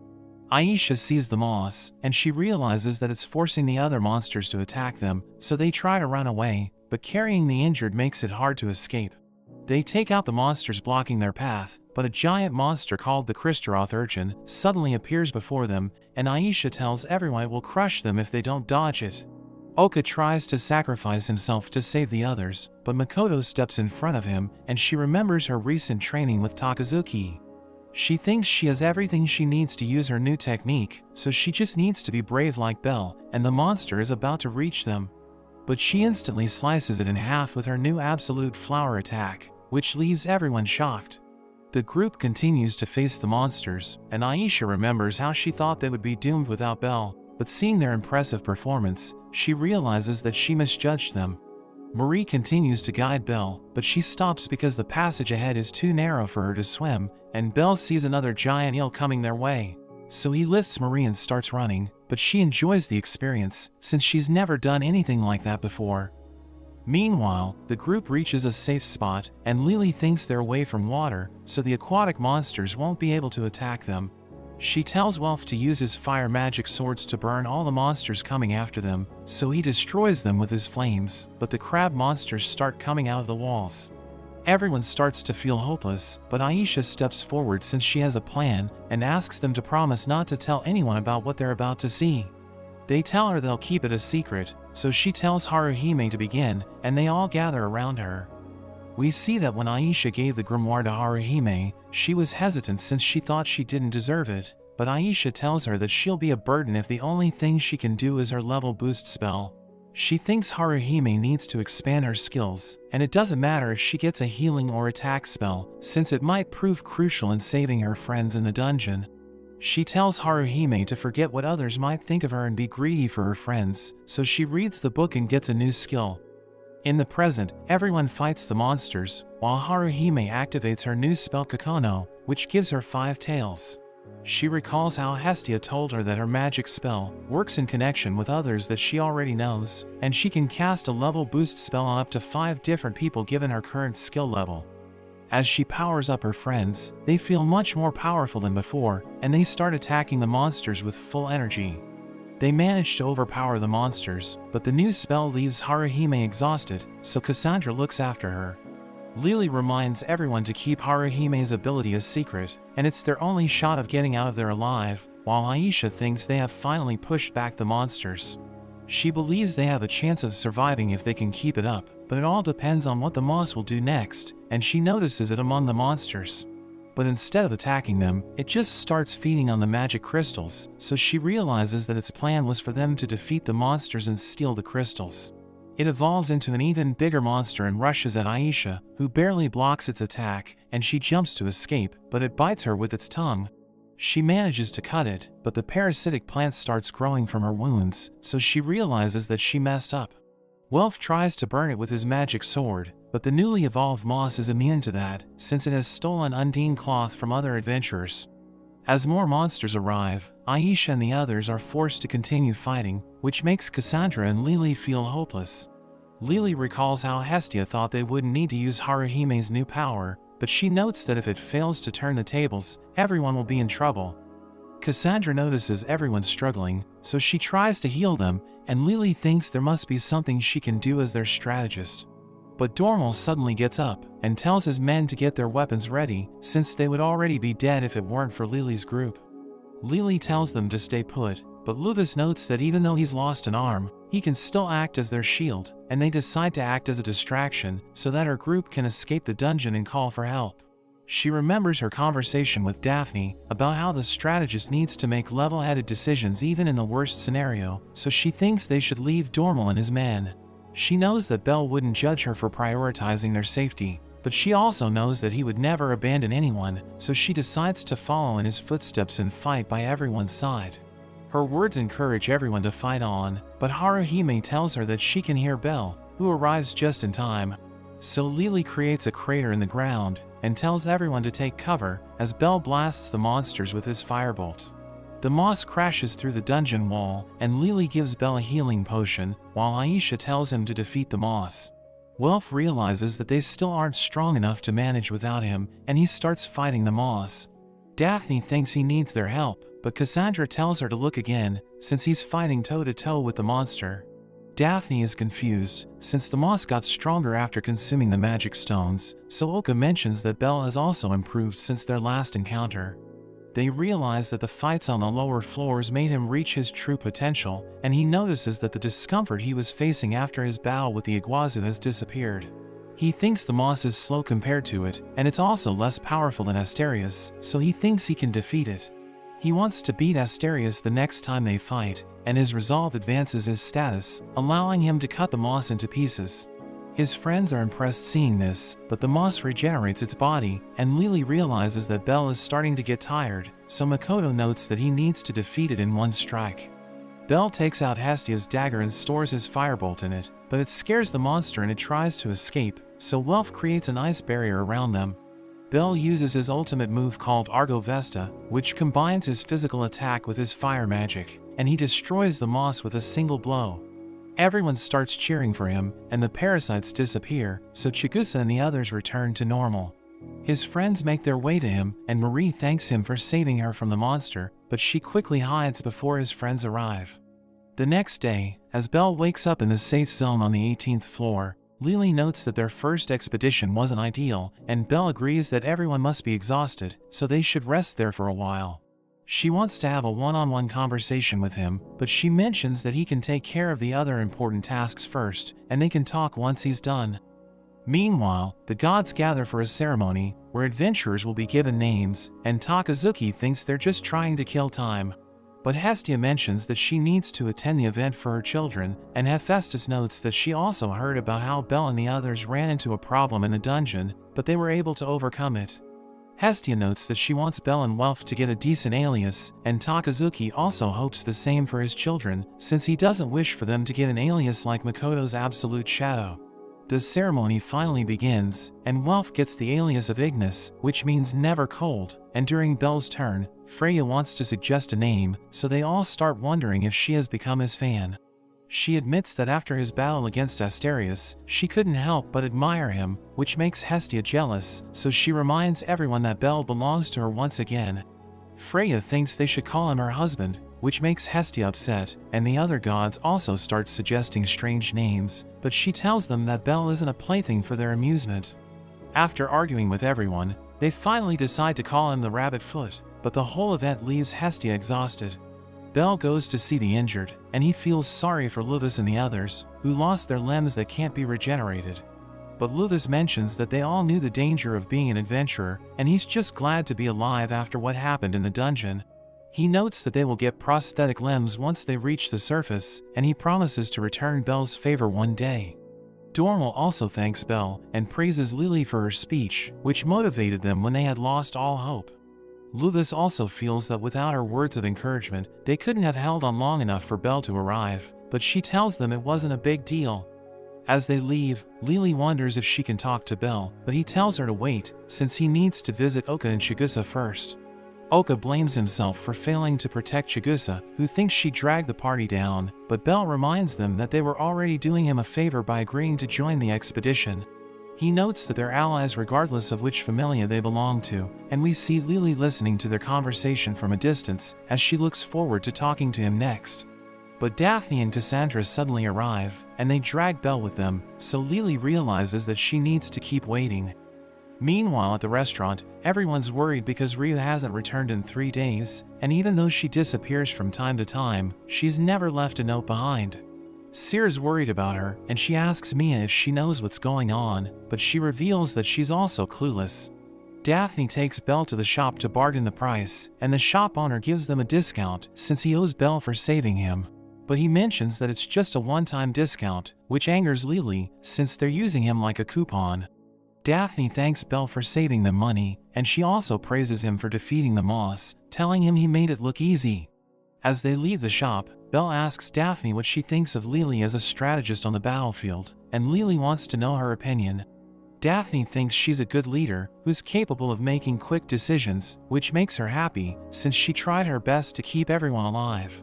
They run into Haruhime and Makoto, who invite them for tea, but Daphne sends Belle instead, which annoys Lily, since she's still waiting for a chance to talk to him. Makoto tells Belle about Haruhime's new magic, saying it looked majestic, but she thinks she doesn't deserve so much praise. Makoto thinks it's important to tell him about it so that he can fall in love with her, and Makoto wonders what happened after he got separated from the group. So he tells them how he fought against the Iguazu and met Marie, but he quickly corrects himself and leaves her out of the story. Haruhime is impressed that he survived falling down the Great Falls, and Makoto wonders if the Iguazu were faster than the Moss's seeds, so he mentions that they were much faster. Haruhime starts praising him, since he's like a hero from the fairy tales, and Lily becomes frustrated, because she was planning to ask him the same question, and praise him for his heroic victory. After that, Haruhime and Makoto leave, which relieves Lily as she'll finally get the chance to talk to him. But Welf arrives with his friends, and he tells Belle that they want to know about what happened on the lower floors, and they drag him away. Lily learns about Belle's new nickname, and she thinks she can be the one to share it with him, but another adventurer breaks the news first, leaving her disappointed. Aisha is drunk and starts teasing Belle, so Lily creates a distraction and drags him out of there. He apologizes for making her wait, wondering what she wanted to talk about, but she mentions that the others already discussed the topics with him. She notes that she's happy since she thought he changed after the Xenos incident, but she realizes that he's still the same person who would save her no matter what. She becomes emotional talking to him, so he apologizes for making her worry and asks her what she told the others to motivate them, but she tells him it's a secret. The next day, as Belle and Lily are walking in the street, they notice a group of adventurers running away, so they wonder what happened. They tell him that a traitor named Jean has been murdered on the borders of the town, and one of them claims that it was done by the blacklisted adventurer called the Gale Wind. So Belle and Lily realize they're talking about Ryu, but he thinks she would never murder someone. Cassandra has another dream where everyone dies, and she wakes up afraid, but Daphne tells her to get ready since Jean was murdered. They all reach the site, where a man named Bors observes the body, and he thinks it's definitely a murder. Another adventurer mentions that he saw someone suspicious fleeing the scene, and a man named Turk thinks it was the Gale Wind, revealing that he knows what she looks like, since he saw her when she was in the Astrea Familia. He notes that they need to avenge Jean, but Bors calms him down and tells him they can't mess with a level 4 adventurer. But a person from the crowd mentions that she has a bounty of 80 million Valis, so Bors immediately changes his mind and tells everyone they must avenge their friend. His team decides to go on an execution mission, and Belle tries to reason with them, but Aisha stops him and drags him away. He wants to let everyone know how Ryu was part of the team that defeated the Black Goliath, but Aisha thinks they won't trust him, and it will only make him look like her accomplice. The group sits to discuss the situation, and Oka mentions that they heard how after Ryu's Familia was wiped out, she went around killing those who were responsible, which led to her being blacklisted. Lily mentions that she and Daphne went to examine the corpse, and Daphne notes that the sharp cuts on Jean's arms and legs were likely done by Ryu. Aisha thinks she interrogated him, so she made sure he couldn't run, but Daphne notes that the fatal wound isn't consistent with the other wounds, and stabbing him multiple times is overkill. She thinks someone else might have killed him and pinned the murder on Ryu, while Belle thinks Turk is lying, because when they fought against the Black Goliath, Ryu was crucial in the battle. So if Turk had fought there, he would have recognized her, and Daphne thinks he's trying to push everyone against the Gale Wind. Belle refuses to believe that Ryu would commit murder, and Lily thinks they should join the hunt, since they need to get to her before the others. Cassandra worries about her dream, and she thinks the fairy who would bring doom might be Ryu, so she asks everyone to call off the search, since something bad might happen. Daphne tells her to stop overthinking, and she tries to convince Belle, but he also turns down her request, since he wants to save Ryu. Daphne offers to stay back with Cassandra, but she can't leave her friends to face danger alone, so she decides to join them. Hestia is bored since everyone is still in the dungeon, and Mayak notes that even though he's concerned for his children, he's happy in Naza's company, since they've known each other for a long time. Naza becomes nervous hearing this, and Hestia teases them for being sweet in front of her, but she just hopes that her children are safe. Belle and the others start searching for Ryu, and Bors mentions that their target is a level 4 adventurer, so they will need to rely on Belle. Aisha is annoyed that Bors is dumping the work on Belle, but Wealth thinks it works in their favor, since it will help them get information faster. Hestia discusses Cassandra's powers, which allow her to see into the future, and Mayak notes that it must burden her, while Hestia thinks it's the reason why she always looks sad. But Naza tells them she looks happy when she's around Belle, so Hestia is worried that she might also be after him. They're interrupted as they receive a letter from Lily, which tells Hestia about the whole situation involving Ryu, and she realizes that the group is asking for a favor. The group reaches the 21st floor, but they still can't find Ryu, so Lily thinks they shouldn't take a quest like this in the future, thinking it's a waste of resources. Cassandra still thinks about her dream, and she wonders if the Calamity could be the floor boss, but she learns that it won't spawn for another 2 weeks, and it mostly shows up on the 27th floor. Belle notices that she's worried, and offers her fresh water, but they're interrupted by an adventurer, who announces that there's a herd of mammoth fools. Bors tells everyone to get ready, and Cassandra realizes that her dream meant that Belle will eventually meet Ryu, and they will be dragged to whatever she's involved in. But her dream didn't indicate his death, and she's still unsure how she should interpret it. She asks Welf for help, and he agrees to prepare a cape out of Lily's robe for Belle, since he knows that Belle often puts his life on the line to protect them. Belle and the others defeat the monsters, and they soon reach the 24th floor, but they suddenly hear a sound near the Great Falls. They think it must be Ryu, so they divide into two groups, with one going to the 27th floor, while the other one watches over the passageway. Cassandra tries to protect her friends, telling them they shouldn't go down there with the others, since it will get too crowded, and Lily agrees that they can't move fast if there are too many people. She thinks only Aisha and Belle should go down there, but Cassandra mentions that Aisha should stay behind, since they need her to look after Haruhime.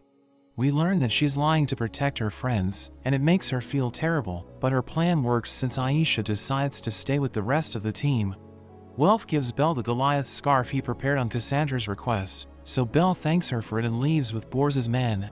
Cassandra thinks they'll be safe, since she was able to stop them from going to the 27th floor, but she still worries for Belle's safety. Meanwhile, Belle helps the group defeat the monsters on the lower floor, but they're shot at by lasers, so Bors tells everyone to take cover and wait for them to stop firing. Belle ignores his plan and charges straight ahead, and he uses his scarf as a weapon to destroy the lasers, which impresses everyone. Bors wonders if it's really his first time on the 27th floor, and he thinks Belle should lead the vanguard, but he reminds him that they would still be sharing the loot evenly. The rest of the team also shows faith in him, and they mention that they were part of the group that worked alongside him in fighting the Goliath, so they know that he has become stronger. They all start discussing how difficult it has become to find the Gale Wind, but they know it won't be easy, since she took out an entire familia on her own. Belle thinks there must be a reason why she would do that, so another adventurer tells him she was taking revenge against the murderers, who trapped and killed every member of her old familia. Bors tells everyone they'll be splitting the party once again, and he mentions that if they find Ryu, they should drive her towards the Hollow Cave, so Belle thinks he needs to find her before them. Belle realizes that he needs to abandon the group, but they suddenly notice a giant hole in the roof, and Bors mentions that the dungeon hasn't healed itself, which means that whatever caused it must be nearby. They think magic couldn't have caused it, and Bors notes that he would normally suggest running away, but he can't pass up the opportunity to get 80 million. They hear someone singing, so they become confused, but Belle runs toward it and leaves them behind. Meanwhile, Lily notices Welf staring at Turk, so she notes that he shouldn't make it so obvious. She reveals that she asked around, and learned that most people only remember him settling in Rivera about 3 years ago, but they already trust him since he lives with them. Welf recalls how Belle told Aisha to stay with the others and keep an eye on Turk, but he hasn't done anything suspicious, so she thinks they should force the truth out of him instead of waiting. But Makoto thinks it would make everyone hostile to their group, so Aisha notes that she can discreetly take care of him if they keep the others busy, but they turn down her suggestion. Turk tells everyone to help him search for the Gale Wind on their floor, but most of the adventurers refuse to go with him, since they have strict orders from Bors to stay there and keep watch. But a few of them don't want to just sit around, so they decide to go with him, and Lily's group tags along. On the 27th floor, Belle finds Marie singing, and he reminds her that it's dangerous to sing when there are others in the dungeon. But she tells him there's a monster in the dungeon, and she doesn't know much about it, so he thinks it must be the one that caused the hole. He asks her if she saw an elf, so she leads him to Ryu, who he finds interrogating a man. He asks her what's going on, but she just tells him to leave the dungeon, as she notes that the man deserves to be eaten by monsters. Turk wonders how long Lily's group will keep following him, so Aisha mentions that it would make sense if they stick together, since they're up against a level 4 with a bounty on her head. Lily wonders why he wants to be alone, while Cassandra thinks she should have shared the details of her dream with Belle, because if the real culprit behind everything is Ryu, he might face betrayal at her hands. Belle looks at the injured man, and wonders why Ryu hurt him, but he can't leave him like that. So he picks him up and starts running after her, while Marie tries to stop him, but he tells her not to follow him. Belle finds Bors's group, which has discovered a number of bodies, and they see a wounded person, who blames the Gale Wind for the massacre. But when they try to heal him, he refuses to let them touch him, and Bors recognizes him as an adventurer named Jura Halmar. We learn that he's a wanted person, who belongs to the Rudra Familia, the group that trapped and killed Ryu's old family. He accepts that he was part of the group, but he's no longer the man he used to be, and he reveals that he tried to hide from the Gale Wind since he doesn't want to die. He asks them to protect him, and Bors mentions that their goal hasn't changed, but tells everyone they can make more money by handing Jura over to the guild. They suddenly notice Ryu rushing toward them, and she easily takes out the whole group, so Bors tries to attack her, but he gets distracted as he realizes that she's the same elf who fought the Black Goliath. She knocks him out, and Belle shouts at her to stop, but she tells him to get out of her way, and rushes to finish her target. Jura tries to escape as Ryu pursues him, and Belle suddenly hears an explosion, so he wonders if it was Ryu's magic. He sees Jura begging him to save his life, so he gets in the way, but Ryu wonders why he always gets involved with everything. She tells him to step aside, since she must finish off her last target, and she warns him that if he gets in her way, she won't hesitate to cut him down. He wonders if she's the one who cut Jura's arm, so she takes responsibility for it, but when he asks about Jean's murder, she mentions that she didn't kill him, but Jura tries to convince Belle to fight her. Belle tells him that he believes in his friend, and Belle confronts him about the blaze rock he found around the place where they found him. He thinks Jura is responsible for the explosion that happened in the passageway, and he's sure that his wounds are from a long time ago, when Ryu was hunting him. Jura realizes that he's been exposed, so he tries to attack Belle, but he dodges it and jumps back toward Ryu. Jura notes that he thought the adventurers would at least keep her busy, and he pours a chemical on himself, while Belle apologizes to Ryu for doubting her. He tells Jura to give up, since he has already been exposed, but he reminds Ryu of his powers as a monster tamer, and he brings out a giant snake-like monster. Meanwhile, Turk and his men turn against Lily's group, and he tells them they need to die since they're getting in his way. He notes that he needs to put Jura's plan into action, and he also uses his tamer skill to summon a monster, which causes them to panic. Belle realizes that the hole they saw earlier was left by that monster, and Ryu explains that it's called a lantern, and it can pass from floor to floor by tunneling through the ground. Belle is surprised that such a monster is on the 27th floor, and Ryu explains that the lantern isn't supposed to be there, since they normally stay on the deeper floors. At the 25th floor, Aisha tells everyone to run, but the lantern follows them, and Welf realizes that it's destroying everything in its path.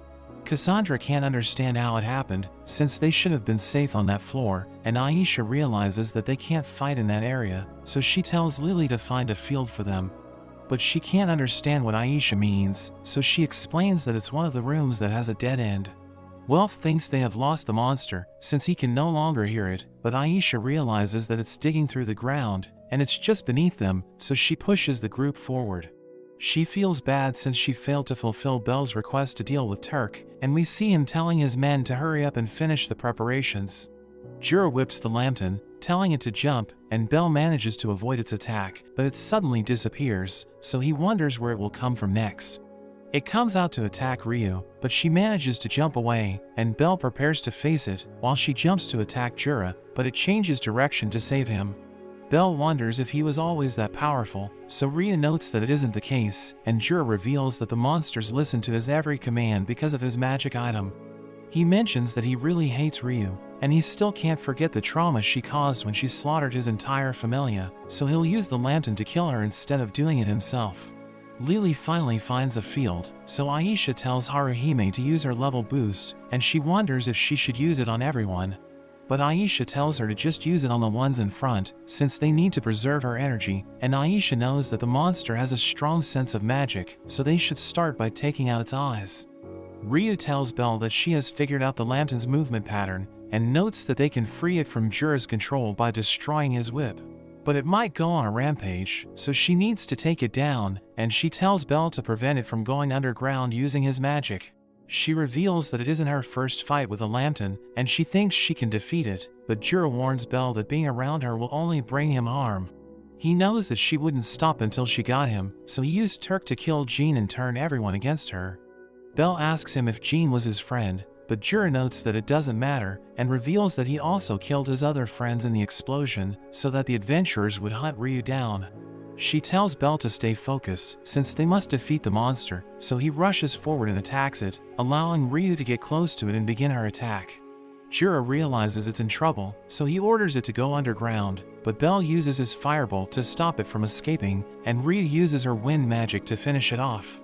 Meanwhile, Lily's group struggles against the other lantern, but they work together to defeat it, and Aisha cuts off its head. Wealth can't believe they defeated a deep floor monster, and Lily rushes to collect the item it dropped, while Haruhime asks Cassandra to cast another healing spell on everyone. But she's lost in thought, because she thinks it isn't the disaster she saw in her dream. Jura tells Ryu that the real fun has just begun, and we see Turk's group set up a large explosion, which sends shockwaves throughout the entire dungeon.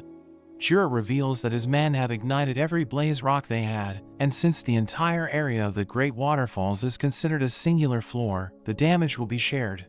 He thinks the dungeon will be severely disturbed because of it, and Ryu asks him if he knows what he's done, so he notes that in the 5 years she's been chasing him, he researched how to summon a certain monster. Ryu loses her temper and wants to kill him, so Belle stops her, but they suddenly hear a sound, and she tells him they need to escape, since they're all in danger.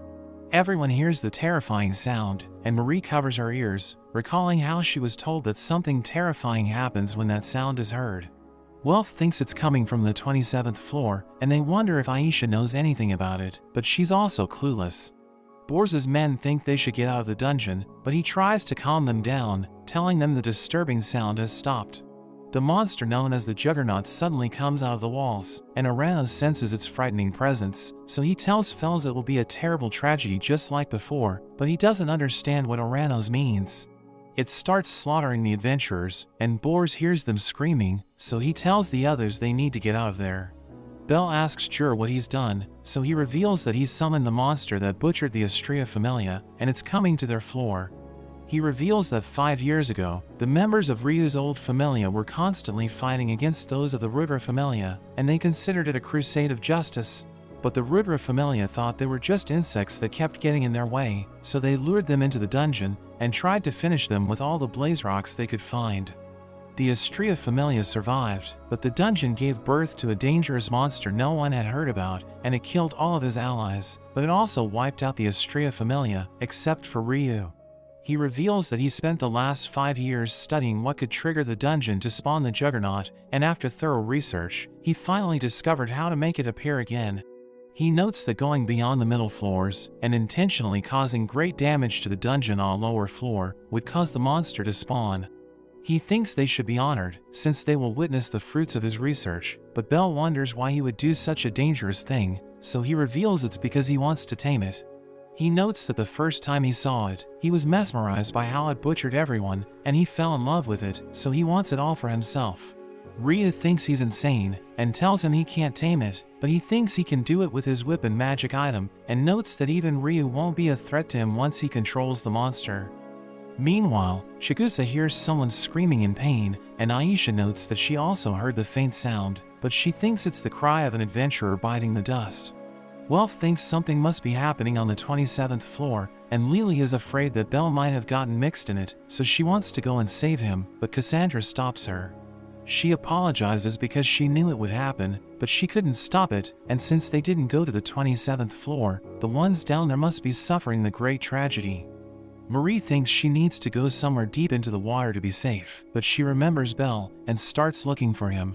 Aranos tells Fels that if someone inflicts too much damage to the dungeon, it prioritizes eliminating the threat instead of repairing itself, and Fels thinks the tragedy from 5 years ago will repeat itself. He reveals that it's a taboo no one is aware of, because if they made it part of the official records, everyone would become aware of its existence, so they had no choice but to hide it from the public. Only the Zenos know about it, because 5 years ago, they sensed that something was terribly wrong, so Aranos explained the situation to them and asked for their help to make sure it doesn't happen again. But Fels notes that due to bad timing, the Zenos are busy helping them seize complete control over the Gnosis, so they have no way to respond to the current situation. Belle wonders how Jura could be crazy enough to summon such a dangerous monster, and he suddenly remembers Bors, who's on the same floor as the other adventurers. But Ryu stops him, telling him it's impossible to save the adventurers because nobody's capable of fighting the Juggernaut. Jura tells her she's right, and notes that she knows how dangerous it is, since she saw how it slaughtered her friends. He tells her she was so desperate to survive that she left her friends to die, but she becomes angry hearing this, and yells at him to stop. Meanwhile, the Juggernaut continues to kill the adventurers who try to escape, and they reach Belle, who comes face to face with the monster.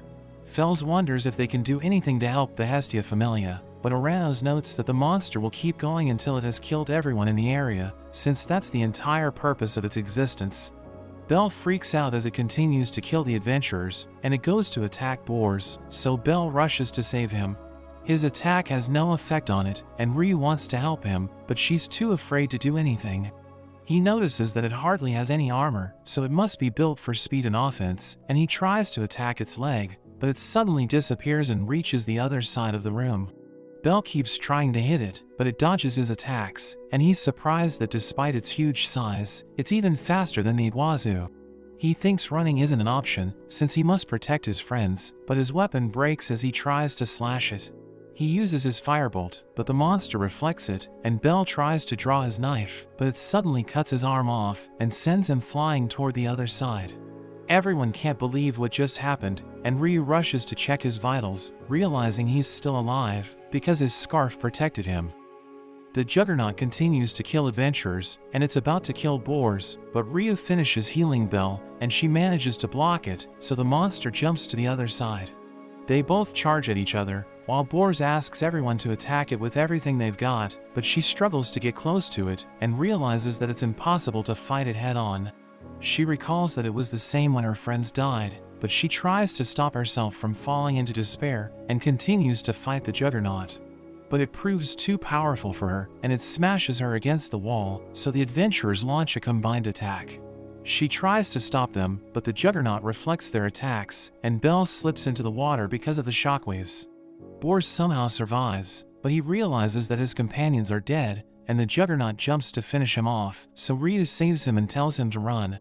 He realizes that she really is the hero who fought in the battle against the Black Goliath, but he's too stunned to move, and the monster tries to finish him off.